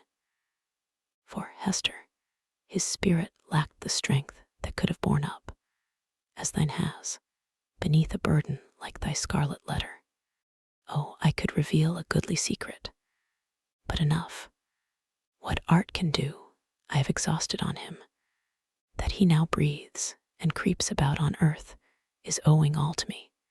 Better he had died at once," said Hester Prynne.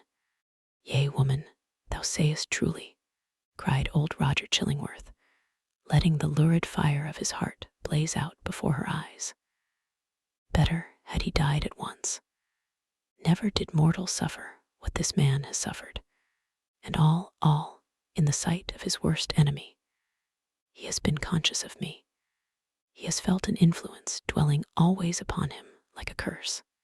He knew by some spiritual sense, for the Creator never made another being so sensitive as this.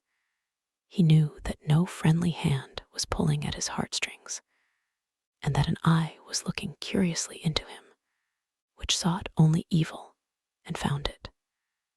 But he knew not that the eye and hand were mine. The superstition common to his brotherhood, he fancied himself given over to a fiend, to be tortured with frightful dreams and desperate thoughts, the sting of remorse and despair of pardon, as a foretaste of what awaits him beyond the grave. But it was the constant shadow of my presence, the closest propinquity of the man whom he had most vilely wronged, and who had grown to exist only by this perpetual poison of the direst revenge. Yea, indeed, he did not err. There was a fiend at his elbow. A mortal man, with once a human heart, has become a fiend for his especial torment. The unfortunate physician, while uttering these words, lifted his hands with a look of horror, as if he had beheld some frightful shape, which he could not recognize, usurping the place of his own image in a glass. It was one of those moments which sometimes occur only at the interval of years, when a man's moral aspect is faithfully revealed to his mind's eye. Not improbably, he had never before viewed himself as he did now. "Hast thou not tortured him enough?" said Hester, noticing the old man's look. "Has he not paid thee all?" "No, no, he has but increased the debt," answered the physician, and as he proceeded his manner lost its fiercer characteristics and subsided into gloom. "Dost thou remember me, Hester, as I was 9 years agone? Even then I was in the autumn of my days, nor was it the early autumn, but all my life had been made up of earnest, studious, thoughtful, quiet years, bestowed faithfully for the increase of mine own knowledge, and faithfully, too, though this latter object was but casual to the other, faithfully for the advancement of human welfare. No life had been more peaceful and innocent than mine, few lives so rich with benefits conferred. Dost thou remember me? Was I not, though you might deem me cold, nevertheless a man thoughtful for others, craving little for himself, kind, true, just, and of constant, if not warm affections? Was I not all this? All this and more, said Hester. And what am I now? Demanded he, looking into her face, and permitting the whole evil within him to be written on his features. I have already told thee what I am, a fiend. Who made me so? It was myself, cried Hester, shuddering. It was I, not less than he. Why hast thou not avenged thyself on me? I have left thee to the Scarlet Letter, replied Roger Chillingworth. If that have not avenged me, I can do no more. He laid his finger on it, with a smile. It has avenged thee, answered Hester Prynne. I judged no less, said the physician. And now, what wouldst thou with me touching this man? I must reveal the secret, answered Hester firmly. He must discern thee in thy true character. What may be the result, I know not. But this long debt of confidence, due from me to him, whose bane and ruin I have been, shall at length be paid. So far as concerns the overthrow or preservation of his fair fame and his earthly state, and perchance his life, he is in thy hands. Nor do I, whom the Scarlet Letter has disciplined to truth, though it be the truth of red-hot iron, entering into the soul, nor do I perceive such advantage in his living any longer a life of ghastly emptiness, that I shall stoop to implore thy mercy. Do with him as thou wilt. There is no good for him, no good for me, no good for thee. There is no good for little Pearl. There is no path to guide us out of this dismal maze. Woman, I could well nigh pity thee, said Roger Chillingworth, unable to restrain a thrill of admiration too, for there was a quality almost majestic in the despair which she expressed.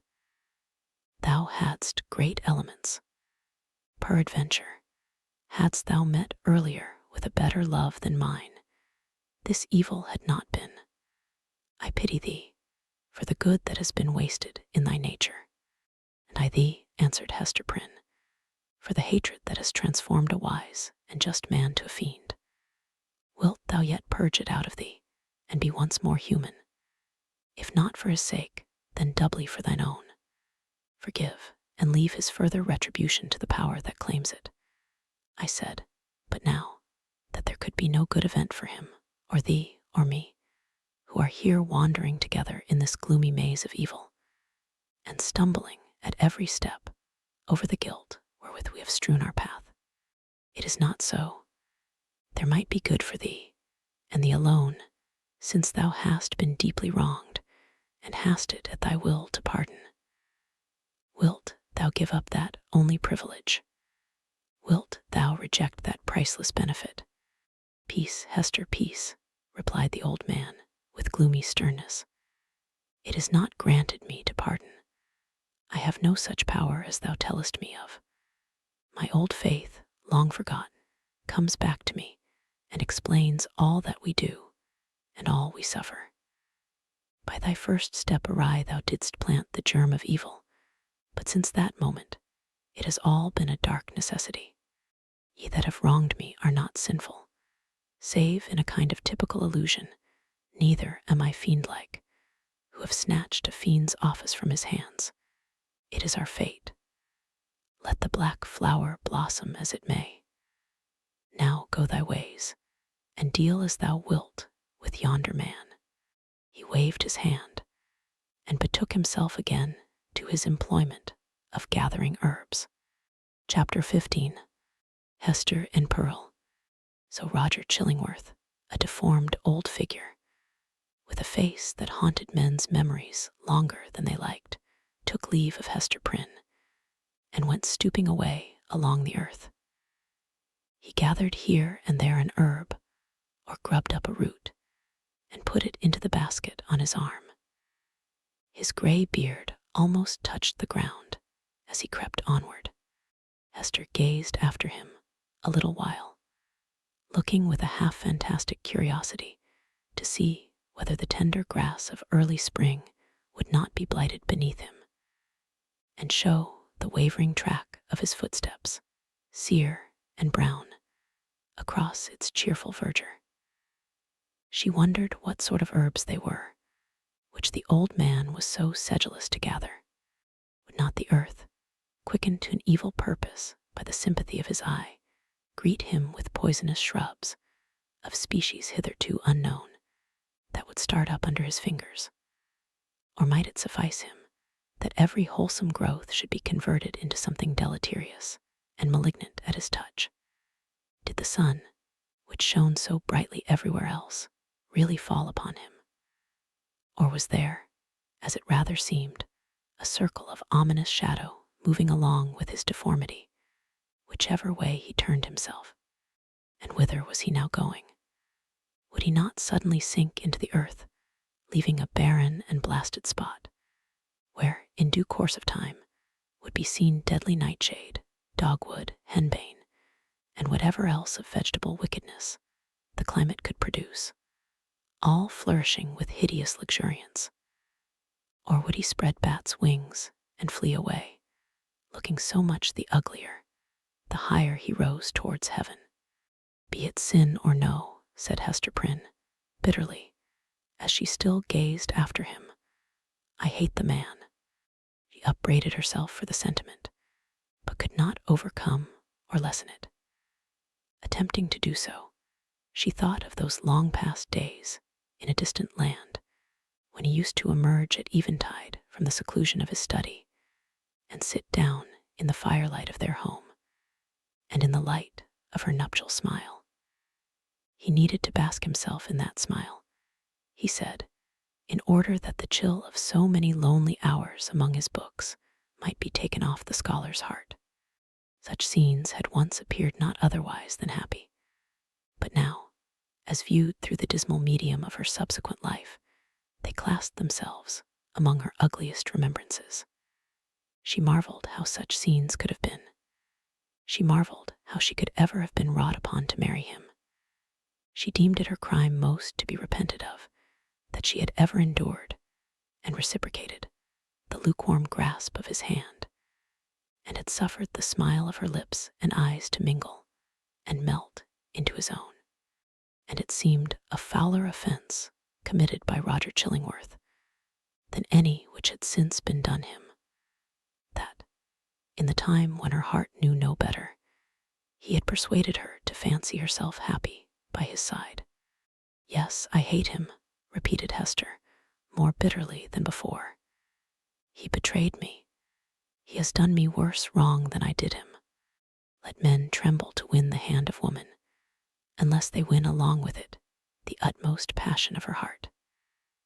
Else it may be their miserable fortune, as it was Roger Chillingworth's, when some mightier touch than their own may have awakened all her sensibilities, to be reproached even for the calm content, the marble image of happiness, which they will have imposed upon her as the warm reality.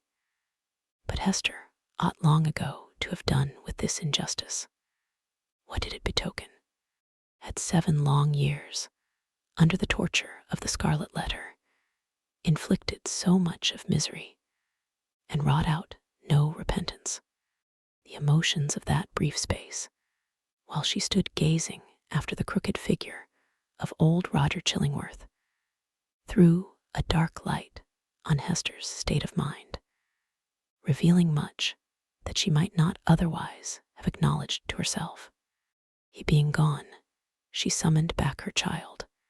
"Pearl, little Pearl, where are you?" Pearl, whose activity of spirit never flagged, had been at no loss for amusement while her mother talked with the old gatherer of herbs. At first, as already told, she had flirted fancifully with her own image in a pool of water, beckoning the phantom forth, and as it declined to venture, seeking a passage for herself into its sphere of impalpable earth and unattainable sky. Soon finding, however, that either she or the image was unreal, she turned elsewhere for better pastime. She made little boats out of birch bark, and freighted them with snail shells, and sent out more ventures on the mighty deep than any merchant in New England. But the larger part of them foundered near the shore.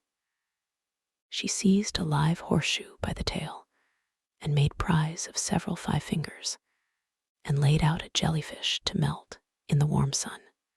Then she took up the white foam that streaked the line of the advancing tide, and threw it upon the breeze, scampering after it with winged footsteps to catch the great snowflakes ere they fell. Perceiving a flock of beach birds that fed and fluttered along the shore, the naughty child picked up her apron full of pebbles, and creeping from rock to rock after these small seafowl, displayed remarkable dexterity in pelting them. One little gray bird with a white breast, Pearl was almost sure, had been hit by a pebble and fluttered away with a broken wing. But then the elf child sighed and gave up her sport, because it grieved her to have done harm to a little being that was as wild as the sea breeze, or as wild as Pearl herself.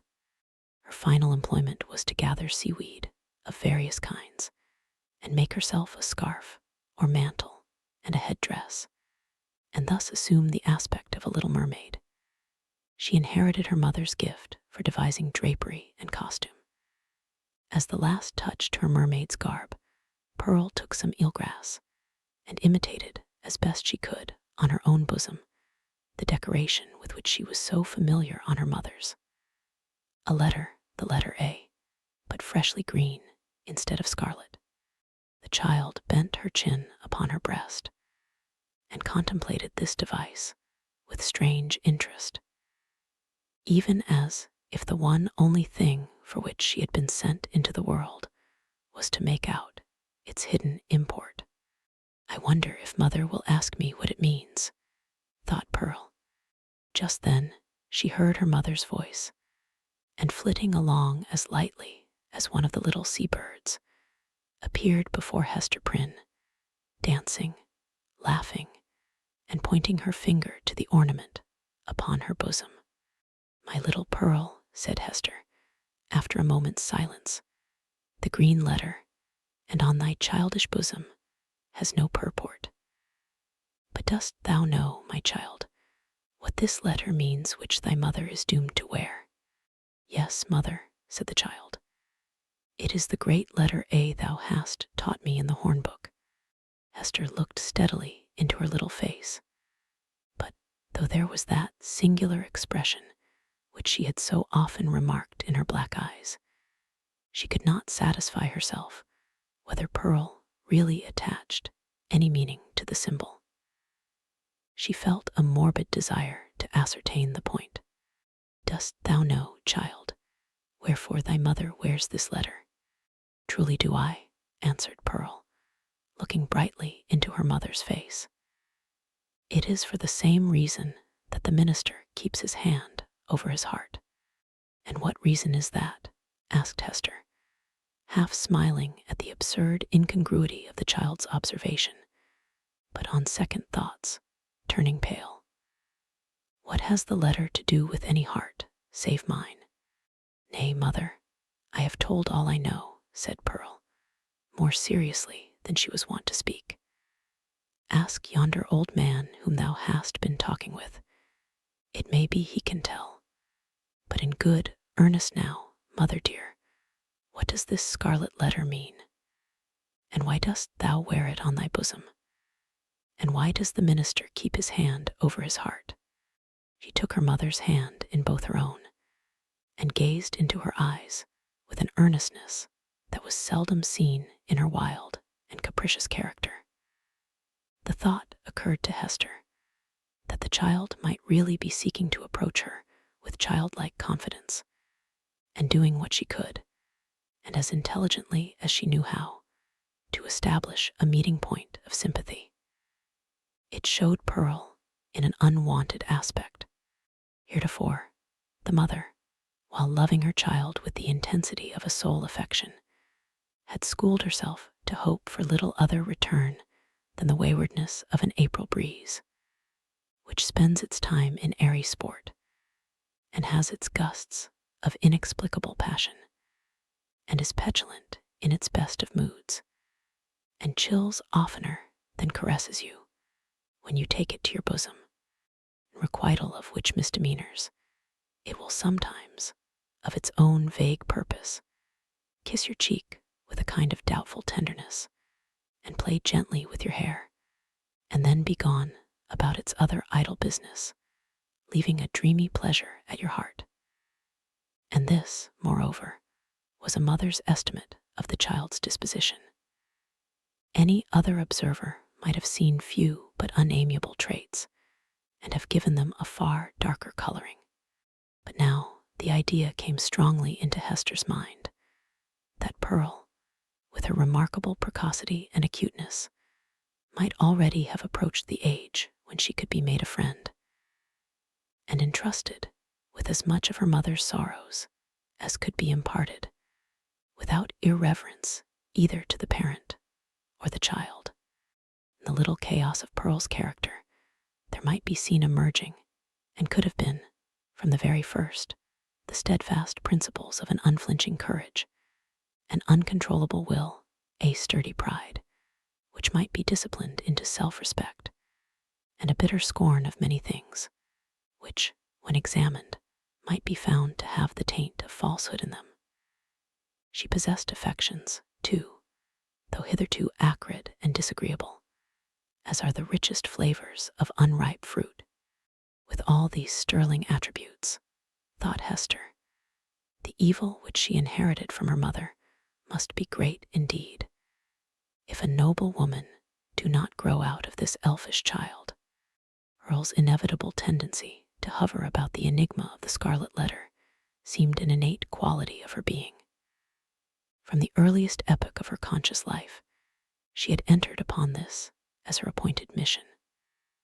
Hester had often fancied that Providence had a design of justice and retribution in endowing the child with this marked propensity, but never, until now, had she bethought herself to ask whether, linked with that design, there might not likewise be a purpose of mercy and beneficence. If little Pearl were entertained with faith and trust, as a spirit messenger, no less than an earthly child.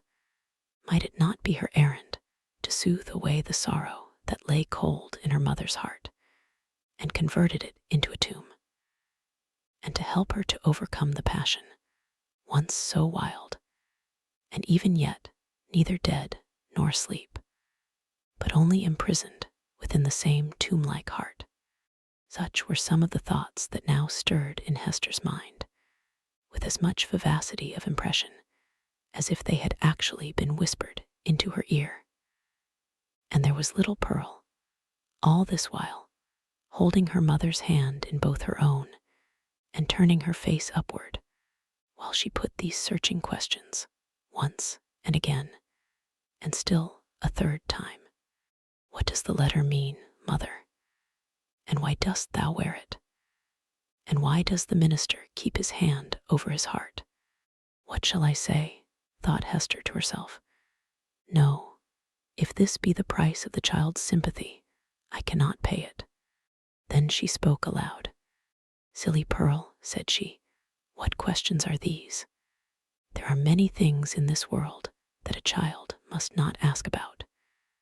What know I of the minister's heart? And as for the scarlet letter, I wear it for the sake of its gold thread. In all the 7 bygone years, Hester Prynne had never before been false to the symbol on her bosom. It may be that it was the talisman of a stern and severe, but yet a guardian spirit, who now forsook her, as recognizing that, in spite of his strict watch over her heart, some new evil had crept into it, or some old one had never been expelled. As for little Pearl, the earnestness soon passed out of her face, but the child did not see fit to let the matter drop. 2 or 3 times, as her mother and she went homeward, and as often at supper time, and while Hester was putting her to bed, and once after she seemed to be fairly asleep, Pearl looked up, with mischief gleaming in her black eyes. Mother, said she, what does the scarlet letter mean?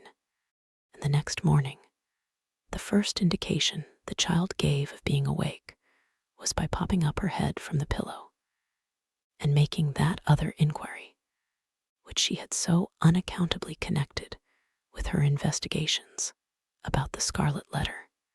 Mother, mother, why does the minister keep his hand over his heart? Hold thy tongue, naughty child, answered her mother, with an asperity that she had never permitted to herself before. Do not tease me, else I shall shut thee into the dark closet. Chapter 16. A Forest Walk. Hester Prynne remained constant in her resolve to make known to Mr. Dimmesdale, at whatever risk of present pain or ulterior consequences, the true character of the man who had crept into his intimacy. For several days, however, she vainly sought an opportunity of addressing him in some of the meditative walks which she knew him to be in the habit of taking along the shores of the peninsula or on the wooded hills of the neighboring country. There would have been no scandal, indeed, nor peril to the holy whiteness of the clergyman's good fame, had she visited him in his own study, where many a penitent, ere now, had confessed sins of perhaps as deep a dye as the one betokened by the scarlet letter, but partly that she dreaded the secret or undisguised interference of old Roger Chillingworth, and partly that her conscious heart imputed suspicion where none could have been felt, and partly that both the minister and she would need the whole wide world to breathe in while they talked together. For all these reasons, Hester never thought of meeting him in any narrower privacy than beneath the open sky. At last, while attending in a sick chamber, whither the Reverend Mr. Dimmesdale had been summoned to make a prayer, she learnt that he had gone the day before to visit the Apostle Eliot among his Indian converts. He would probably return by a certain hour in the afternoon of the morrow. Betimes, therefore, the next day, Hester took little Pearl, who was necessarily the companion of all her mother's expeditions, however inconvenient her presence, and set forth. Road, after the two wayfarers had crossed from the peninsula to the mainland, was no other than a footpath. It straggled onward into the mystery of the primeval forest. This hemmed it in so narrowly, and stood so black and dense on either side, and disclosed such imperfect glimpses of the sky above, that, to Hester's mind, it imaged not amiss the moral wilderness in which she had so long been wandering. The day was chill and somber. Overhead was a gray expanse of cloud, slightly stirred, however, by a breeze, so that a gleam of flickering sunshine might now and then be seen at its solitary play along the path. This flitting cheerfulness was always at the farther extremity of some long vista through the forest. The sportive sunlight, feebly sportive at best, in the predominant pensiveness of the day, and seen withdrew itself as they came nigh, and left the spots where it had danced the drearier, because they had hoped to find them bright. "Mother," said little Pearl, "the sunshine does not love you. It runs away and hides itself because it is afraid of something on your bosom. Now, see, there it is, playing a good way off. Stand you here and let me run and catch it. I am but a child. It will not flee from me, for I wear nothing on my bosom yet. Nor ever will, my child, I hope," said Hester. "And why not, mother?" asked Pearl, stopping short, just at the beginning of her race. "Will not it come of its own accord, when I am a woman grown?" "Run away, child," answered her mother, "and catch the sunshine. It will soon be gone." Pearl set forth at a great pace, and, as Hester smiled to perceive, did actually catch the sunshine, and stood laughing in the midst of it, all brightened by its splendor, and scintillating with the vivacity excited by rapid motion. The light lingered about the lonely child, as if glad of such a playmate, until her mother had drawn almost nigh enough to step into the magic circle too. "It will go now," said Pearl, shaking her head. "See," answered Hester, smiling. "Now I can stretch out my hand and grasp some of it." As she attempted to do so, the sunshine vanished, or, to judge from the bright expression that was dancing on Pearl's features, her mother could have fancied that the child had absorbed it into herself, and would give it forth again, with a gleam about her path, as they should plunge into some gloomier shade. There was no other attribute that so much impressed her with a sense of new and untransmitted vigor in Pearl's nature as this never-failing vivacity of spirits. She had not the disease of sadness, which almost all children in these latter days inherit with the scrofula from the troubles of their ancestors. Perhaps this too was a disease, and but the reflex of the wild energy with which Hester had fought against her sorrows before Pearl's birth. It was certainly a doubtful charm, imparting a hard, metallic luster to the child's character. She wanted what some people want throughout life, a grief that should deeply touch her, and thus humanize and make her capable of sympathy. But there was time enough yet for little Pearl. "Come, my child," said Hester, looking about her from the spot where Pearl had stood still in the sunshine. "We will sit down a little way within the wood and rest ourselves." "I am not awry, mother," replied the little girl, "but you may sit down if you will tell me a story meanwhile." "A story, child," said Hester. "And about what?" "Oh, a story about the black man," answered Pearl, taking hold of her mother's gown, and looking up half earnestly, half mischievously into her face. "How he haunts this forest, and carries a book with him, a big, heavy book with iron clasps, and how this ugly black man offers his book and an iron pen to everybody that meets him here among the trees, and they are to write their names with their own blood. And then he he sets his mark on their bosoms. Didst thou ever meet the black man, mother? And who told you this story, Pearl? Asked her mother, recognizing a common superstition of the period. It was the old dame in the chimney corner at the house where you watched last night, said the child. But she fancied me asleep while she was talking of it.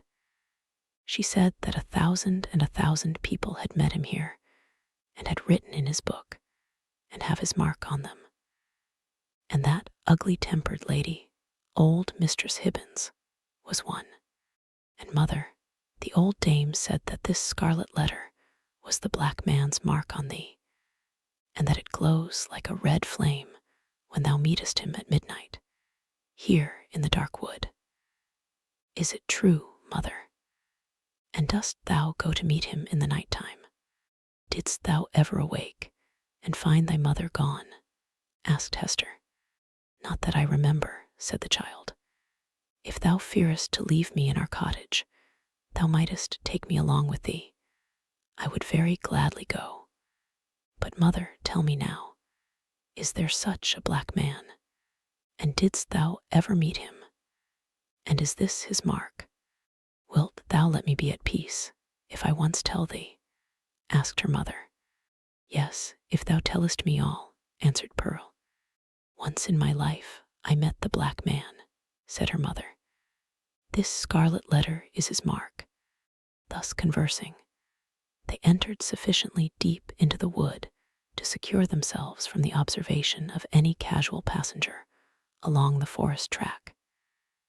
Here they sat down on a luxuriant heap of moss, which, at some epoch of the preceding century, had been a gigantic pine, with its roots and trunk in the darksome shade, and its head aloft in the upper atmosphere.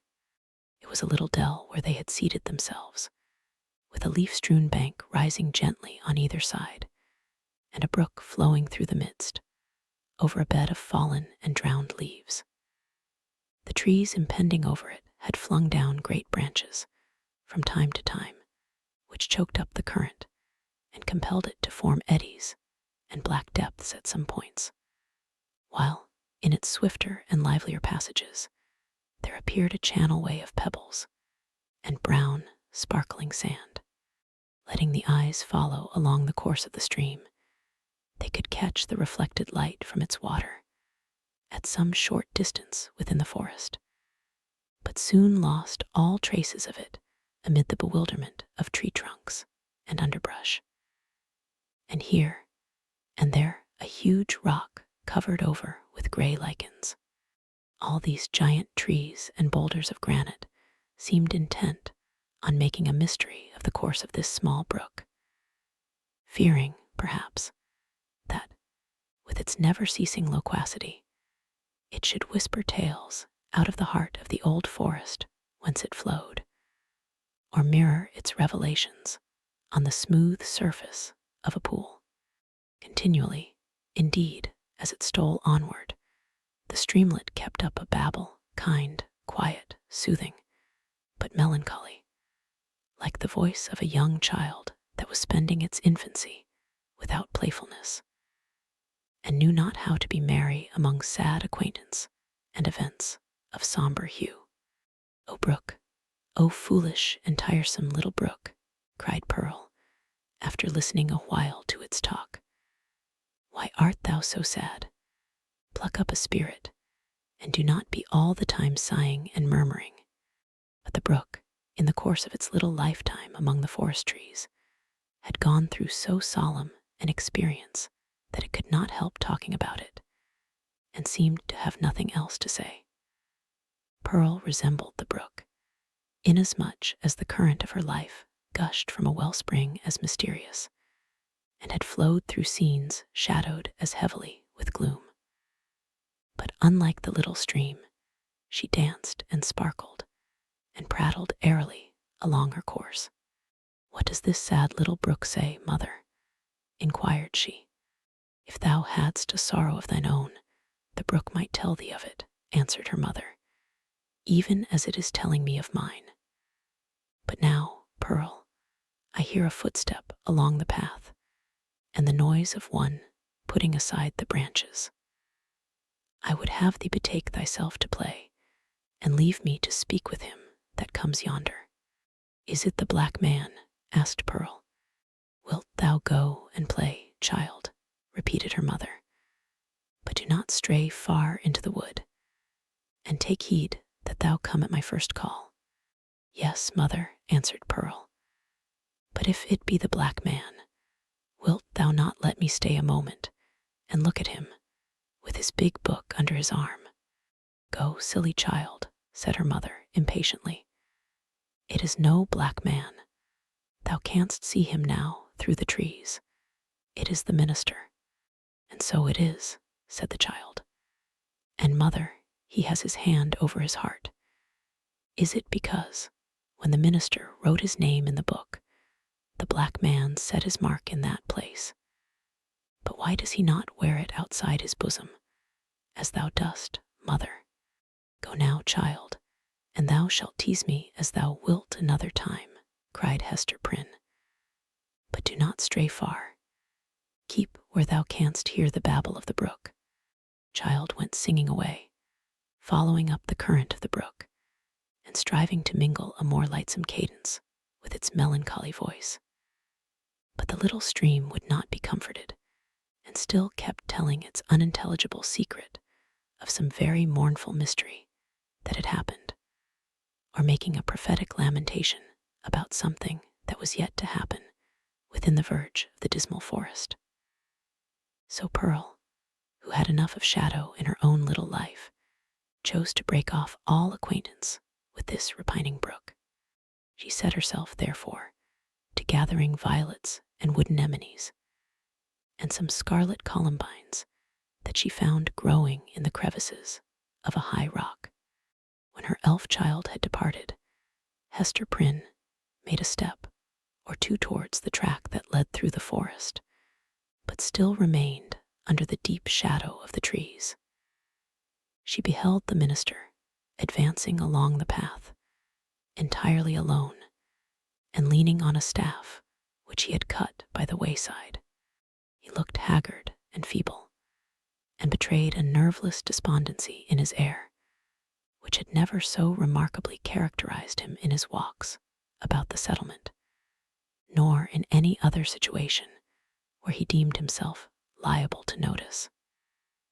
Here it was woefully visible, in this intense seclusion of the forest, which of itself would have been a heavy trial to the spirits. There was a listlessness in his gait, as if he saw no reason for taking one step farther, nor felt any desire to do so, but would have been glad, could he be glad of anything, to fling himself down at the root of the nearest tree and lie there passive forevermore. The leaves might bestrew him, and the soil gradually accumulate and form a little hillock over his frame, no matter whether there were life in it or no. Death was too definite an object to be wished for or avoided. To Hester's eye, the Reverend Mr. Dimmesdale exhibited no symptom of positive and vivacious suffering, except that, as little Pearl had remarked, he kept his hand over his heart. Chapter 17. The Pastor and His Parishioner. Slowly as the minister walked, he had almost gone by before Hester Prynne could gather voice enough to attract his observation. At length she succeeded. Arthur Dimmesdale, she said, faintly at first, then louder, but hoarsely. Arthur Dimmesdale. Who speaks? Answered the minister. Gathering himself quickly up, he stood more erect, like a man taken by surprise in a mood to which he was reluctant to have witnesses. Throwing his eyes anxiously in the direction of the voice, he indistinctly beheld a form under the trees, clad in garments so somber, and so little relieved from the gray twilight into which the clouded sky and the heavy foliage had darkened the noontide, that he knew not whether it were a woman or a shadow. It may be that his pathway through life was haunted thus by a spectre that had stolen out from among his thoughts. He made a step nigher and discovered the Scarlet Letter. "Hester, Hester Prynne," said he, "is it thou? Art thou in life?"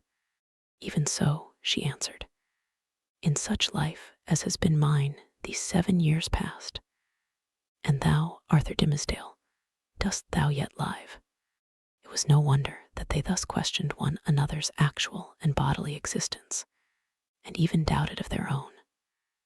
So strangely did they meet in the dim wood that it was like the first encounter in the world beyond the grave of two spirits who had been intimately connected in their former life, but now stood coldly shuddering in mutual dread, as not yet familiar with their state, nor wonted to the companionship of disembodied beings. Each a ghost, and awe-stricken at the other ghost. They were awe-stricken likewise at themselves, because the crisis flung back to them their consciousness, and revealed to each heart its history and experience, as life never does, except at such breathless epochs. The soul beheld its features in the mirror of the passing moment. It was with fear and tremulously, and as it were, by a slow, reluctant necessity, that Arthur Dimmesdale put forth his hand, chill as death, and touched the chill hand of Hester Prynne. The grasp, cold as it was, took away what was dreariest in the interview.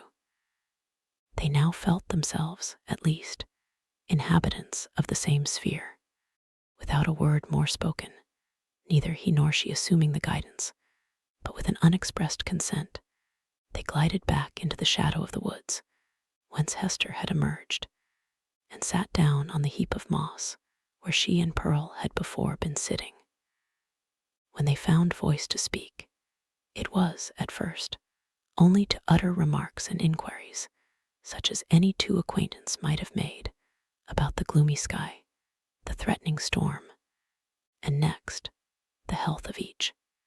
Thus they went onward, not boldly, but step by step, into the themes that were brooding deepest in their hearts.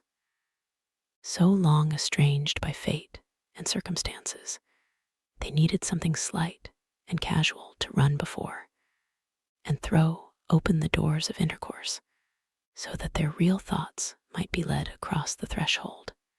After a while, the minister fixed his eyes on Hester Prynne's. "Hester," said he, "hast thou found peace?" She smiled drearily, looking down upon her bosom. "Hast thou?" she asked. "None, nothing but despair," he answered. "What else could I look for, being what I am, and leading such a life as mine? Were I an atheist, a man devoid of conscience, a wretch with coarse and brutal instincts, I might have found peace long ere now. Nay, I never should have lost it. But as matters stand with my soul, whatever of good capacity there originally was in me, all of God's gifts that were the choicest have become the ministers of spiritual torment. Hester, I am most miserable." "The people reverence thee," said Hester, "and surely thou workest good among them. Doth this bring thee no comfort?" "More misery, Hester, only the more misery," answered the clergyman with a bitter smile. "As concerns the good which I may appear to do, I have no faith in it. It must needs be a delusion. What can a ruined soul like mine effect towards the redemption of other souls, or a polluted soul towards their purification? And as for the people's reverence, would that it were turned to scorn and hatred.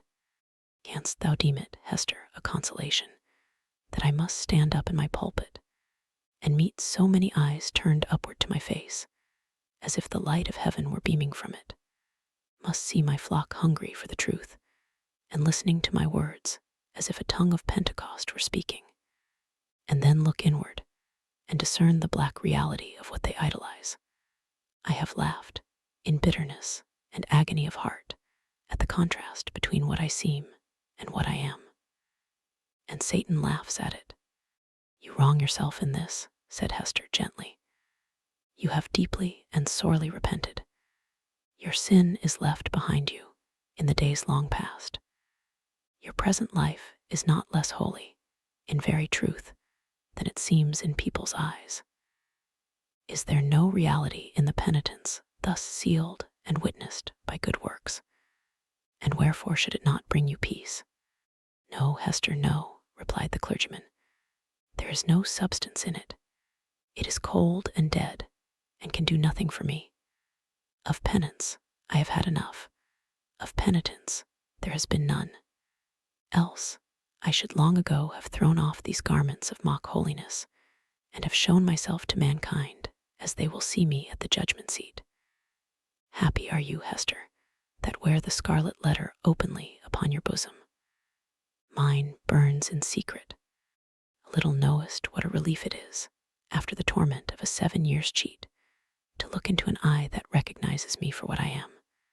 Had I one friend, or were it my worst enemy, to whom, when sickened with the praises of all other men, I could daily betake myself, and be known as the vilest of all sinners, methinks my soul might keep itself alive thereby.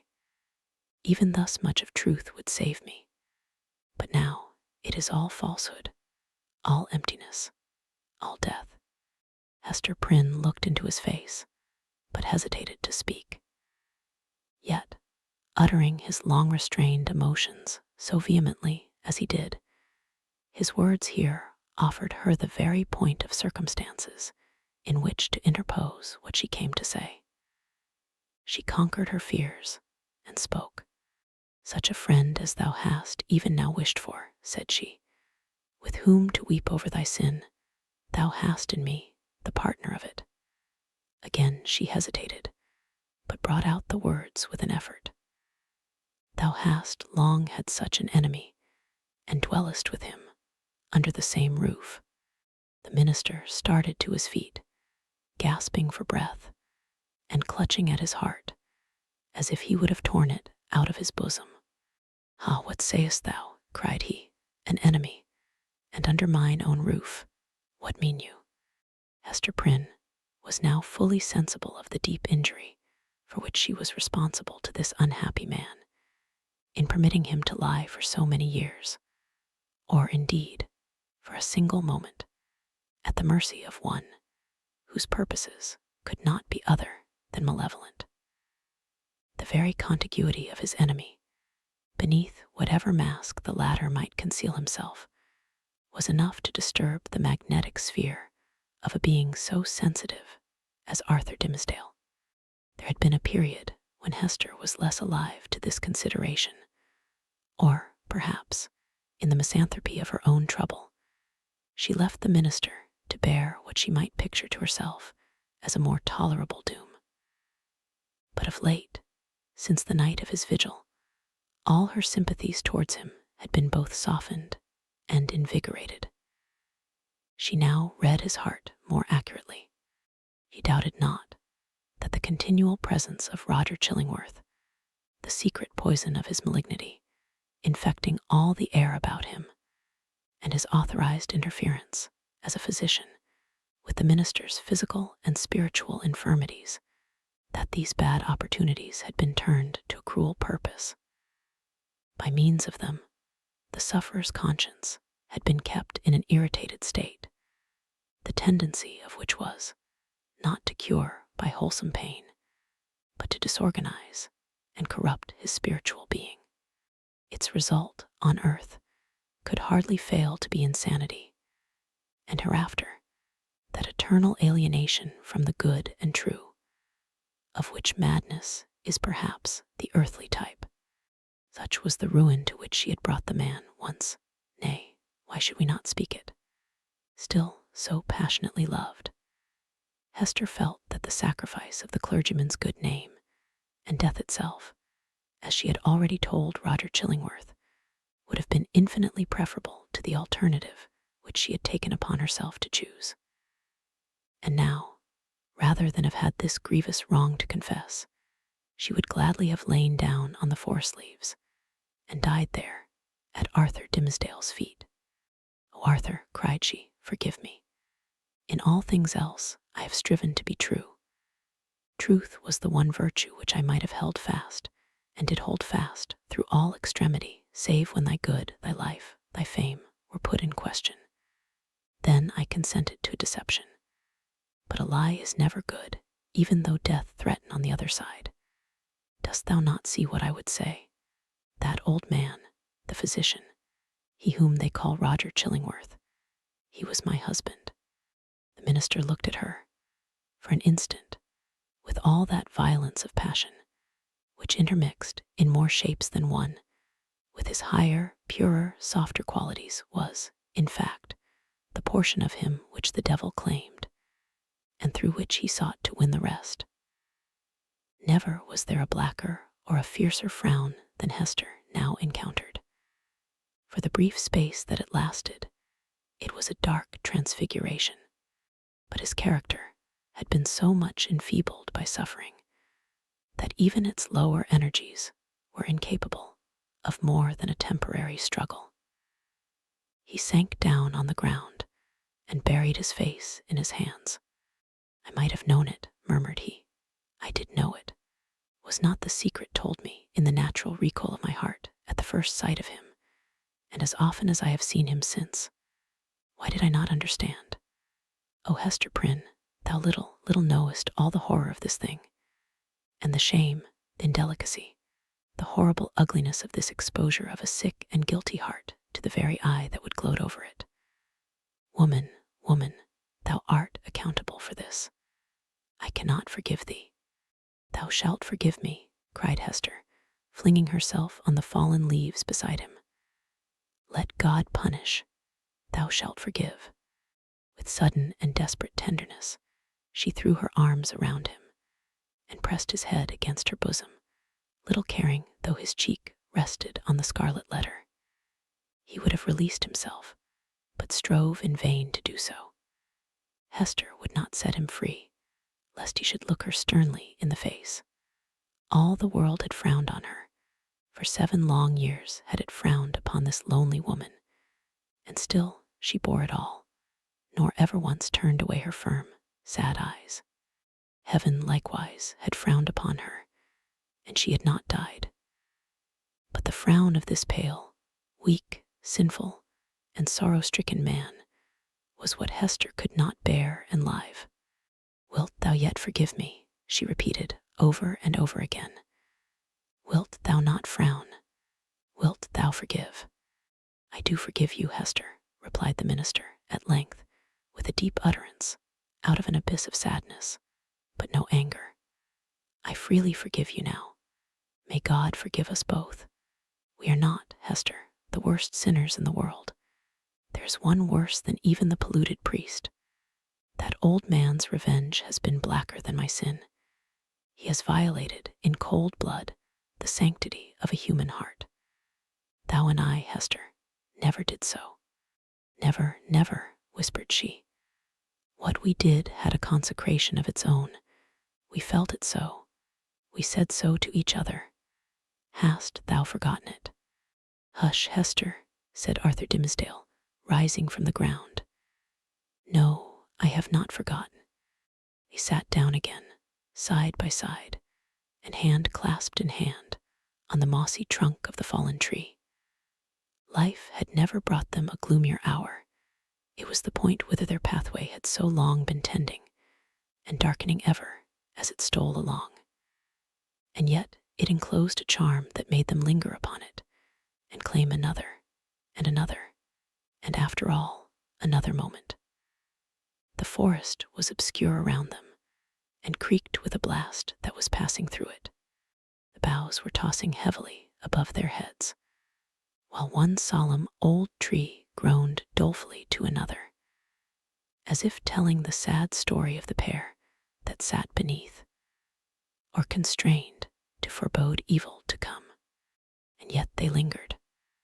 How dreary looked the forest track that led backward to the settlement, where Hester Prynne must take up again the burden of her ignominy, and the minister the hollow mockery of his good name.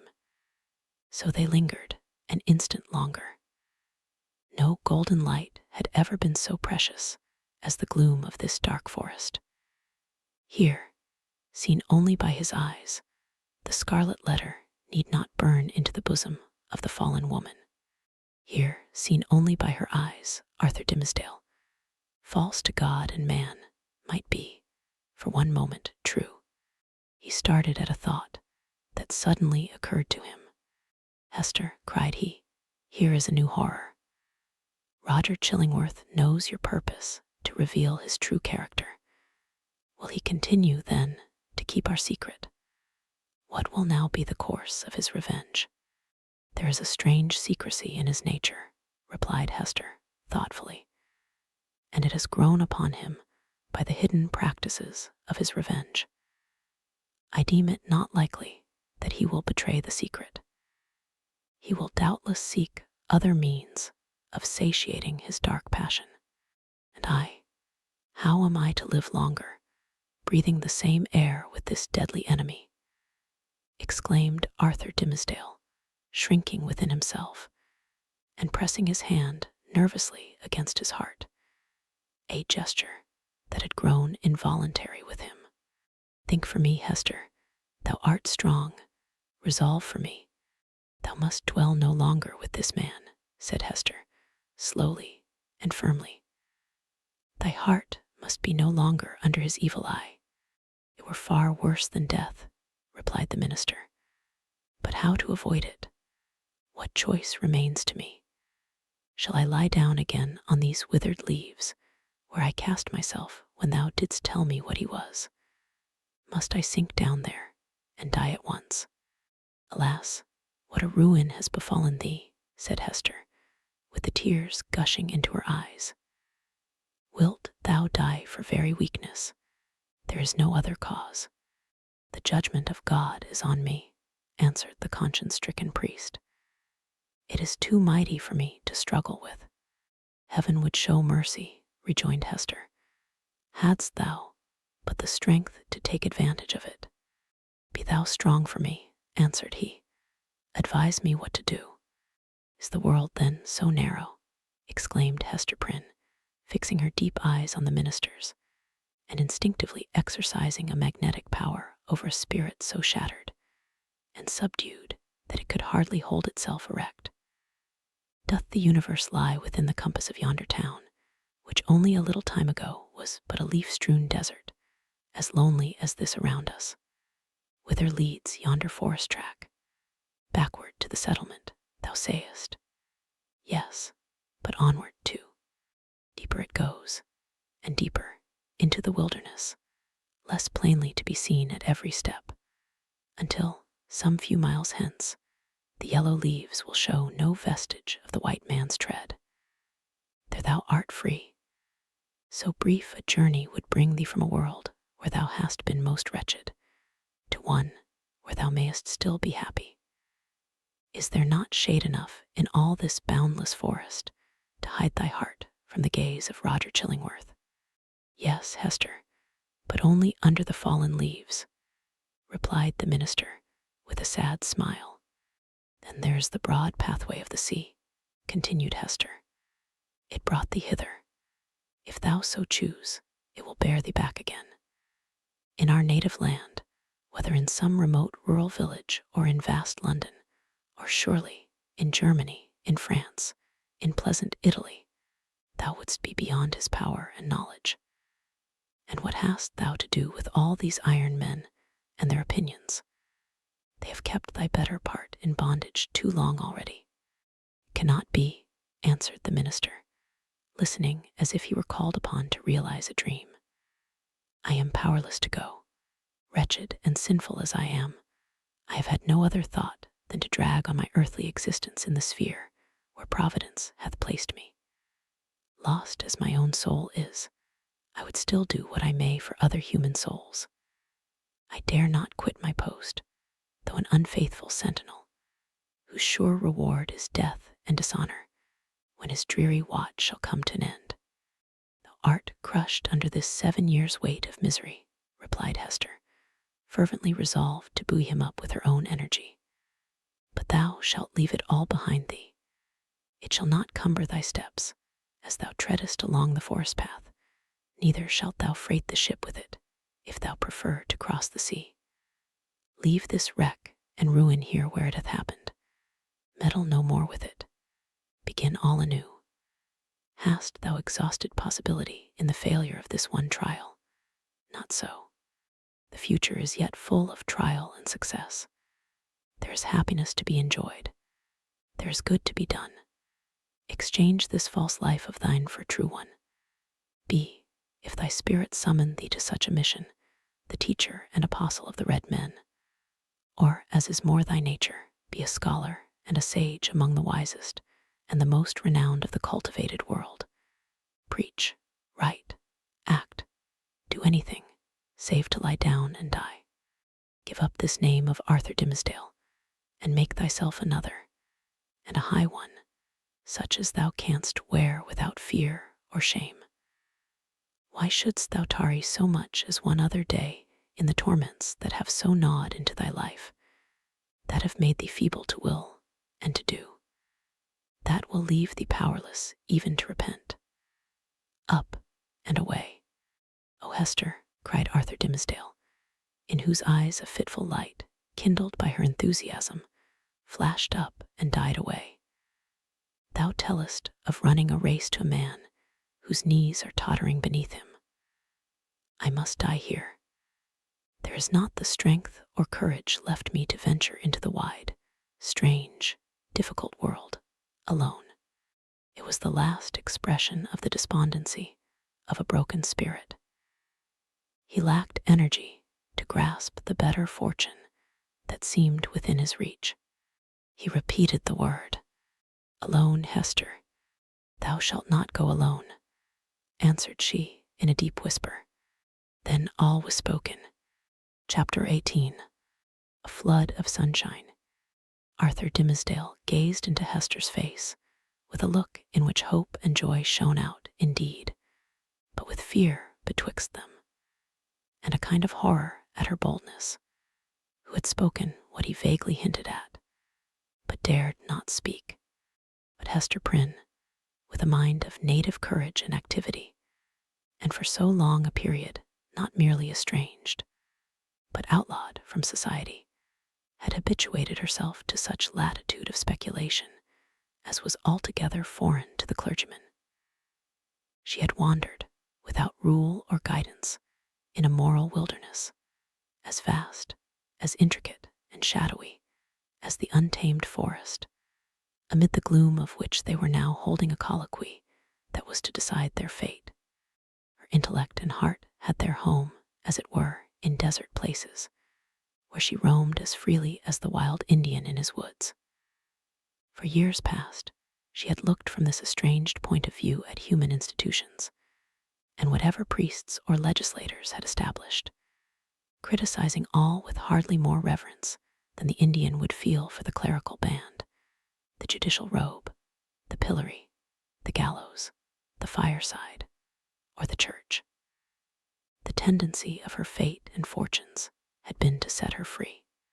The Scarlet Letter was her passport into regions where other women dared not tread. Shame, despair, solitude, these had been her teachers, stern and wild ones, and they had made her strong, but taught her much amiss.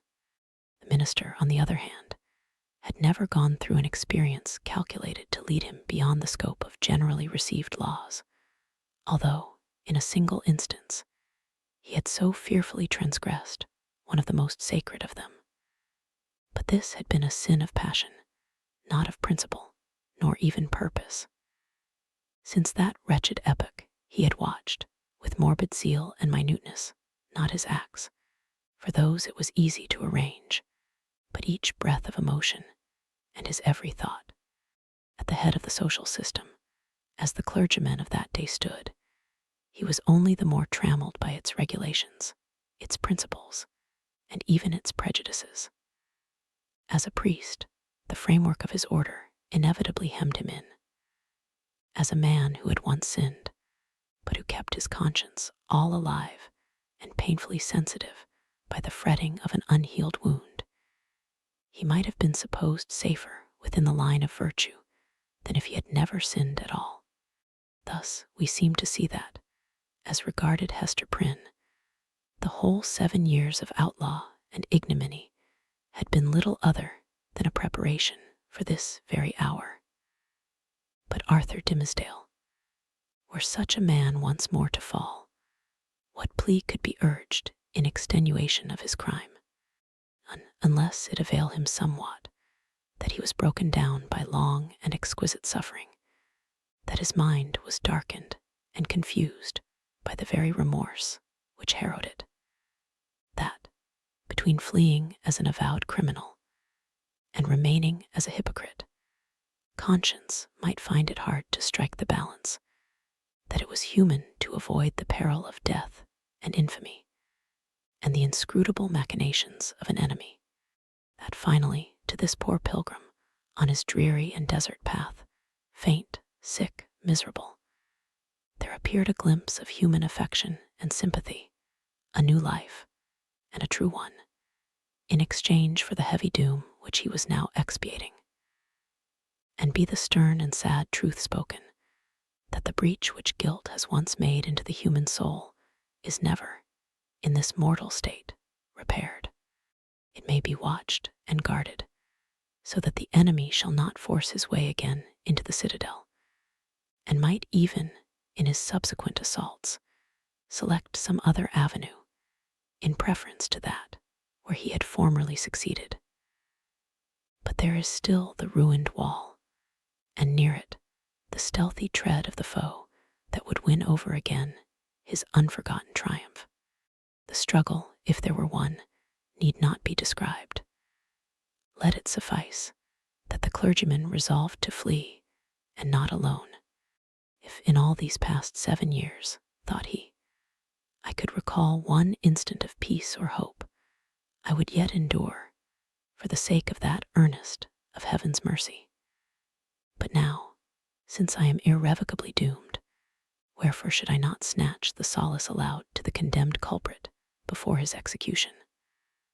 Or, if this be the path to a better life, as Hester would persuade me, I surely give up no fairer prospect by pursuing it. Neither can I any longer live without her companionship. So powerful is she to sustain, so tender to soothe. O thou to whom I dare not lift mine eyes, wilt thou yet pardon me? Thou wilt go, said Hester calmly, as he met her glance. Decision once made, a glow of strange enjoyment threw its flickering brightness over the trouble of his breast.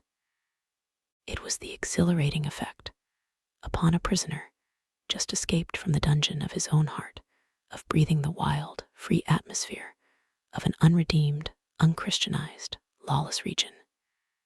His spirit rose, as it were, with a bound, and attained a nearer prospect of the sky than throughout all the misery which had kept him groveling on the earth. Of a deeply religious temperament, there was inevitably a tinge of the devotional in his mood. Do I feel joy again? Cried he, wondering at himself. Methought the germ of it was dead in me. O Hester, thou art my better angel. I seem to have flung myself, sick, sin-stained, and sorrow-blackened, down upon these forest leaves, and to have risen up all made anew, and with new powers to glorify him that hath been merciful. This is already the better life. Why did we not find it sooner? Let us not look back, answered Hester Prynne. The past is gone. Wherefore should we linger upon it now? See, with this symbol I undo it all, and make it as it had never been. So speaking, she undid the clasp that fastened the scarlet letter, and taking it from her bosom, threw it to a distance among the withered leaves. The mystic token alighted on the hither verge of the stream.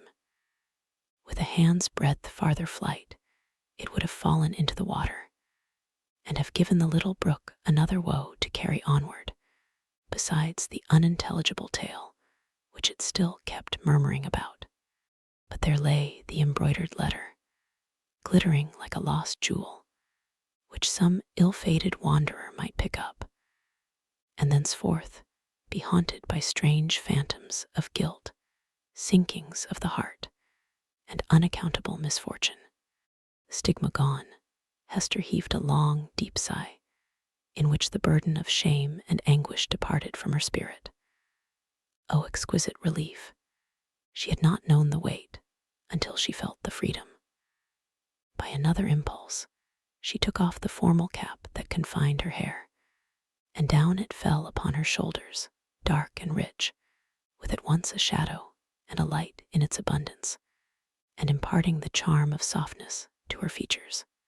There played around her mouth and beamed out of her eyes a radiant and tender smile that seemed gushing from the very heart of womanhood.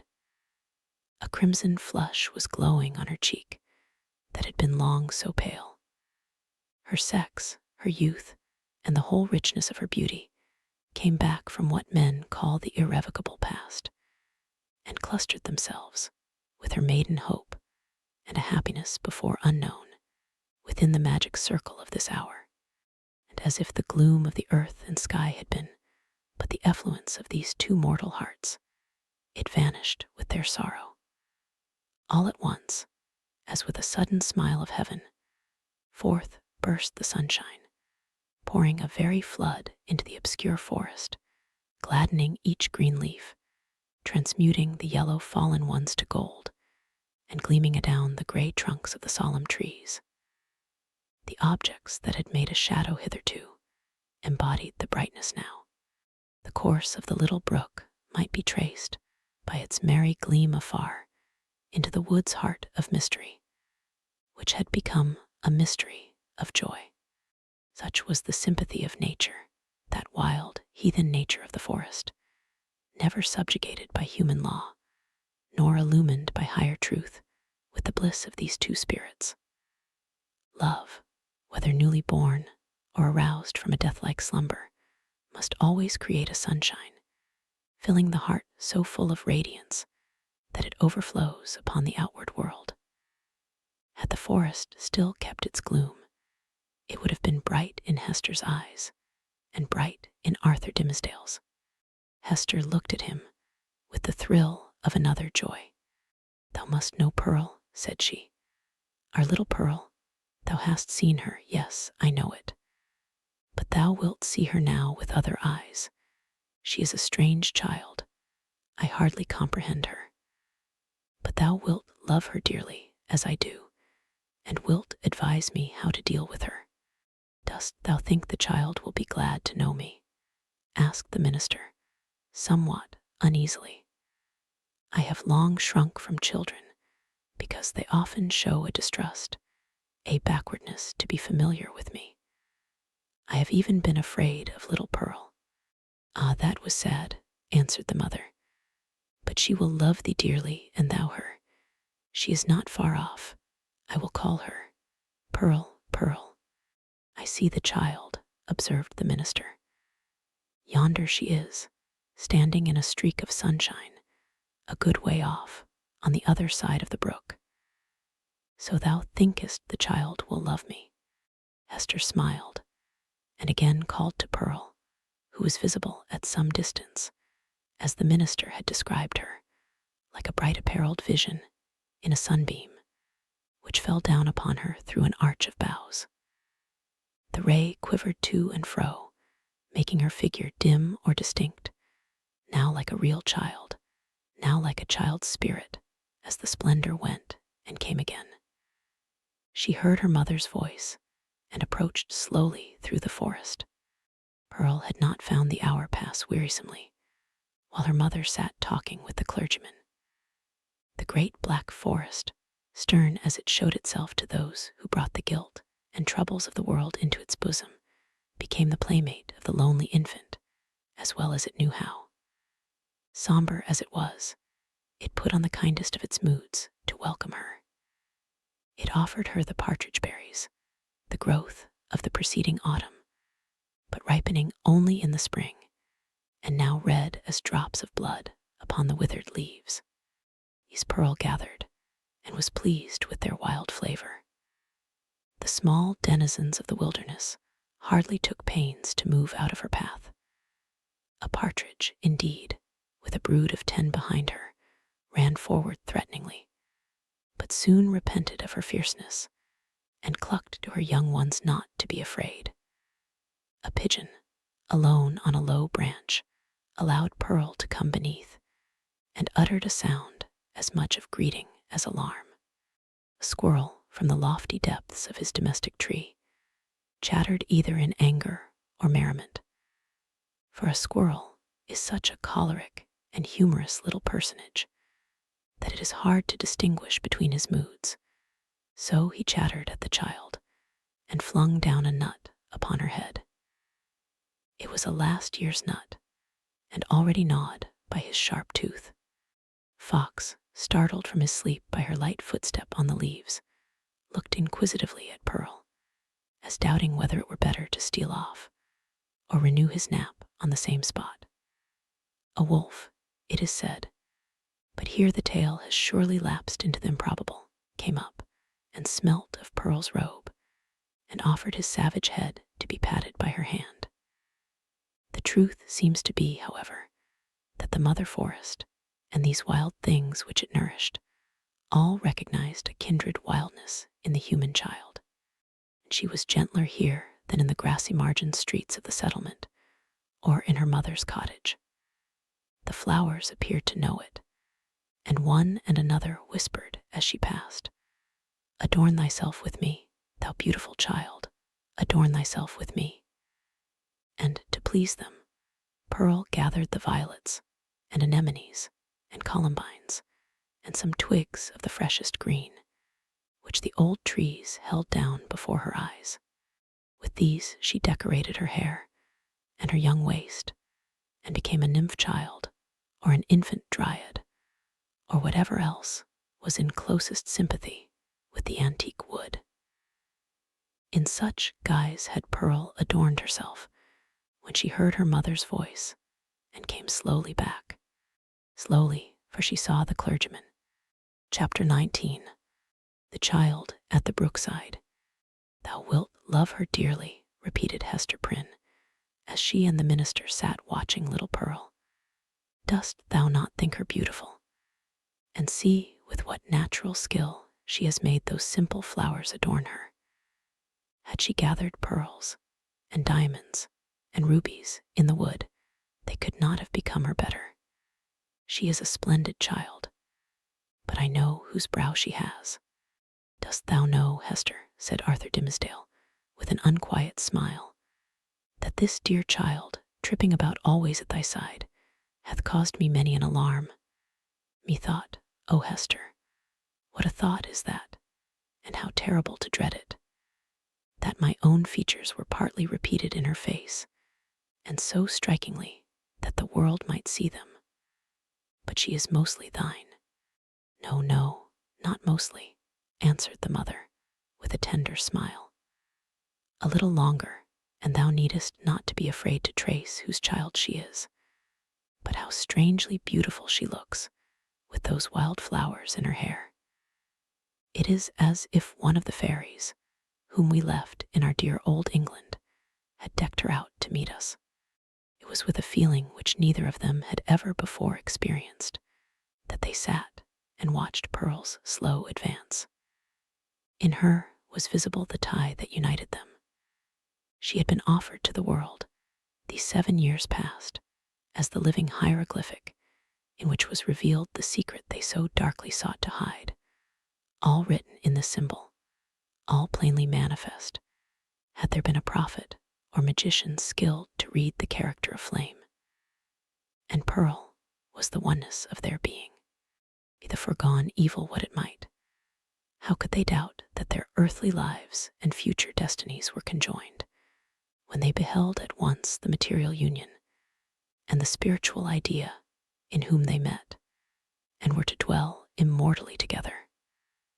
Thoughts like these, and perhaps other thoughts, which they did not acknowledge or define, threw an awe about the child as she came onward.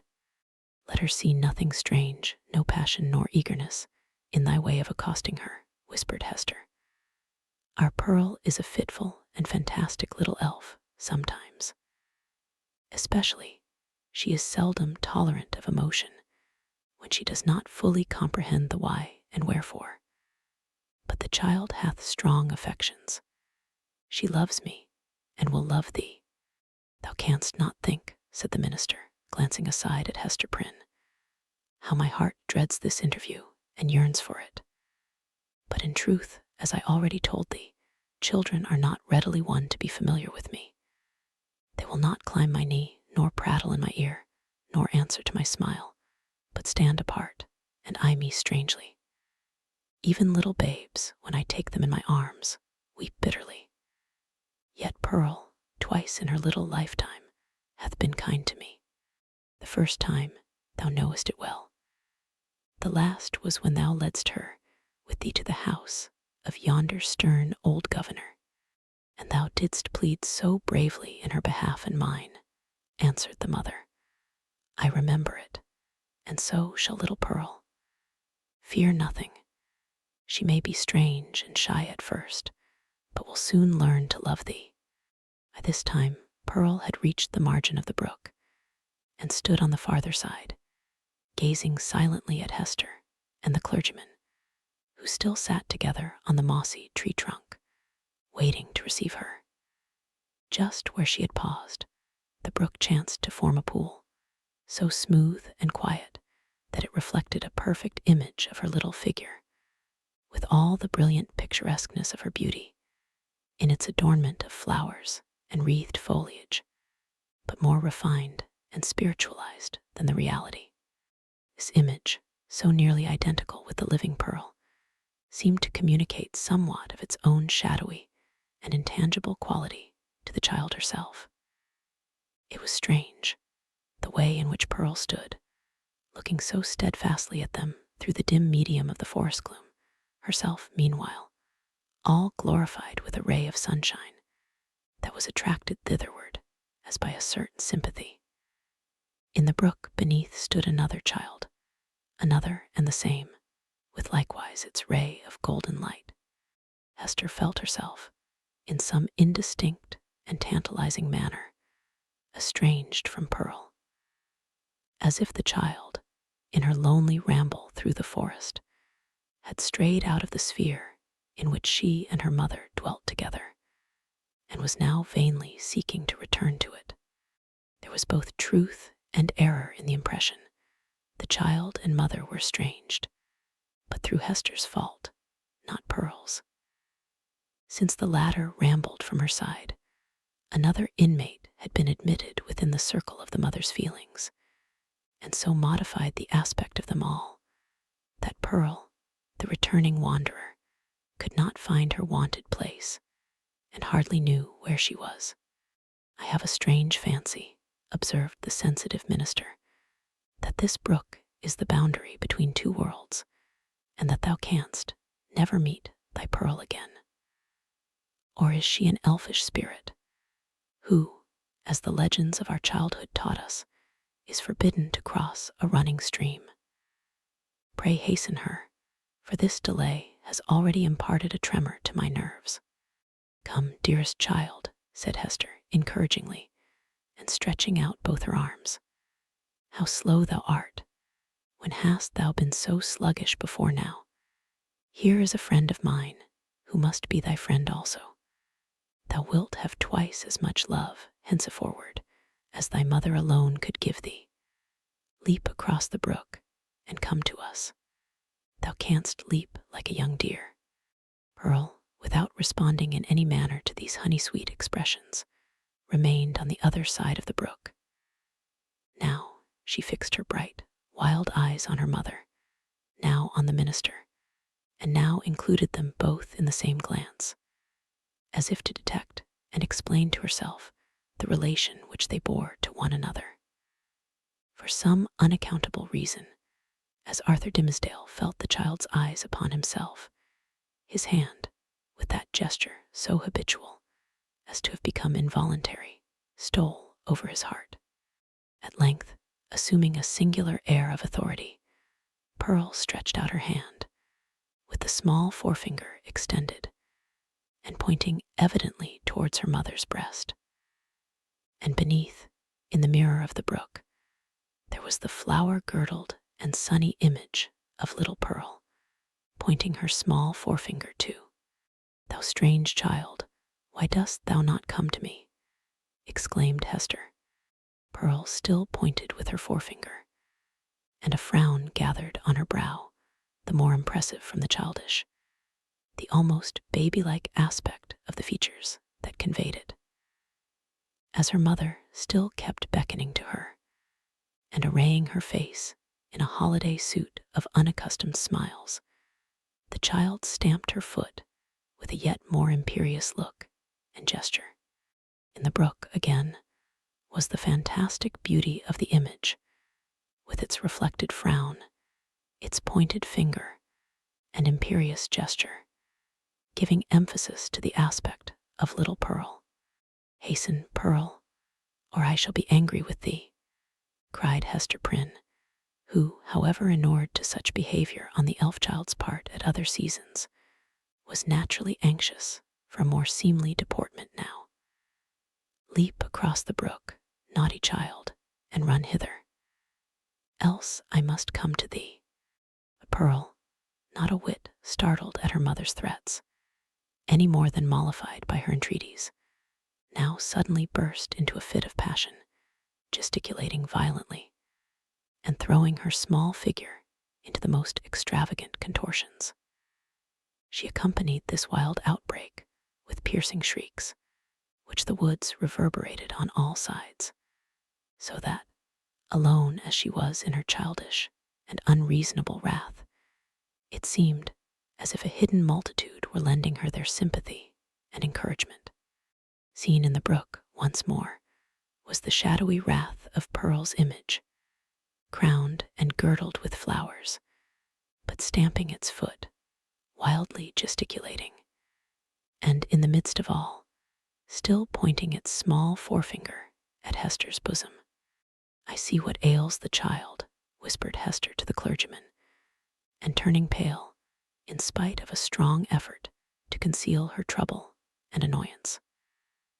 Children will not abide the slightest, change in the accustomed aspect of things that are daily before their eyes. Pearl misses something which she has always seen me wear.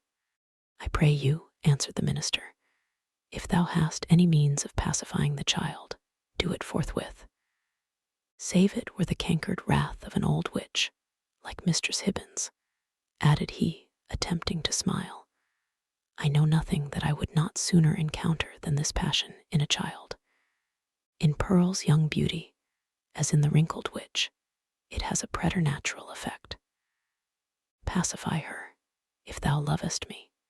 Hester turned again towards Pearl, with a crimson blush upon her cheek, a conscious glance aside at the clergyman, and then a heavy sigh, while, even before she had time to speak, the blush yielded to a deadly pallor. "Pearl," said she sadly, "look down at thy feet, there, before thee, on the hither side of the brook." The child turned her eyes to the point indicated, and there lay the Scarlet Letter, so close upon the margin of the stream that the gold embroidery was reflected in it. "Bring it hither," said Hester. "Come thou and take it up," answered Pearl. "Was ever such a child?" observed Hester, aside to the minister. "Oh, I have much to tell thee about her, but in very truth she is right as regards this hateful token. I must bear its torture yet a little longer, only a few days longer, until we shall have left this region and look back hither as to a land which we have dreamed of. The forest cannot hide it. The mid-ocean shall take it from my hand and swallow it up forever." With these words, she advanced to the margin of the brook, took up the Scarlet Letter, and fastened it again into her bosom. Hopefully, but a moment ago, as Hester had spoken of drowning it in the deep sea, there was a sense of inevitable doom upon her, as she thus received back this deadly symbol from the hand of fate. She had flung it into infinite space. She had drawn an hour's free breath, and here again was the scarlet misery glittering on the old spot. So it ever is, whether thus typified or no, that an evil deed invests itself with the character of doom. Hester next gathered up the heavy tresses of her hair and confined them beneath her cap. As if there were a withering spell in the sad letter, her beauty, the warmth and richness of her womanhood, departed like fading sunshine, and a gray shadow seemed to fall across her. When the dreary change was wrought, she extended her hand to Pearl. "Dost thou know thy mother now, child?" asked she reproachfully, but with a subdued tone. "Wilt thou come across the brook and own thy mother, now that she has her shame upon her, now that she is sad?" "Yes, now I will," answered the child, bounding across the brook and clasping Hester in her arms. "Now thou art my mother indeed, and I am thy little Pearl." In a mood of tenderness that was not usual with her, she drew down her mother's head and kissed her brow and both her cheeks. But then, by a kind of necessity that always impelled this child to alloy whatever comfort she might chance to give with a throb of anguish, Pearl put up her mouth and kissed the scarlet letter too. "That was not kind," said Hester. "When thou hast shown me a little love, thou mockest me." "Why doth the minister sit yonder?" asked Pearl. "He waits to welcome thee," replied her mother. "Come thou and entreat his blessing. He loves thee, my little Pearl, and loves thy mother too. Wilt thou not love him? Come, he longs to greet thee." "Doth he love us?" said Pearl, looking up with acute intelligence into her mother's face. "Will he go back with us, hand in hand, we three together, into the town?" "Not now, dear child," answered Hester. "But in days to come, he will walk hand in hand with us. We will have a home and fireside of our own, and thou shalt sit upon his knee, and he will teach thee many things, and love thee dearly." "Thou wilt love him, wilt thou not? And will he always keep his hand over his heart?" inquired Pearl. "Foolish child, what a question is that?" exclaimed her mother. "Come and ask his blessing." But whether influenced by the jealousy that seems instinctive with every petted child towards a dangerous rival, or from whatever caprice of her freakish nature, Pearl would show no favor to the clergyman. It was only by an exertion of force that her mother brought her up to him, hanging back and manifesting her reluctance by odd grimaces, of which, ever since her babyhood, she had possessed a singular variety, and could transform her mobile physiognomy into a series of different aspects, with a new mischief in them, each and all.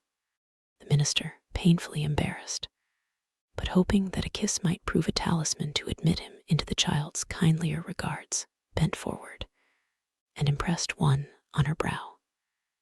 Hereupon, Pearl broke away from her mother, and running to the brook, stooped over it and bathed her forehead until the unwelcome kiss was quite washed off and diffused through a long lapse of the gliding water. She then remained apart, silently watching Hester and the clergyman while they talked together and made such arrangements as were suggested by their new position and the purposes soon to be fulfilled. Now this fateful interview had come to close. The dell was to be left a solitude among its dark, old trees, which, with their multitudinous tongues, would whisper long of what had passed there, and no mortal be the wiser. And the melancholy brook would add this other tale to the mystery with which its little heart was already overburdened, and whereof it still kept up a murmuring babble, with not a whit more cheerfulness of tone than for ages heretofore. Chapter 20. The Minister in a Maze. As the minister departed, in advance of Hester Prynne and little Pearl, he threw a backward glance, half expecting that he should discover only some faintly traced features or outline of the mother and the child, slowly fading into the twilight of the woods. So great a vicissitude in his life could not at once be received as real. But there was Hester, clad in her gray robe, still standing beside the tree trunk, which some blast had overthrown a long antiquity ago, and which time had ever since been covering with moss, so that these two faded ones, with earth's heaviest burden on them, might there sit down together and find a single hour's rest and solace. And there was Pearl, too, lightly dancing from the margin of the brook, now that the intrusive third person was gone, and taking her old place by her mother's side. So the minister had not fallen asleep and dreamed. In order to free his mind from this indistinctness and duplicity of impression, which vexed it with a strange disquietude, he recalled and more thoroughly defined the plans which Hester and himself had sketched for their departure. It had been determined between them that the old world, with its crowds and cities, offered them a more eligible shelter and concealment than the wilds of New England, or all America, with its alternatives of an Indian wigwam, or the few settlements of Europeans scattered thinly along the seaboard, not to speak of the clergyman's health, so inadequate to sustain the hardships of a forest life. His native gifts, his culture, and his entire development would secure him a home only in the midst of civilization and refinement. The higher the state, the more delicately adapted to it the man. In furtherance of this choice, it so happened that a ship lay in the harbor, one of those questionable cruisers, frequent at that day, which, without being absolutely outlaws of the deep, yet roamed over its surface with a remarkable irresponsibility of character. This vessel had recently arrived from the Spanish Main, and within 3 days' time would sail for Bristol. Hester Prynne, whose vocation, as a self-enlisted sister of charity, had brought her acquainted with the captain and crew, could take upon herself to secure the passage of 2 individuals and a child, with all the secrecy which circumstances rendered more than desirable. The minister had inquired of Hester, with no little interest, the precise time at which the vessel might be expected to depart. It would probably be on the 4th day from the present. That is most fortunate, he had then said to himself. Now, why the Reverend Mr. Dimmesdale considered it so very fortunate, we hesitate to reveal. Nevertheless, to hold nothing back from the reader, it was because, on the 3rd day from the present, he was to preach the election sermon, and as such an occasion formed an honorable epoch in the life of a New England clergyman, he could not have chanced upon a more suitable mode and time of terminating his professional career.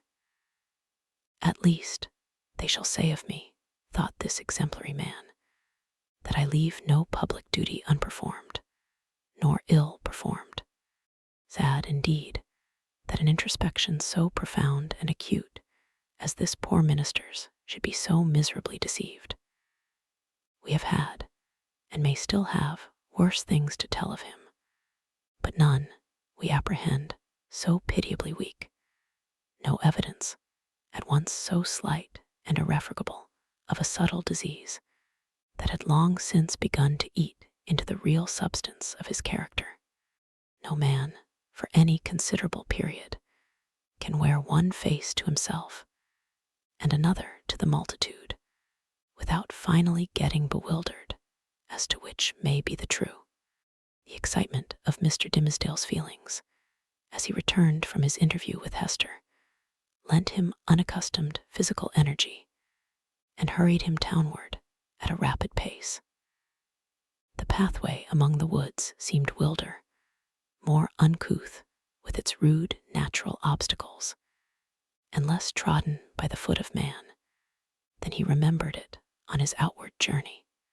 But he leaped across the plashy places, thrust himself through the clinging underbrush, climbed the ascent, plunged into the hollow, and overcame In short, all the difficulties of the track, with an unweariable activity that astonished him. He could not but recall how feebly, and with what frequent pauses for breath, he had toiled over the same ground only 2 days before. As he drew near the town, he took an impression of change from the series of familiar objects that presented themselves. It seemed not yesterday, not 1 nor 2, but many days, or even years ago, since he had quitted them. There indeed was each former trace of the street, as he remembered it, and all the peculiarities of the houses, with the due multitude of gable peaks, and a weathercock at every point where his memory suggested one. Not the less, however, came this importunately obtrusive sense of change. Same was true as regarded the acquaintances whom he met, and all the well-known shapes of human life about the little town. They looked neither older nor younger now. The beards of the aged were no whiter, nor could the creeping babe of yesterday walk on his feet today. It was impossible to describe in what respect they differed from the individuals on whom he had so recently bestowed a parting glance. And yet, the minister's deepest sense seemed to inform him of their mutability. A similar impression struck him most remarkably as he passed under the walls of his own church. The edifice had so very strange, and yet so familiar, an aspect that Mr. Dimmesdale's mind vibrated between 2 ideas, either that he had seen it only in a dream hitherto, or that he was merely dreaming about it now. This phenomenon, in the various shapes which it assumed, indicated no external change, but so sudden and important a change in the spectator of the familiar scene, that the intervening space of a single day had operated on his consciousness like the lapse of years.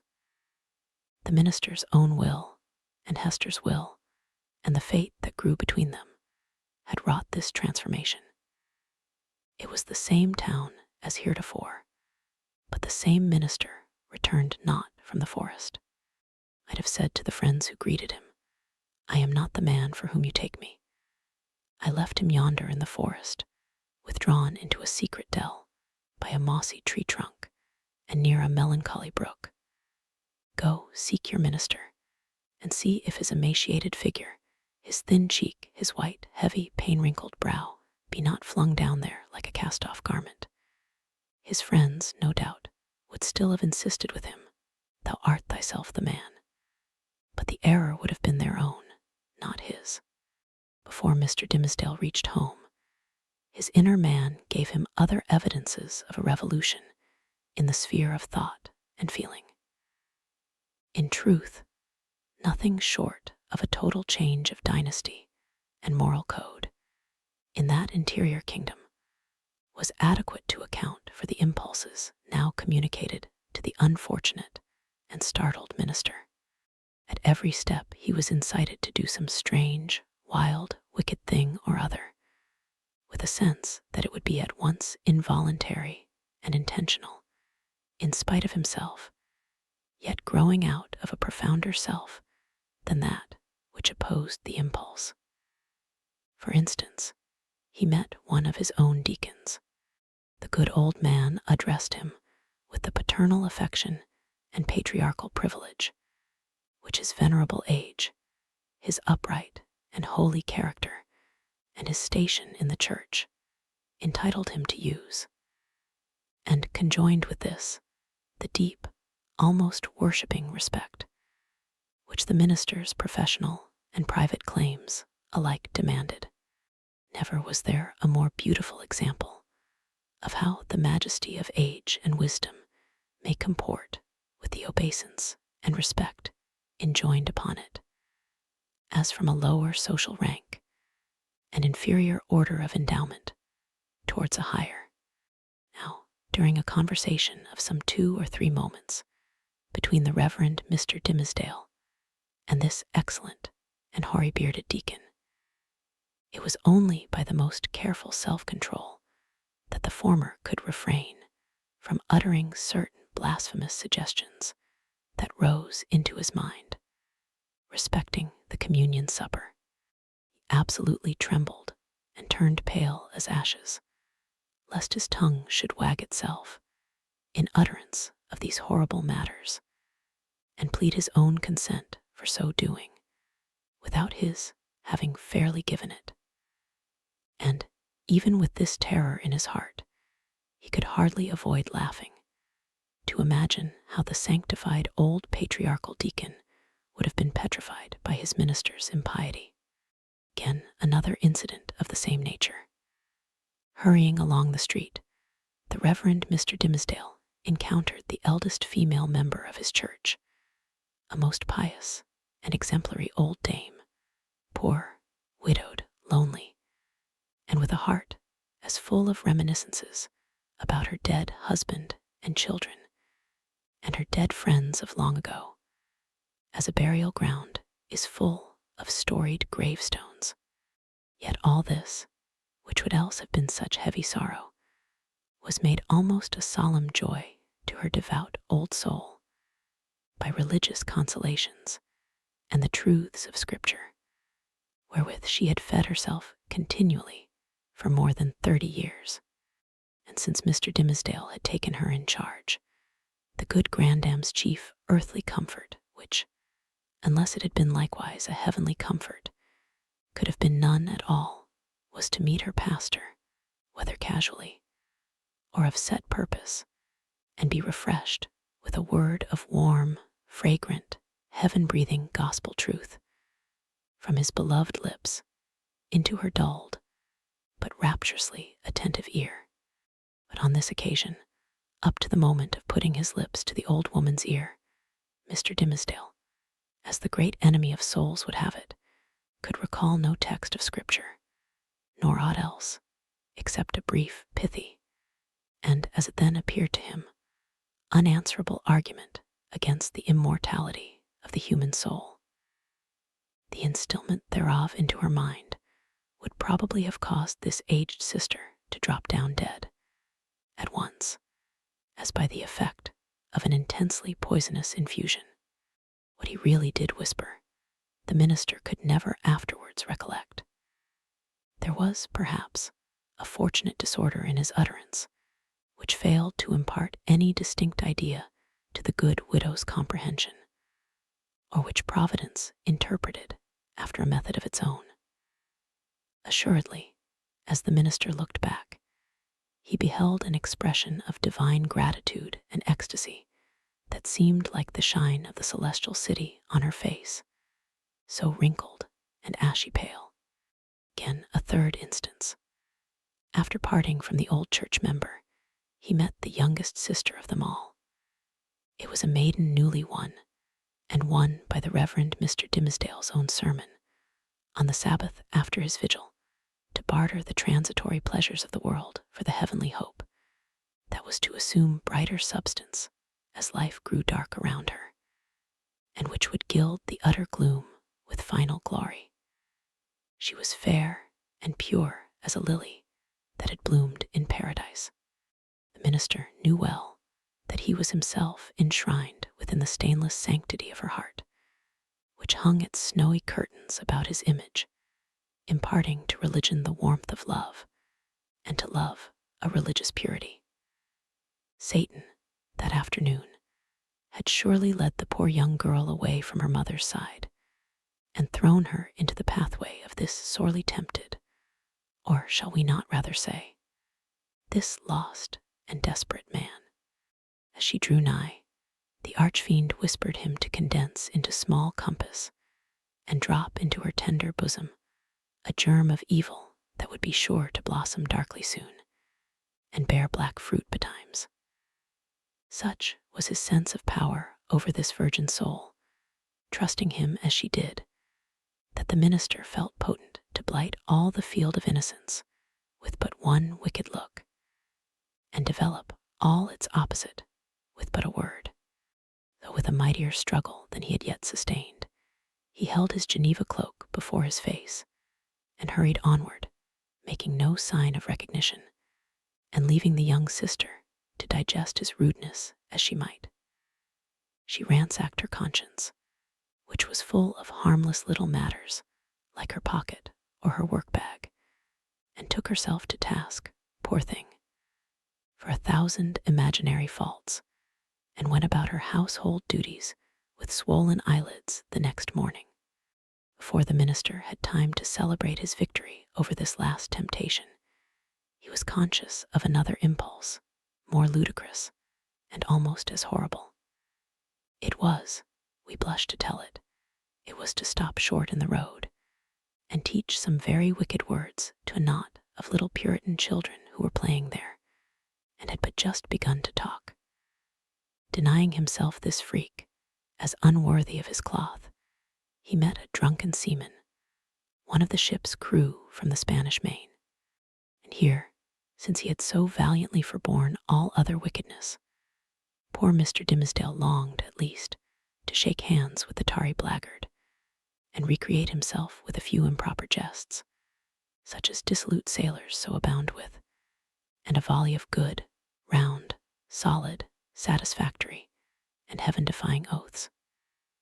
It was not so much a better principle as partly his natural good taste, and still more his buckrammed habit of clerical decorum, that carried him safely through the latter crisis. "What is it that haunts and tempts me thus?" cried the minister to himself, at length, pausing in the street and striking his hand against his forehead. "Am I mad, or am I given over utterly to the fiend? Did I make a contract with him in the forest and sign it with my blood? And does he now summon me to its fulfillment by suggesting the performance of every wickedness which his most foul imagination can conceive?" At the moment when the Reverend Mr. Dimmesdale thus communed with himself and struck his forehead with his hand, old Mistress Hibbins, the reputed witch lady, is said to have been passing by.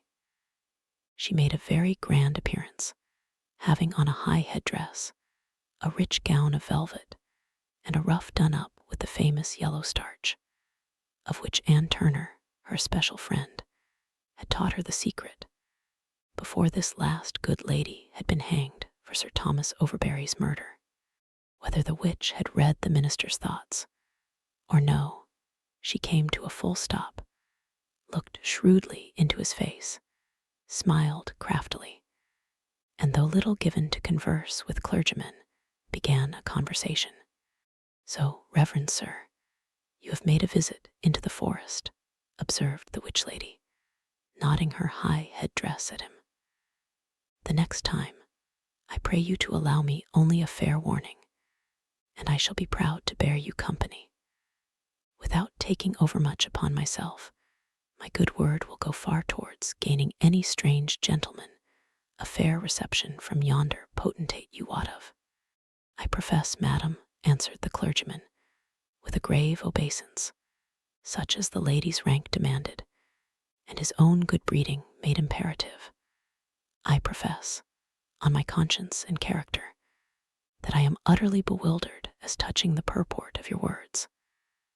I went not into the forest to seek a potentate, neither do I, at any future time, design a visit thither, with a view to gaining the favor of such a personage. My one sufficient object was to greet that pious friend of mine, the Apostle Eliot, and rejoice with him over the many precious souls he hath won from heathendom." "Ha, ha, ha," cackled the old witch lady, still nodding her high head-dress at the minister. "Well, well, we must needs talk thus in the daytime. You carry it off like an old hand, but at midnight, and in the forest, we shall have other talk together." She passed on with her aged stateliness, but often turning back her head and smiling at him, like one willing to recognize a secret intimacy of connection. "Have I then sold myself," thought the minister, "to the fiend whom, if men say true, this yellow-starched and velveted old hag has chosen for her prince and master? Wretched minister, he had made a bargain very like it. tempted by a dream of happiness, he had yielded himself with deliberate choice, as he had never done before, to what he knew was deadly sin. And the infectious poison of that sin had been thus rapidly diffused throughout his moral system. It had stupefied all blessed impulses and awakened into vivid life the whole brotherhood of bad ones. Scorn, bitterness, unprovoked malignity, gratuitous desire of ill, ridicule of whatever was good and holy, all awoke to tempt, even while they frightened him. And his encounter with old Mistress Hibbins, if it were a real incident, did but show his sympathy and fellowship with wicked mortals and the world of perverted spirits. He had by this time reached his dwelling on the edge of the burial ground, and hastening up the stairs, took refuge in his study.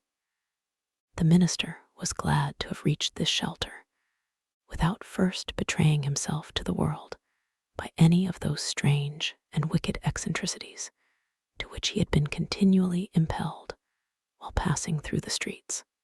He entered the accustomed room and looked around him on its books, its windows, its fireplace, and the tapestried comfort of the walls, with the same perception of strangeness that had haunted him throughout his walk from the forestdell into the town and thitherward. Here he had studied and written, here gone through fast and vigil, and come forth half alive here, striven to pray here, borne 100,000 agonies.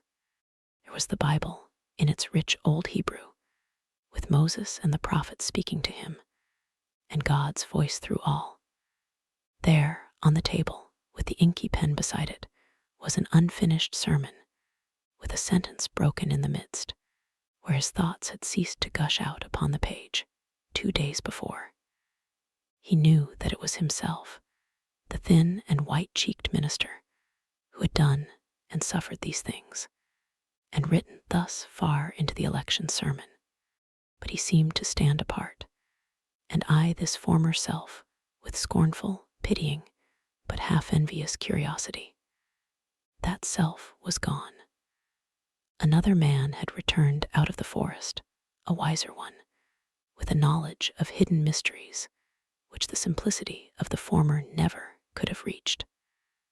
A bitter kind of knowledge that, while occupied with these reflections, a knock came at the door of the study, and the minister said, "Come in," not wholly devoid of an idea that he might behold an evil spirit. And so he did. It was old Roger Chillingworth that entered. The minister stood, white and speechless, with one hand on the Hebrew scriptures, and the other spread upon his breast. "Welcome home, reverend sir," said the physician. "And how found you that godly man, the Apostle Eliot?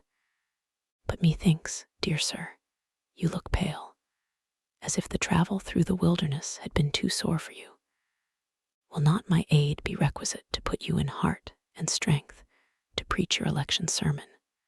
"Nay, I think not so," rejoined the Reverend Mr. Dimmesdale. "My journey, and the sight of the holy apostle yonder, and the free air which I have breathed, have done me good, after so long confinement in my study. I think to need no more of your drugs, my kind physician, good though they be, and administered by a friendly hand." All this time, Roger Chillingworth was looking at the minister with the grave and intent regard of a physician towards his patient. But in spite of this outward show, the latter was almost convinced of the old man's knowledge, or at least his confident suspicion, with respect to his own interview with Hester Prynne. The physician knew then that in the minister's regard he was no longer a trusted friend, but his bitterest enemy. So much being known, it would appear natural that a part of it should be expressed.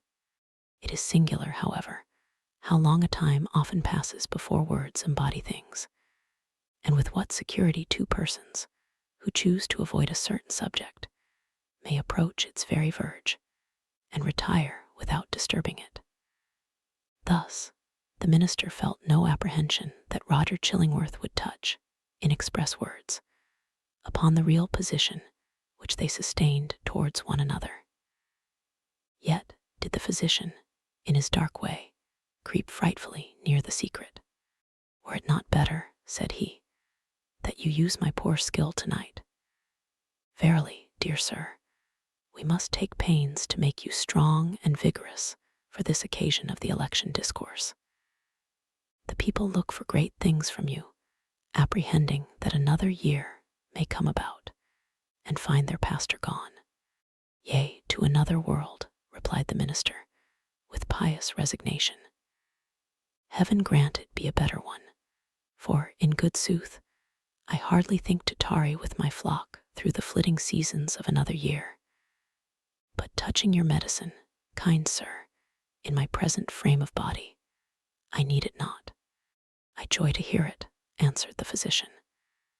"It may be that my remedies, so long administered in vain, begin now to take due effect. Happy man were I, and well deserving of New England's gratitude, could I achieve this cure. I thank you from my heart, most watchful friend," said the Reverend Mr. Dimmesdale, with a solemn smile. "I thank you, and can but requite your good deeds with my prayers." "A good man's prayers are golden recompense," rejoined old Roger Chillingworth, as he took his leave. "Yea, they are the current gold coin of the New Jerusalem, with the king's own mint mark on them." Left alone, the minister summoned a servant of the house and requested food, which, being set before him, he ate with ravenous appetite. Then, flinging the already written pages of the election sermon into the fire, he forthwith began another, which he wrote with such an impulsive flow of thought and emotion that he fancied himself inspired, and only wondered that heaven should see fit to transmit the grand and solemn music of its oracles through so foul an organ pipe as he. However, leaving that mystery to solve itself or go unsolved forever, he drove his task onward with earnest haste and ecstasy. Thus the night fled away, as if it were a winged steed, and he careering on it, morning came and peeped, blushing, through the curtains, and at last sunrise threw a golden beam into the study and laid it right across the minister's bedazzled eyes. There he was, with the pen still between his fingers, and a vast, immeasurable tract of written space behind him. Chapter 21. The New England Holiday. Betimes in the morning of the day on which the new governor was to receive his office at the hands of the people, Hester Prynne and little Pearl came into the marketplace. It was already thronged with the craftsmen and other plebeian inhabitants of the town, in considerable numbers, among whom, likewise, were many rough figures, whose attire of deerskins marked them as belonging to some of the forest settlements which surrounded the little metropolis of the colony. On this public holiday, as on all other occasions, for 7 years past, Hester was clad in a garment of coarse gray cloth. Not more by its hue than by some indescribable peculiarity in its fashion, it had the effect of making her fade personally out of sight and outline, while, again, the Scarlet Letter brought her back from this twilight indistinctness and revealed her under the moral aspect of its own illumination. Her face, so long familiar to the townspeople, showed the marble quietude which they were accustomed to behold there.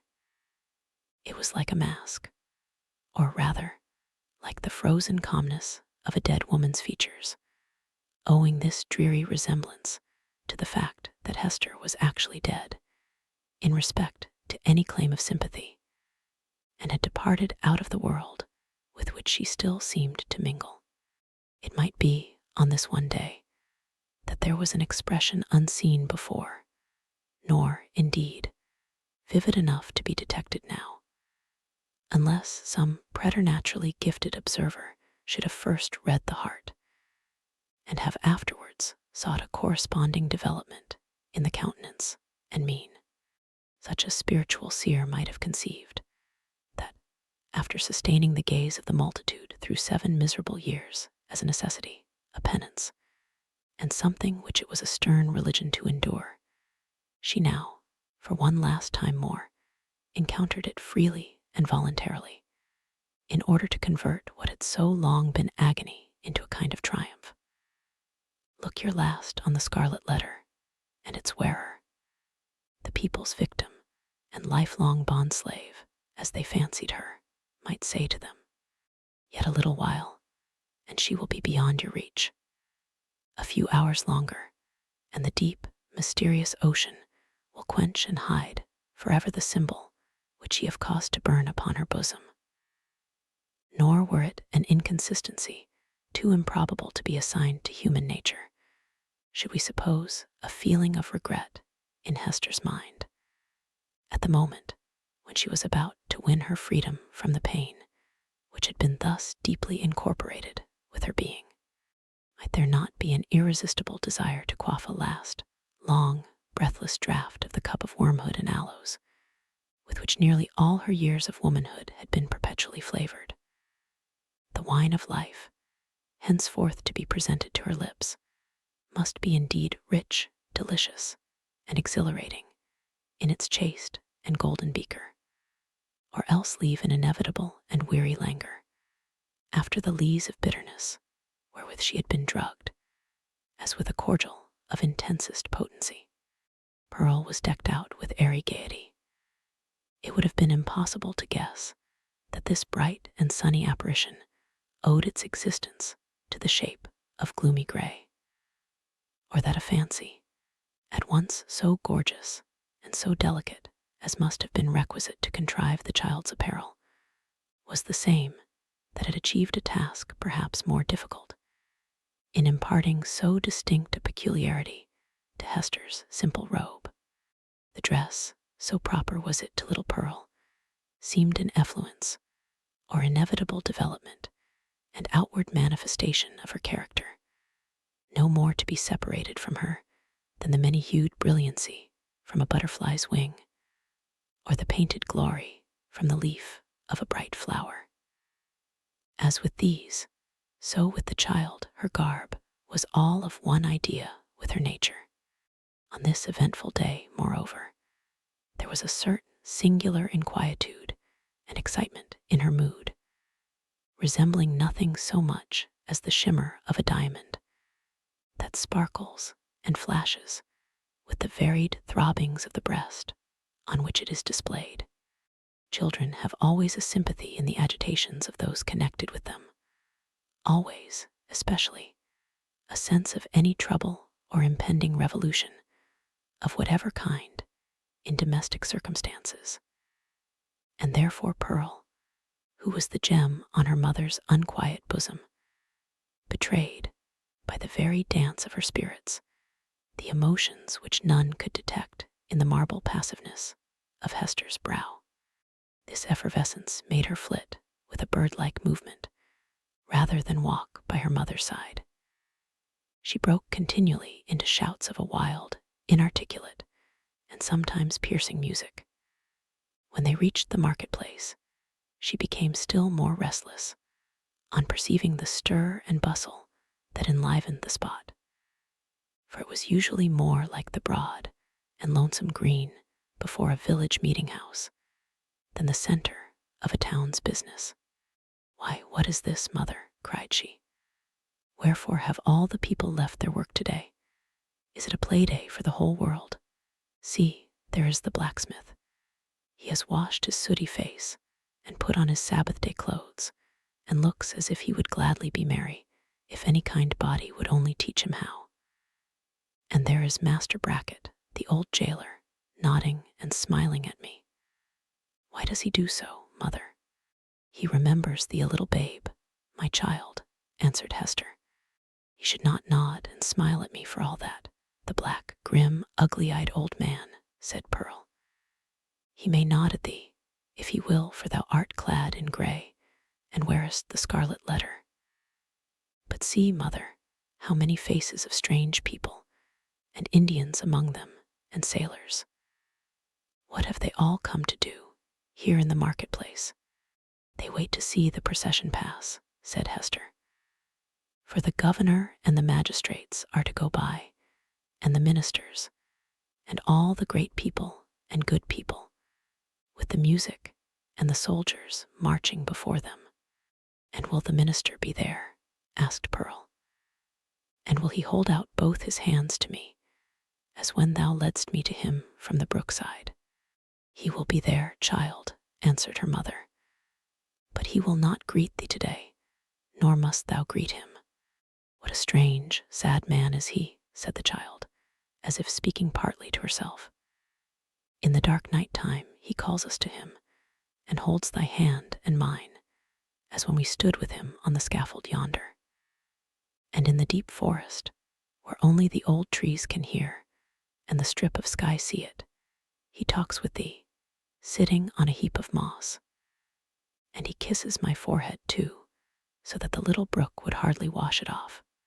But here in the sunny day, and among all the people, he knows us not, nor must we know him.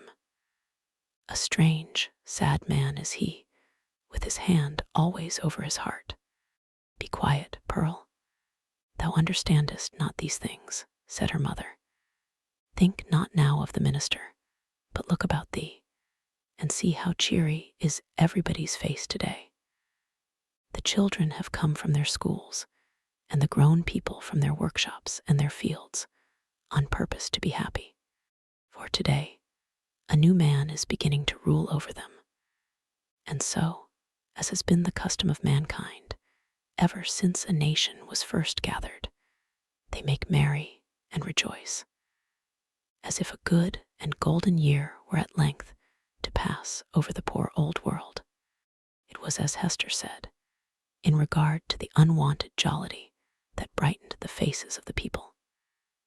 Into this festal season of the year, as it already was, and continued to be during the greater part of 2 centuries, the Puritans compressed whatever mirth and public joy they deemed allowable to human infirmity, thereby so far dispelling the customary cloud that, for the space of a single holiday, they appeared scarcely more grave than most other communities at a period of general affliction. We perhaps exaggerate the gray or sable tinge, which undoubtedly characterized the mood and manners of the age. The persons now in the marketplace of Boston had not been born to an inheritance of puritanic gloom. They were native Englishmen, whose fathers had lived in the sunny richness of the Elizabethan epoch, a time when the life of England, viewed as one great mass, would appear to have been as stately, magnificent, and joyous as the world has ever witnessed. Had they followed their hereditary taste, the New England settlers would have illustrated all events of public importance by bonfires, banquets, pageantries, and processions. Nor would it have been impracticable, in the observance of majestic ceremonies, to combine mirthful recreation with solemnity, and give, as it were, a grotesque and brilliant embroidery to the great robe of state, which a nation, at such festivals, puts on. There was some shadow of an attempt of this kind in the mode of celebrating the day on which the political year of the colony commenced. The dim reflection of a remembered splendor, a colorless and manifold diluted repetition of what they had beheld in proud old London, we will not say at a royal coronation, but at a Lord Mayor's show, might be traced in the customs which our forefathers instituted with reference to the annual installation of magistrates. The fathers and founders of the Commonwealth, the statesman, the priest, and the soldier deemed it a duty then to assume the outward state and majesty, which, in accordance with antique style, was looked upon as the proper garb of public or social eminence. All came forth to move in procession before the people's eye, and thus impart a needed dignity to the simple framework of a government so newly constructed. Then, too, the people were countenanced, if not encouraged, in relaxing the severe and close application to their various modes of rugged industry, which, at all other times, seemed of the same piece and material with their religion. Here, it is true, were none of the applicances which popular merriment would so readily have found in the England of Elizabeth's time, or that of James, no rude shows of a theatrical kind, no minstrel with his harp and legendary ballad, nor gleeman with an ape dancing to his music, no juggler with his tricks of mimic witchcraft, no Merry Andrew to stir up the multitude with jests, perhaps hundreds of years old, but still effective by their appeals to the very broadest sources of mirthful sympathy. All such professors of the several branches of jocularity would have been sternly repressed, not only by the rigid discipline of law, but by the general sentiment which gives law its vitality. Not the less, however, the great, honest face of the people smiled, grimly, perhaps, but widely too. Nor were sports wanting, such as the colonists had witnessed and shared in long ago at the country fairs and on the village greens of England, and which it was thought well to keep alive on this new soil for the sake of the courage and manliness that were essential in them. Wrestling matches, in the different fashions of Cornwall and Devonshire, were seen here and there about the marketplace. In one corner, there was a friendly bout at quarterstaff, and what attracted most interest of all, on the platform of the pillory, already so noted in our pages, two masters of defense were commencing an exhibition with the buckler and broadsword, but much to the disappointment of the crowd, this latter business was broken off by the interposition of the town beadle, who had no idea of permitting the majesty of the law to be violated by such an abuse of one of its consecrated places. It may not be too much to affirm, on the whole, the people being then in the first stages of joyless deportment, and the offspring of sires who had known how to be merry in their day, that they would compare favorably, in point of holiday keeping, with their descendants, even at so long an interval as ourselves. Their immediate posterity, the generation next to the early emigrants, wore the blackest shade of Puritanism, and so darkened the national visage with it, that all the subsequent years have not sufficed to clear it up. We have yet to learn again the forgotten art of gaiety, the picture of human life in the marketplace, though its general tint was the sad gray, brown, or black of the English emigrants, was yet enlivened by some diversity of hue. A party of Indians in their savage finery of curiously embroidered deerskin robes, wampum belts, red and yellow ochre, and feathers, and armed with the bow and arrow and stone-headed spear, stood apart, with countenances of inflexible gravity, beyond what even the Puritan aspect could attain. Nor, wild as were these painted barbarians, were they the wildest feature of the scene. This distinction could more justly be claimed by some mariners, a part of the crew of the vessel from the Spanish Main, who had come ashore to see the humors of election day. They were rough-looking desperadoes, with sun-blackened faces and an immensity of beard. Their wide, short trousers were confined about the waist by belts, often clasped with a rough plate of gold, and sustaining always a long knife, and, in some instances, a sword. From beneath their broad-brimmed hats of palm leaf gleamed eyes, which, even in good nature and merriment, had a kind of animal ferocity. They transgressed, without fear or scruple, the rules of behavior that were binding on all others, smoking tobacco under the beadle's very nose, although each whiff would have cost a townsman a shilling, and quaffing, at their pleasure, draughts of wine or aquavity from pocket flasks, which they freely tendered to the gaping crowd around them. It remarkably characterized the incomplete morality of the age, rigid as we call it, that a license was allowed the seafaring class, not merely for their freaks on shore, but for far more desperate deeds on their proper element. The sailor of that day would go near to be arraigned as a pirate in our own. There could be little doubt, for instance, that this very ship's crew, though no unfavorable specimens of the nautical brotherhood, had been guilty, as we should phrase it, of depredations on the Spanish commerce, such as would have periled all their necks in a modern court of justice. But the sea in those old times heaved, swelled, and foamed, very much at its own will, or subject only to the tempestuous wind, with hardly any attempts at regulation by human law. The buccaneer on the wave might relinquish his calling, and become at once, if he chose, a man of probity and piety on land, nor, even in the full career of his reckless life, was he regarded as a personage with whom it was disreputable to traffic or casually associate.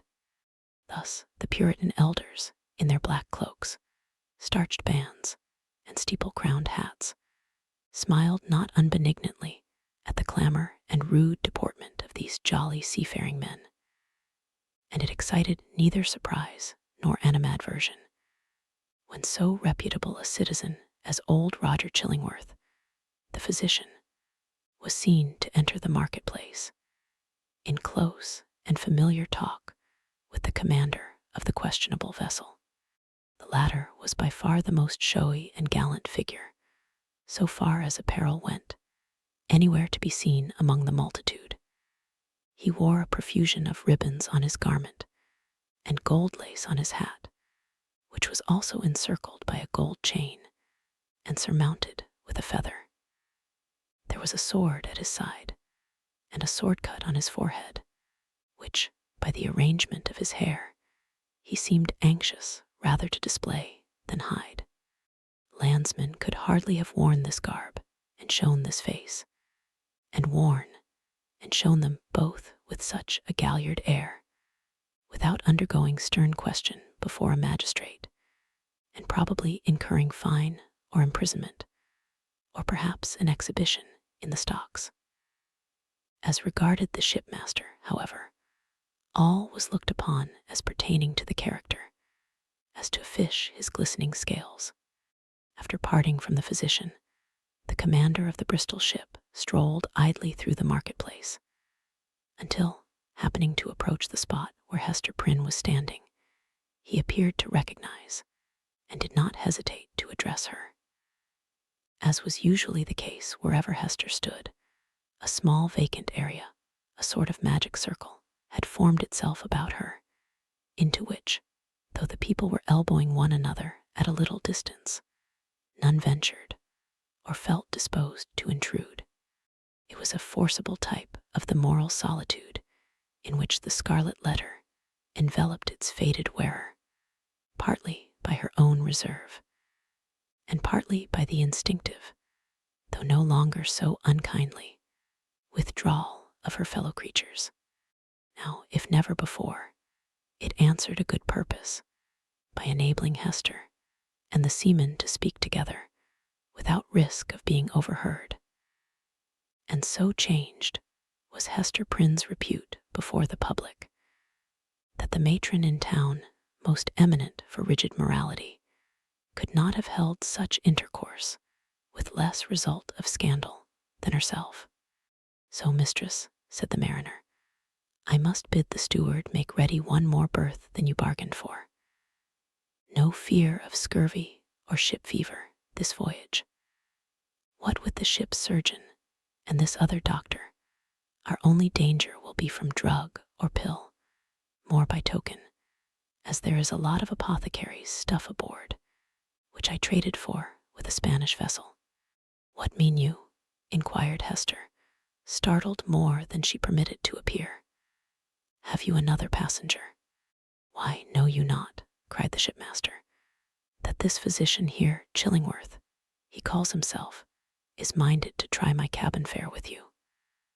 Aye, you must have known it, for he tells me he is of your party, and a close friend to the gentleman you spoke of. He that is in peril from these sour old Puritan rulers." "They know each other well, indeed," replied Hester, with a mien of calmness, though in the utmost consternation. "They have long dwelt together." Nothing further passed between the mariner and Hester Prynne. But at that instant she beheld old Roger Chillingworth himself, standing in the remotest corner of the marketplace, and smiling on her, a smile which, across the wide and bustling square, and through all the talk and laughter, and various thoughts, moods, and interests of the crowd, conveyed secret and fearful meaning. Chapter 22. The Procession. Before Hester Prynne could call together her thoughts, and consider what was practicable to be done in this new and startling aspect of affairs, the sound of military music was heard approaching along a contiguous street. It denoted the advance of the procession of magistrates and citizens on its way towards the meeting house, where, in compliance with a custom thus early established and ever since observed, the Reverend Mr. Dimmesdale was to deliver an election sermon. Illustration: New England worthies. Soon the head of the procession showed itself, with a slow and stately march, turning a corner and making its way across the marketplace. First came the music. It comprised a variety of instruments, perhaps imperfectly adapted to one another, and played with no great skill, but yet attaining the great object for which the harmony of drum and clarion addresses itself to the multitude, that of imparting a higher and more heroic air to the scene of life that passes before the eye. Little Pearl at first clapped her hands, but then lost, for an instant, the restless agitation that had kept her in a continual effervescence throughout the morning. She gazed silently, and seemed to be borne upward, like a floating sea-bird, on the long heaves and swells of sound.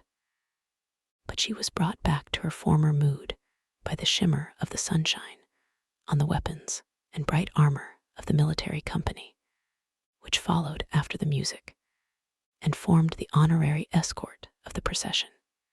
This body of soldiery, which still sustains a corporate existence, and marches down from past ages with an ancient and honorable fame, was composed of no mercenary materials. Its ranks were filled with gentlemen who felt the stirrings of martial impulse and sought to establish a kind of college of arms, where, as in an association of Knights Templars, they might learn the science, and so far as peaceful exercise would teach them, the practices of war. High estimation then placed upon the military character might be seen in the lofty port of each individual member of the company. Some of them, indeed, by their services in the Low Countries and on other fields of European warfare, had fairly won their title to assume the name and pomp of soldiership. The entire array, moreover, clad in burnished steel, and with plumage nodding over their bright morions, had a brilliancy of effect which no modern display can aspire to equal. And yet the men of civil eminence, who came immediately behind the military escort, were better worth a thoughtful observer's eye. Even in outward demeanor, they showed a stamp of majesty that made the warrior's haughty stride look vulgar, if not absurd. It was an age when what we call talent had far less consideration than now, but the massive materials which produce stability and dignity of character a great deal more. The people possessed, by hereditary right, the quality of reverence which, in their descendants, if it survive at all, exists in smaller proportion, and with a vastly diminished force, in the selection and estimate of public men. The change may be for good or ill, and is partly, perhaps, for both. That old day, the English settler on these rude shores, having left king, nobles, and all degrees of awful rank behind, while still the faculty and necessity of reverence were strong in him, bestowed it on the white hair and venerable brow of age, on long-tried integrity, on solid wisdom and sad-colored experience, on endowments of that grave and weighty order which gives the idea of permanence and comes under the general definition of respectability. These primitive statesmen, therefore, Bradstreet and Dicot, Dudley, Bellingham, and their compeers, who were elevated to power by the early choice of the people, seem to have been not often brilliant, but distinguished by a ponderous sobriety, rather than activity of intellect. They had fortitude and self-reliance, and in time of difficulty or peril, stood up for the welfare of the state like a line of cliffs against a tempestuous tide. The traits of character here indicated were well represented in the square cast of countenance and large physical development of the new colonial magistrates. So far as a demeanor of natural authority was concerned, the mother country need not have been ashamed to see these foremost men of an actual democracy adopted into the House of Peers, or made the privy council of the sovereign. Next in order to the magistrates came the young and eminently distinguished divine, from whose lips the religious discourse of the anniversary was expected. His was the profession, at that era, in which intellectual ability displayed itself far more than in political life. For leaving a higher motive out of the question, it offered inducements powerful enough, in the almost worshipping respect of the community, to win the most aspiring ambition into its service. Even political power, as in the case of Increase Mather, was within the grasp of a successful priest. It was the observation of those who beheld him now that never, since Mr. Dimmesdale first set his foot on the New England shore, had he exhibited such energy as was seen in the gait and air with which he kept his pace in the procession. There was no feebleness of step, as at other times. His frame was not bent, nor did his hand rest ominously upon his heart. Yet, if the clergyman were rightly viewed, his strength seemed not of the body. It might be spiritual, and imparted to him by angelic ministrations. It might be the exhilaration of that potent cordial, which is distilled only in the furnace glow of earnest and long-continued thought. Or, perchance, his sensitive temperament was invigorated by the loud and piercing music that swelled heavenward and uplifted him on its ascending wave. Nevertheless, so abstracted was his look, it might be questioned whether Mr. Dimmesdale even heard the music. There was his body, moving onward and with an unaccustomed force. But where was his mind? Far and deep in its own region, busying itself with preternatural activity to marshal a procession of stately thoughts that were soon to issue thence. And so he saw nothing, heard nothing, knew nothing of what was around him. But the spiritual element took up the feeble frame and carried it along, unconscious of the burden, and converting it to spirit like itself. Men of uncommon intellect, who have grown morbid, possess this occasional power of mighty effort, into which they throw the life of many days, and then are lifeless for as many more. Hester Prynne, gazing steadfastly at the clergyman, felt a dreary influence come over her, but wherefore or whence she knew not, unless that he seemed so remote from her own sphere and utterly beyond her reach. One glance of recognition, she had imagined, must needs pass between them. She thought of the dim forest, with its little dell of solitude and love and anguish and the mossy tree trunk, where, sitting hand in hand, they had mingled their sad and passionate talk with the melancholy murmur of the brook. How deeply had they known each other then? And was this the man? She hardly knew him now. He, moving proudly past, enveloped, as it were, in the rich music, with the procession of majestic and venerable fathers, he, so unattainable in his worldly position, and still more so in that far vista of his unsympathizing thoughts, through which she now beheld him. Her spirit sank with the idea that all must have been a delusion, and that, vividly as she had dreamed it, there could be no real bond betwixt the clergyman and herself. And thus much of woman was there in Hester, that she could scarcely forgive him, least of all now, when the heavy footstep of their approaching fate might be heard, nearer, nearer, nearer. For being able so completely to withdraw himself from their mutual world, while she groped darkly, and stretched forth her cold hands, and found him not, Pearl either saw and responded to her mother's feelings, or herself felt the remoteness and intangibility that had fallen around the minister. While the procession passed, the child was uneasy, fluttering up and down, like a bird on the point of taking flight. When the whole had gone by, she looked up into Hester's face. "Mother," said she, "was that the same minister that kissed me by the brook?"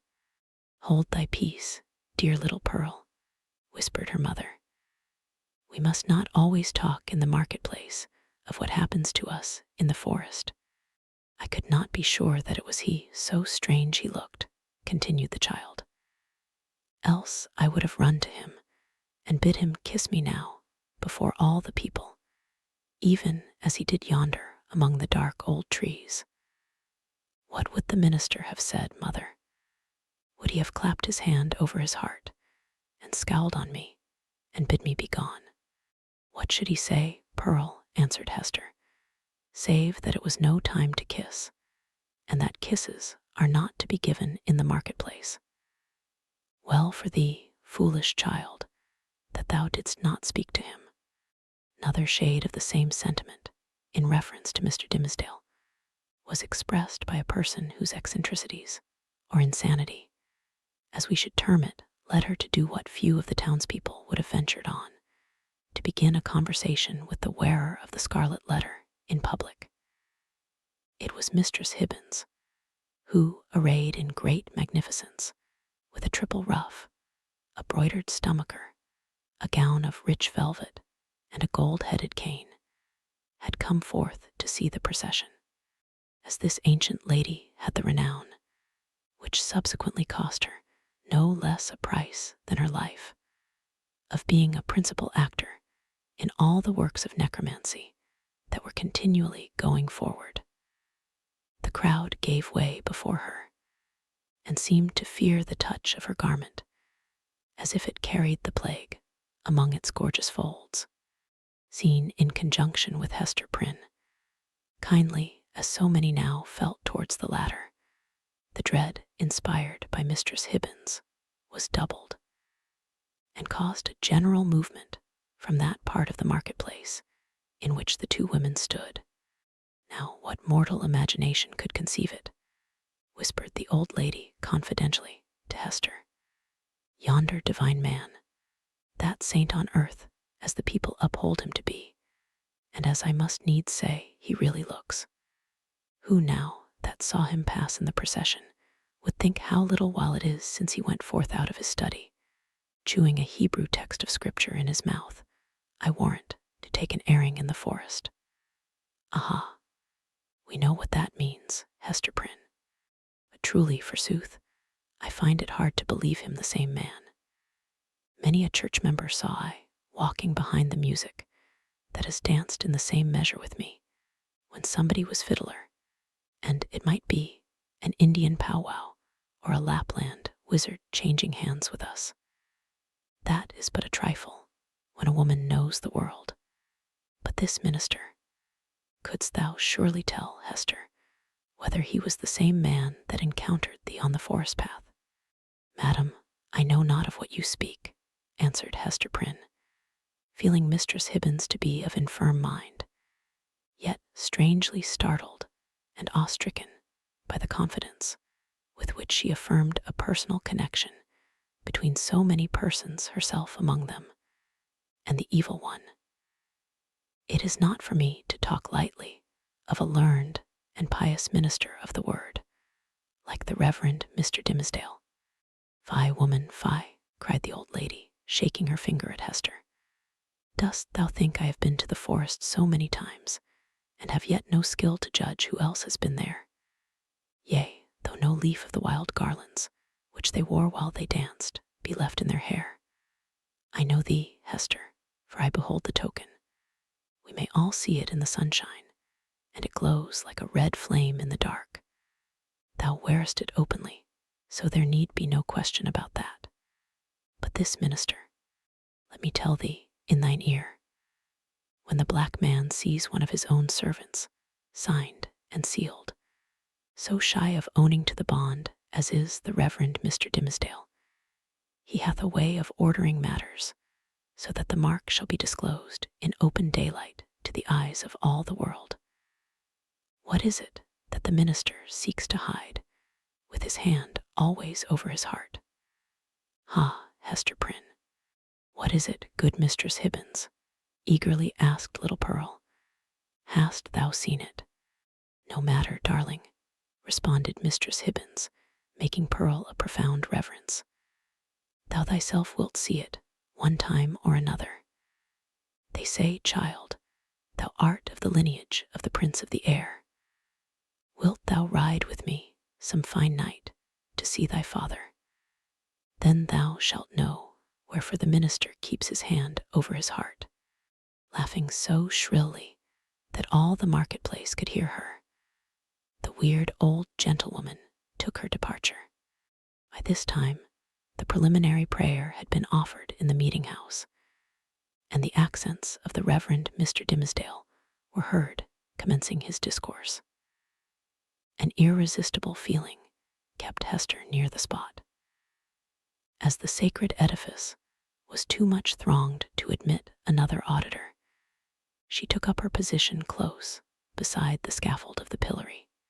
It was in sufficient proximity to bring the whole sermon to her ears, in the shape of an indistinct but varied murmur and flow of the minister's very peculiar voice. This vocal organ was in itself a rich endowment, insomuch that a listener, comprehending nothing of the language in which the preacher spoke, might still have been swayed to and fro by the mere tone and cadence. Like all other music, it breathed passion and pathos, and emotions high or tender, in a tongue native to the human heart, wherever educated. Muffled as the sound was by its passage through the church walls, Hester Prynne listened with such intentness, and sympathized so intimately, that the sermon had throughout a meaning for her, entirely apart from its indistinguishable words. These, perhaps, if more distinctly heard, might have been only a grosser medium, and have clogged the spiritual sense. Now she caught the low undertone, as of the wind sinking down to repose itself, then ascended with it, as it rose through progressive gradations of sweetness and power, until its volume seemed to envelop her with an atmosphere of awe and solemn grandeur. And yet, majestic as the voice sometimes became, there was forever in it an essential character of plaintiveness, a loud or low expression of anguish, the whisper, or the shriek, as it might be conceived, of suffering humanity that touched a sensibility in every bosom. At times this deep strain of pathos was all that could be heard, and scarcely heard, sighing amid a desolate silence. But even when the minister's voice grew high and commanding, when it gushed irrepressibly upward, when it assumed its utmost breadth and power, so overfilling the church as to burst its way through the solid walls and diffuse itself in the open air. Still, if the auditor listened intently, and for the purpose, he could detect the same cry of pain. What was it? The complaint of a human heart, sorrow-laden, perchance guilty, telling its secret, whether of guilt or sorrow, to the great heart of mankind, beseeching its sympathy or forgiveness at every moment, in each accent, and never in vain. It was this profound and continual undertone that gave the clergyman his most appropriate power. During all this time, Hester stood, statue-like, at the foot of the scaffold. If the minister's voice had not kept her there would nevertheless have been an inevitable magnetism in that spot, whence she dated the first hour of her life of ignominy. There was a sense within her, too ill-defined to be made a thought, but weighing heavily on her mind, that her whole orb of life, both before and after, was connected with this spot, as with the one point that gave it unity. Little Pearl, meanwhile, had quitted her mother's side, and was playing at her own will about the marketplace. She made the somber crowd cheerful by her erratic and glistening ray, even as a bird of bright plumage illuminates a whole tree of dusky foliage by darting to and fro, half seen and half concealed amid the twilight of the clustering leaves. She had an undulating, but oftentimes a sharp and irregular movement. It indicated the restless vivacity of her spirit, which today was doubly indefatigable in its tiptoe dance, because it was played upon and vibrated with her mother's disquietude.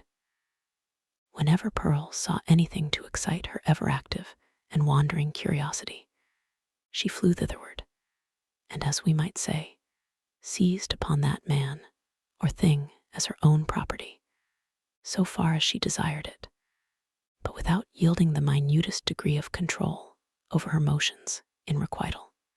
The Puritans looked on, and if they smiled, were none the less inclined to pronounce the child a demon offspring, from the indescribable charm of beauty and eccentricity that shone through her little figure and sparkled with its activity. She ran and looked the wild Indian in the face, and he grew conscious of a nature wilder than his own. Thence, with native audacity, but still with a reserve as characteristic, she flew into the midst of a group of mariners, the swarthy-cheeked wild men of the ocean, as the Indians were of the land, and they gazed wonderingly and admiringly at Pearl, as if a flake of the sea foam had taken the shape of a little maid, and were gifted with a soul of the sea fire that flashes beneath the prow in the night time.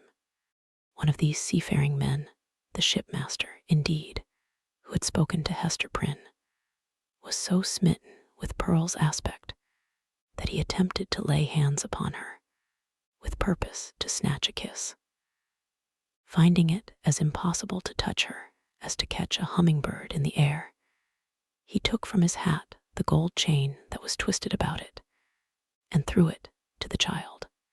Pearl immediately twined it around her neck and waist with such happy skill that, once seen there, it became a part of her, and it was difficult to imagine her without it. "Thy mother is yonder woman with the scarlet letter," said the seaman. "Wilt thou carry her a message from me?" "If the message pleases me, I will," answered Pearl. "Then tell her," rejoined he, "that I spake again with the black-visaged, hump-shouldered old doctor, and he engages to bring his friend, the gentleman she wots of, aboard with him. So let thy mother take no thought, save for herself and thee. Wilt thou tell her this, thou witch baby?" "Mistress Hibbins says my father is the prince of the air," cried Pearl, with a naughty smile. "If thou callest me that ill name, I shall tell him of thee, and he will chase thy ship with a tempest." Pursuing a zigzag course across the marketplace, the child returned to her mother and communicated what the mariner had said. Hester's strong, calm, steadfastly enduring spirit almost sank, at last, on beholding this dark and grim countenance of an inevitable doom, which at the moment when a passage seemed to open for the minister and herself out of their labyrinth of misery showed itself, with an unrelenting smile, right in the midst of their path. With her mind harassed by the terrible perplexity in which the shipmaster's intelligence involved her, she was also subjected to another trial. There were many people present from the country round about who had often heard of the Scarlet Letter, and to whom it had been made terrific by 100 false or exaggerated rumors, but who had never beheld it with their own bodily eyes. These, after exhausting other modes of amusement, now thronged about Hester Prynne with rude and boorish intrusiveness. Unscrupulous as it was, however, it could not bring them nearer than a circuit of several yards. At that distance, they accordingly stood, fixed there by the centrifugal force of the repugnance which the mystic symbol inspired. The whole gang of sailors, likewise, observing the press of spectators and learning the purport of the Scarlet Letter, came and thrust their sunburnt and desperado-looking faces into the ring.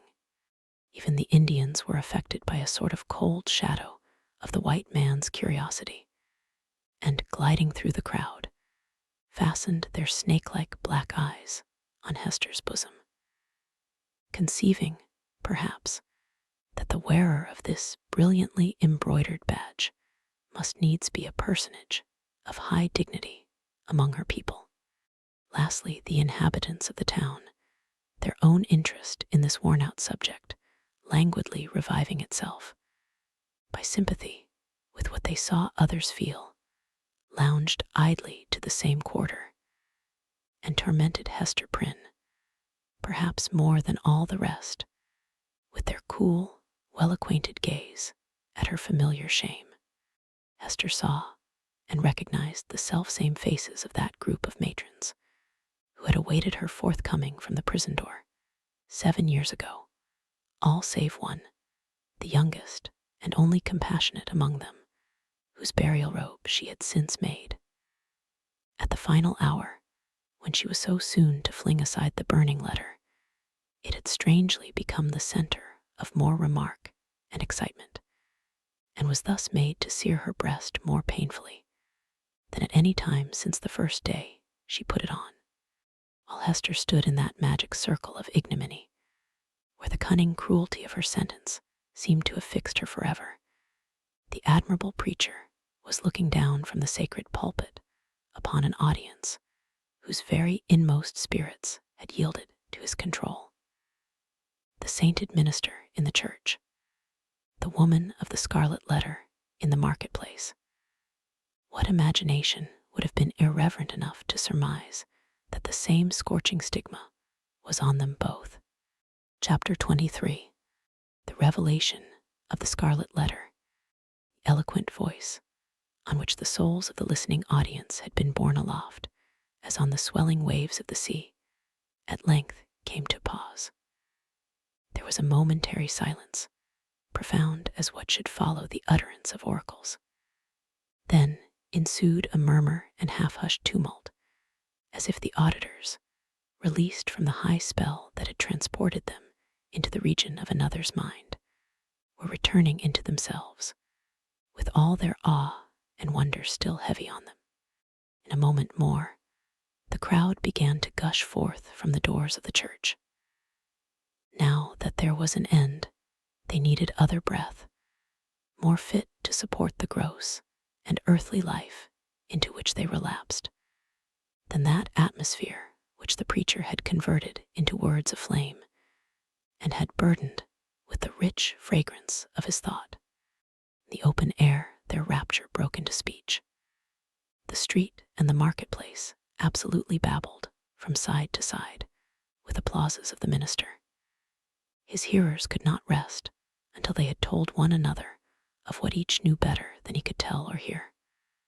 According to their united testimony, never had man spoken in so wise, so high, and so holy a spirit as he that spake this day, nor had inspiration ever breathed through mortal lips more evidently than it did through his. Its influence could be seen, as it were, descending upon him and possessing him, and continually lifting him out of the written discourse that lay before him, and filling him with ideas that must have been as marvelous to himself as to his audience. His subject, it appeared, had been the relation between the deity and the communities of mankind, with a special reference to the New England, which they were here planting in the wilderness. And as he drew towards the close, a spirit as of prophecy had come upon him, constraining him to its purpose as mightily as the old prophets of Israel were constrained, only with this difference, that whereas the Jewish seers had denounced judgments and ruin on their country, it was his mission to foretell a high and glorious destiny for the newly gathered people of the Lord. But throughout it all, and through the whole discourse, there had been a certain deep, sad undertone of pathos, which could not be interpreted otherwise than as the natural regret of one soon to pass away. Yes, their minister, whom they so loved, and who so loved them all, that he could not depart heavenward without a sigh, had the foreboding of untimely death upon him, and would soon leave them in their tears. This idea of his transitory stay on earth gave the last emphasis to the effect which the preacher had produced. It was as if an angel, in his passage to the skies, had shaken his bright wings over the people for an instant, at once a shadow and a splendor, and had shed down a shower of golden truths upon them. Thus there had come to the Reverend Mr. Dimmesdale, as to most men in their various spheres, though seldom recognized until they see it far behind them, an epoch of life more brilliant and full of triumph than any previous one, or than any which could hereafter be. He stood at this moment on the very proudest eminence of superiority, to which the gifts of intellect, rich lore, prevailing eloquence, and a reputation of widest sanctity could exalt a clergyman in New England's earliest days, when the professional character was of itself a lofty pedestal. Such was the position which the minister occupied as he bowed his head forward on the cushions of the pulpit at the close of his election sermon. Meanwhile Hester Prynne was standing beside the scaffold of the pillory, with the Scarlet Letter still burning on her breast. Now was heard again the clangor of the music and the measured tramp of the military escort issuing from the church door. The procession was to be marshaled thence to the town hall, where a solemn banquet would complete the ceremonies of the day. Once more, therefore, the train of venerable and majestic fathers was seen moving through a broad pathway of the people, who drew back reverently on either side, as the governor and magistrates, the old and wise men, the holy ministers, and all that were eminent and renowned, advanced into the midst of them. When they were fairly in the marketplace, their presence was greeted by a shout, though doubtless it might acquire additional force and volume from the childlike loyalty which the age awarded to its rulers, was felt to be an irrepressible outburst of enthusiasm kindled in the auditors by that high strain of eloquence which was yet reverberating in their ears. Each felt the impulse in himself, and in the same breath caught it from his neighbor. Within the church, it had hardly been kept down. Beneath the sky, it pealed upward to the zenith. There were human beings enough, and enough of highly wrought and symphonious feeling, to produce that more impressive sound than the organ tones of the blast, or the thunder, or the roar of the sea, even that mighty swell of many voices, blended into one great voice by the universal impulse, which makes likewise one vast heart out of the many. Never from the soil of New England had gone up such a shout. Never on New England's soil had stood the man so honored by his mortal brethren as the preacher. How fared it with him then? Were there not the brilliant particles of a halo in the air about his head? So etherealized by spirit as he was, and so apotheosized by worshipping admirers, did his footsteps, in the procession, really tread upon the dust of earth. As the ranks of military men and civil fathers moved onward, all eyes were turned towards the point where the minister was seen to approach among them. The shout died into a murmur as one portion of the crowd after another obtained a glimpse of him. How feeble and pale he looked amid all his triumph. The energy, or say, rather, the inspiration which had held him up until he should have delivered the sacred message that brought its own strength along with it from heaven, was withdrawn, now that it had so faithfully performed its office.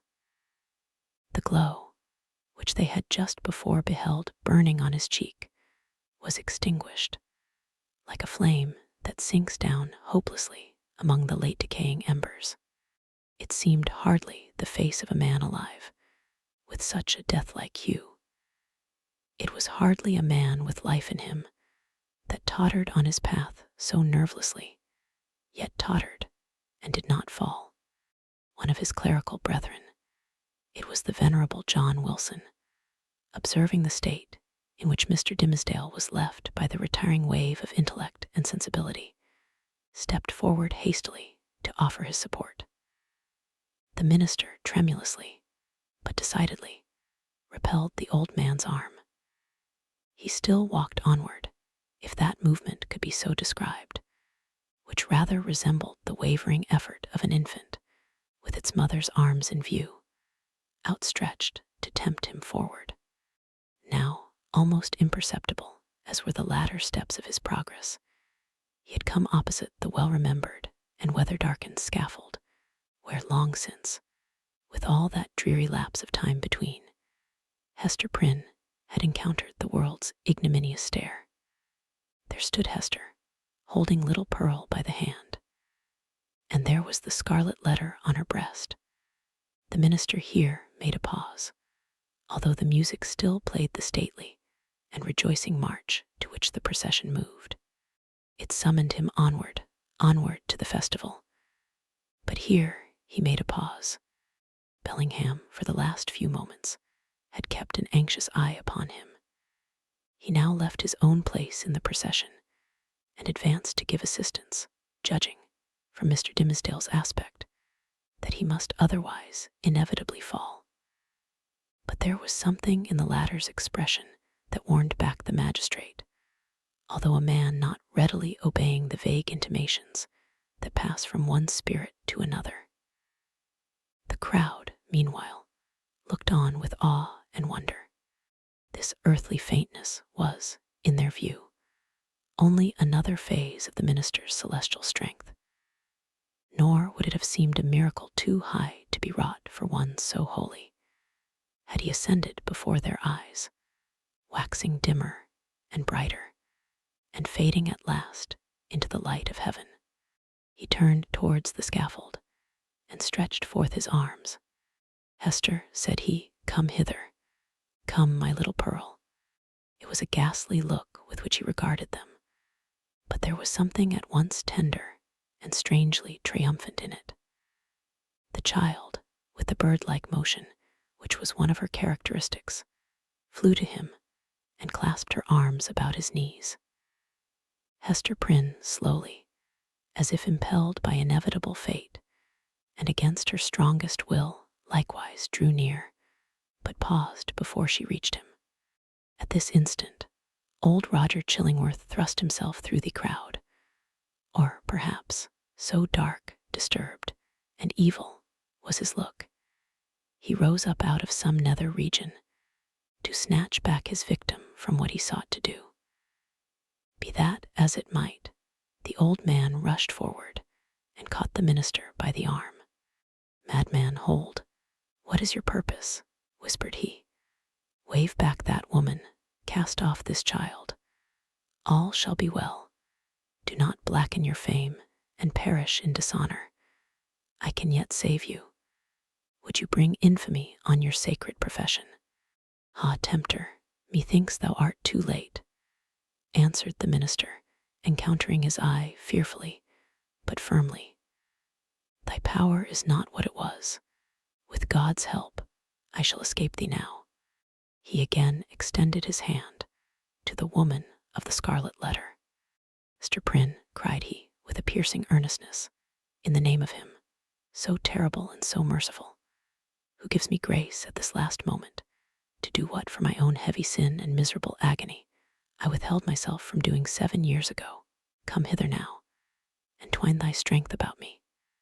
Thy strength, Hester, but let it be guided by the will which God hath granted me. This wretched and wronged old man is opposing it with all his might, with all his own might, and the fiend's. Come, Hester, come. Support me up yonder scaffold." The crowd was in a tumult. The men of rank and dignity, who stood more immediately around the clergyman, were so taken by surprise and so perplexed as to the purport of what they saw, unable to receive the explanation which most readily presented itself, or to imagine any other, that they remained silent and inactive spectators of the judgment which Providence seemed about to work.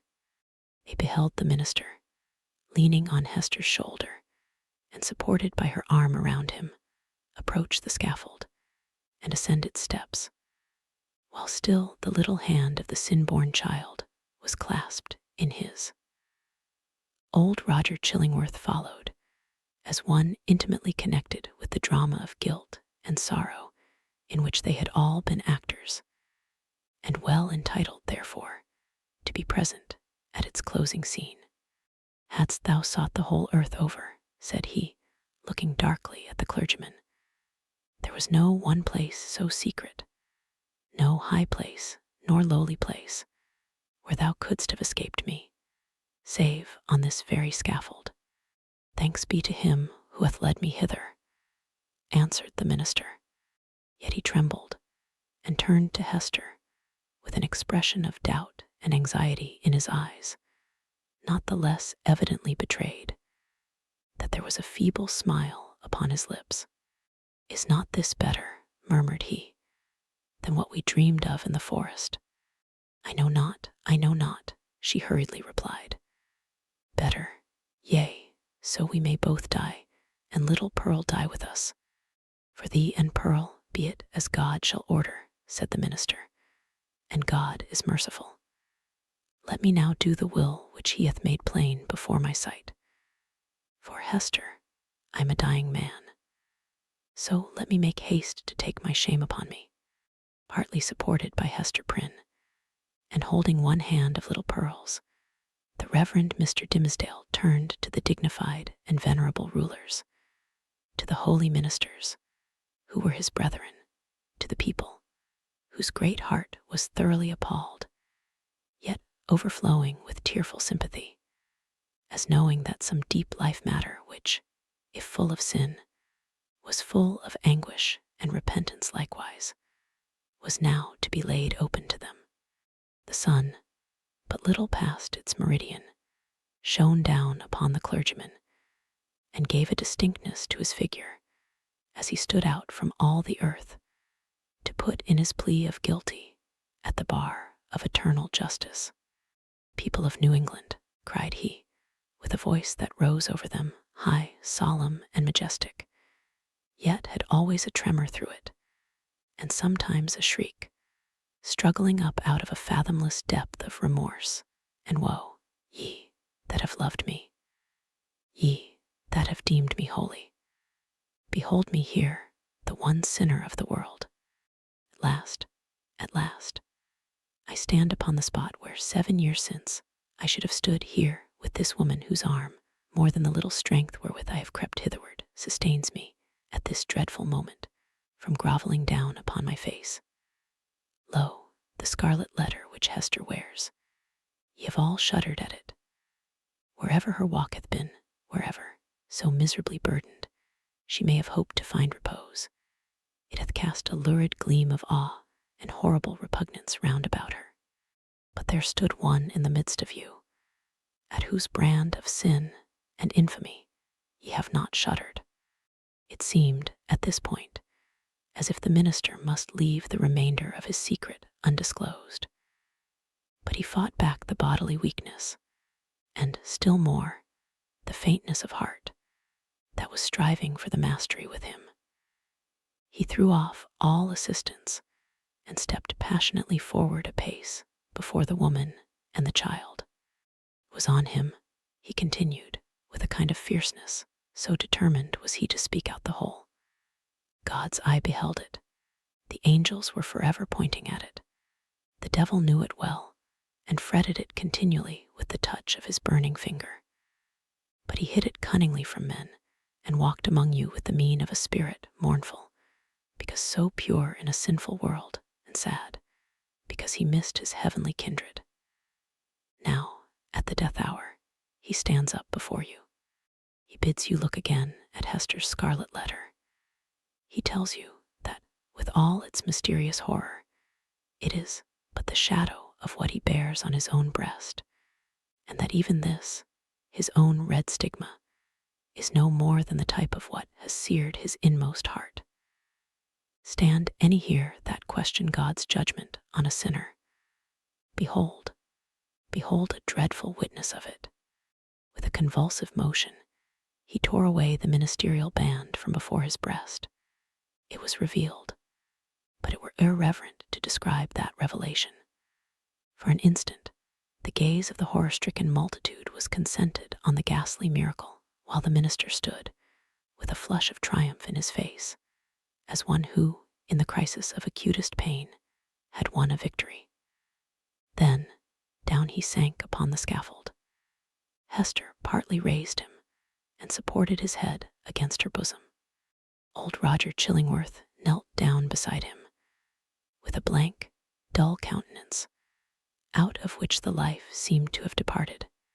Thou hast escaped me, he repeated more than once. Thou hast escaped me. May God forgive thee, said the minister. Thou, too, hast deeply sinned. He withdrew his dying eyes from the old man, and fixed them on the woman and the child. My little Pearl, said he feebly, and there was a sweet and gentle smile over his face, as of a spirit sinking into deep repose. Nay, now that the burden was removed, it seemed almost as if he would be sportive with the child. Dear little Pearl, wilt thou kiss me now? Thou wouldst not yonder in the forest, but now thou wilt. Pearl kissed his lips. A spell was broken. The great scene of grief, in which the wild infant bore a part, had developed all her sympathies, and as her tears fell upon her father's cheek, they were the pledge that she would grow up amid human joy and sorrow, nor forever do battle with the world, but be a woman in it. Towards her mother, too, Pearl's errand, as a messenger of anguish, was all fulfilled. Hester, said the clergyman, farewell. Shall we not meet again? Whispered she, bending her face down close to his. Shall we not spend our immortal life together? Surely, surely, we have ransomed one another with all this woe. Thou lookest far into eternity with those bright dying eyes. Then tell me what thou seest. Hush, Hester, hush, said he with tremulous solemnity. The law we broke, the sin here so awfully revealed, let these alone be in thy thoughts. I fear, it may be that, when we forgot our God, when we violated our reverence each for the other's soul, it was thenceforth vain to hope that we could meet hereafter in an everlasting and pure reunion. God knows, and he is merciful.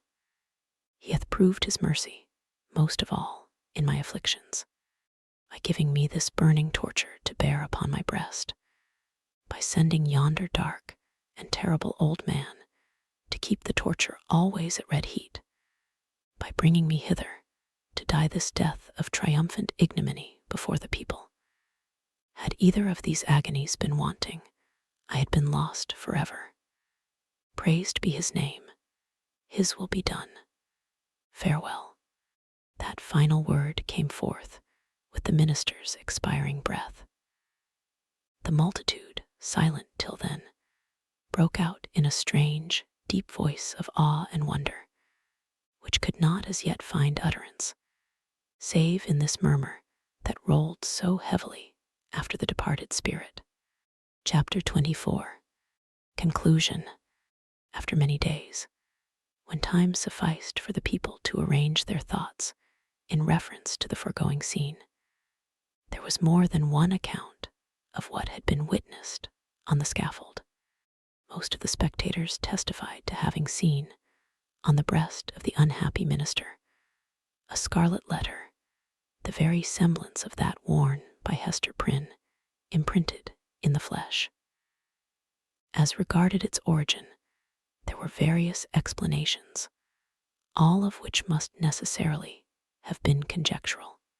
Some affirmed that the Reverend Mr. Dimmesdale, on the very day when Hester Prynne first wore her ignominious badge, had begun a course of penance, which he afterwards, in so many futile methods, followed out by inflicting a hideous torture on himself. Others contended that the stigma had not been produced until a long time subsequent, when old Roger Chillingworth, being a potent necromancer, had caused it to appear through the agency of magic and poisonous drugs. Others, again, and those best able to appreciate the minister's peculiar sensibility and the wonderful operation of his spirit upon the body, whispered their belief that the awful symbol was the effect of the ever-active tooth of remorse, gnawing from the inmost heart outwardly, and at last manifesting heaven's dreadful judgment by the visible presence of the letter. The reader may choose among these theories. We have thrown all the light we could acquire upon the portent, and would gladly, now that it has done its office, erase its deep print out of our own brain, where long meditation has fixed it in very undesirable distinctness. It is singular, nevertheless, that certain persons, who were spectators of the whole scene, and professed never once to have removed their eyes from the Reverend Mr. Dimmesdale, denied that there was any mark whatever on his breast, more than on a newborn infant's. Neither, by their report, had his dying words acknowledged, nor even remotely implied, the slightest connection on his part with the guilt for which Hester Prynne had so long worn the scarlet letter. According to these highly respectable witnesses, the minister, conscious that he was dying, conscious, also, that the reverence of the multitude placed him already among saints and angels, had desired, by yielding up his breath in the arms of that fallen woman, to express to the world how utterly nugatory is the choicest of man's own righteousness. After exhausting life in his efforts for mankind's spiritual good, he had made the manner of his death a parable, in order to impress on his admirers the mighty and mournful lesson that, in the view of infinite purity, we are sinners all alike. It was to teach them that the holiest among us has but attained so far above his fellows as to discern more clearly the mercy which looks down, and repudiate more utterly the phantom of human merit, which would look aspiringly upward. Without disputing a truth so momentous, we must be allowed to consider this version of Mr. Dimmesdale's story as only an instance of that stubborn fidelity with which a man's friends, and especially a clergyman's, will sometimes uphold his character, when proofs, clear as the midday sunshine on the scarlet letter, establish him a false and sin-stained creature of the dust. The authority which we have chiefly followed, a manuscript of old date, drawn up from the verbal testimony of individuals, some of whom had known Hester Prynne, while others had heard the tale from contemporary witnesses, fully confirms the view taken in the foregoing pages. Among many morals which press upon us from the poor minister's miserable experience, we put only this into a sentence: be true, be true, be true. Show freely to the world, if not your worst, yet some trait whereby the worst may be inferred. Nothing was more remarkable than the change which took place, almost immediately after Mr. Dimmesdale's death, in the appearance and demeanor of the old man known as Roger Chillingworth. All his strength and energy, all his vital and intellectual force seemed at once to desert him, insomuch that he positively withered up, shriveled away, and almost vanished from mortal sight, like an uprooted weed that lies wilting in the sun. This unhappy man had made the very principle of his life to consist in the pursuit and systematic exercise of revenge. And when, by its completest triumph and consummation, that evil principle was left with no further material to support it, when, in short, there was no more devil's work on earth for him to do, it only remained for the unhumanized mortal to betake himself whither his master would find him tasks enough, and pay him his wages duly. But to all these shadowy beings, so long our near acquaintances, as well Roger Chillingworth as his companions, we would fain be merciful.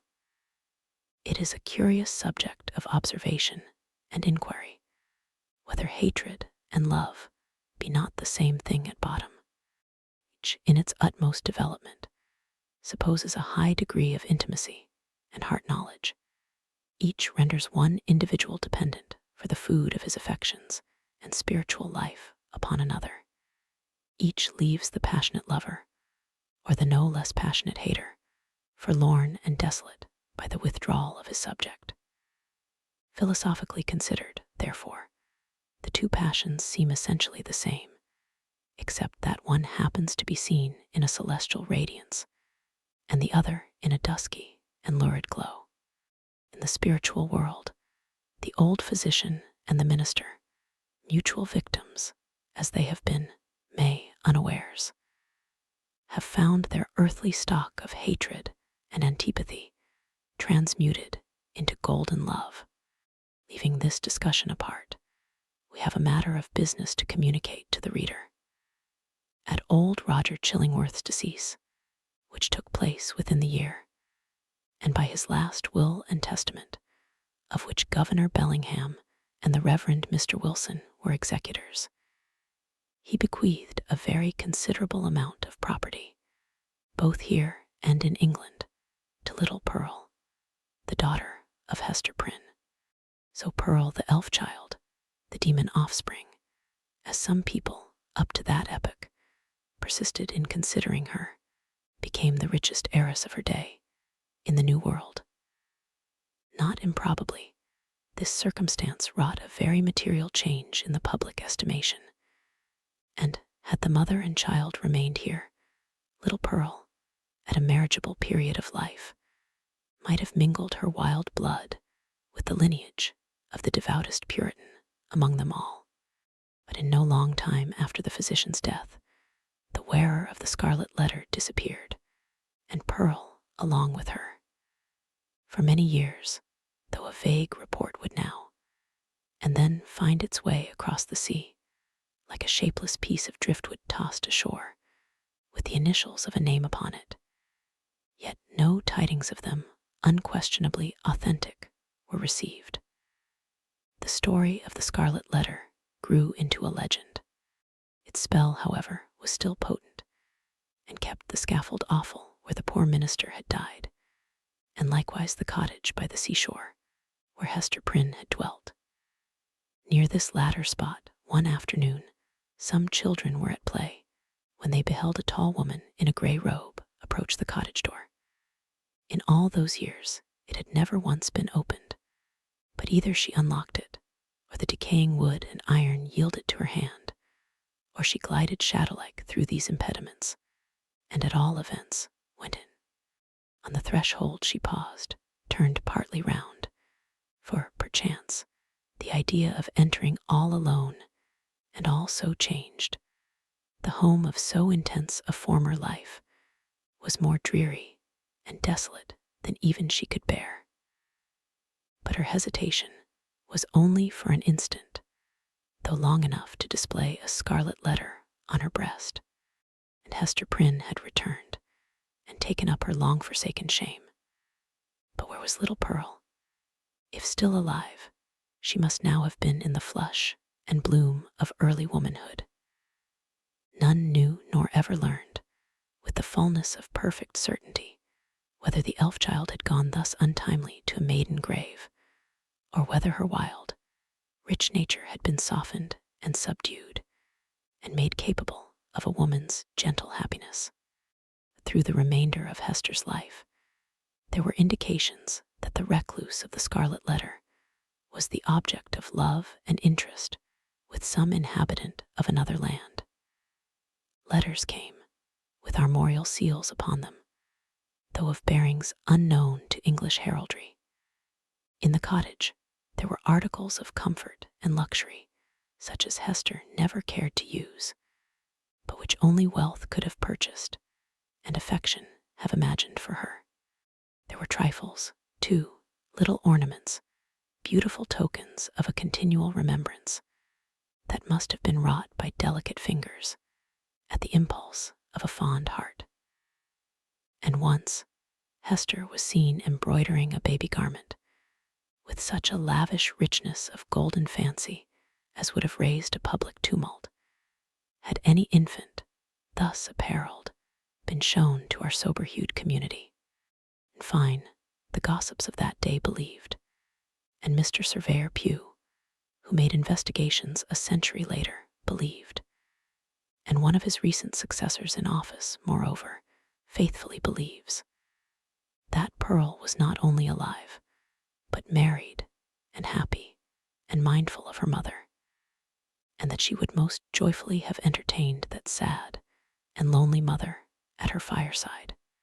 But there was a more real life for Hester Prynne here, in New England, than in that unknown region where Pearl had found a home. Here had been her sin, here her sorrow, and here was yet to be her penitence. She had returned, therefore, and resumed, of her own free will, for not the sternest magistrate of that iron period would have imposed it, resumed the symbol of which we have related so dark a tale. Never afterwards did it quit her bosom, but in the lapse of the toilsome, thoughtful, and self-devoted years that made up Hester's life, the Scarlet Letter ceased to be a stigma which attracted the world's scorn and bitterness, and became a type of something to be sorrowed over, and looked upon with awe, yet with reverence too. And, as Hester Prynne had no selfish ends, nor lived in any measure for her own profit and enjoyment, people brought all their sorrows and perplexities, and besought her counsel, as one who had herself gone through a mighty trouble. Women, more especially, in the continually recurring trials of wounded, wasted, wronged, misplaced, or erring and sinful passion, or with the dreary burden of a heart unyielded, because unvalued and unsought, came to Hester's cottage, demanding why they were so wretched, and what the remedy. Hester comforted and counseled them as best she might. She assured them, too, of her firm belief that, at some brighter period, when the world should have grown ripe for it, in heaven's own time, a new truth would be revealed, in order to establish the whole relation between man and woman on a surer ground of mutual happiness.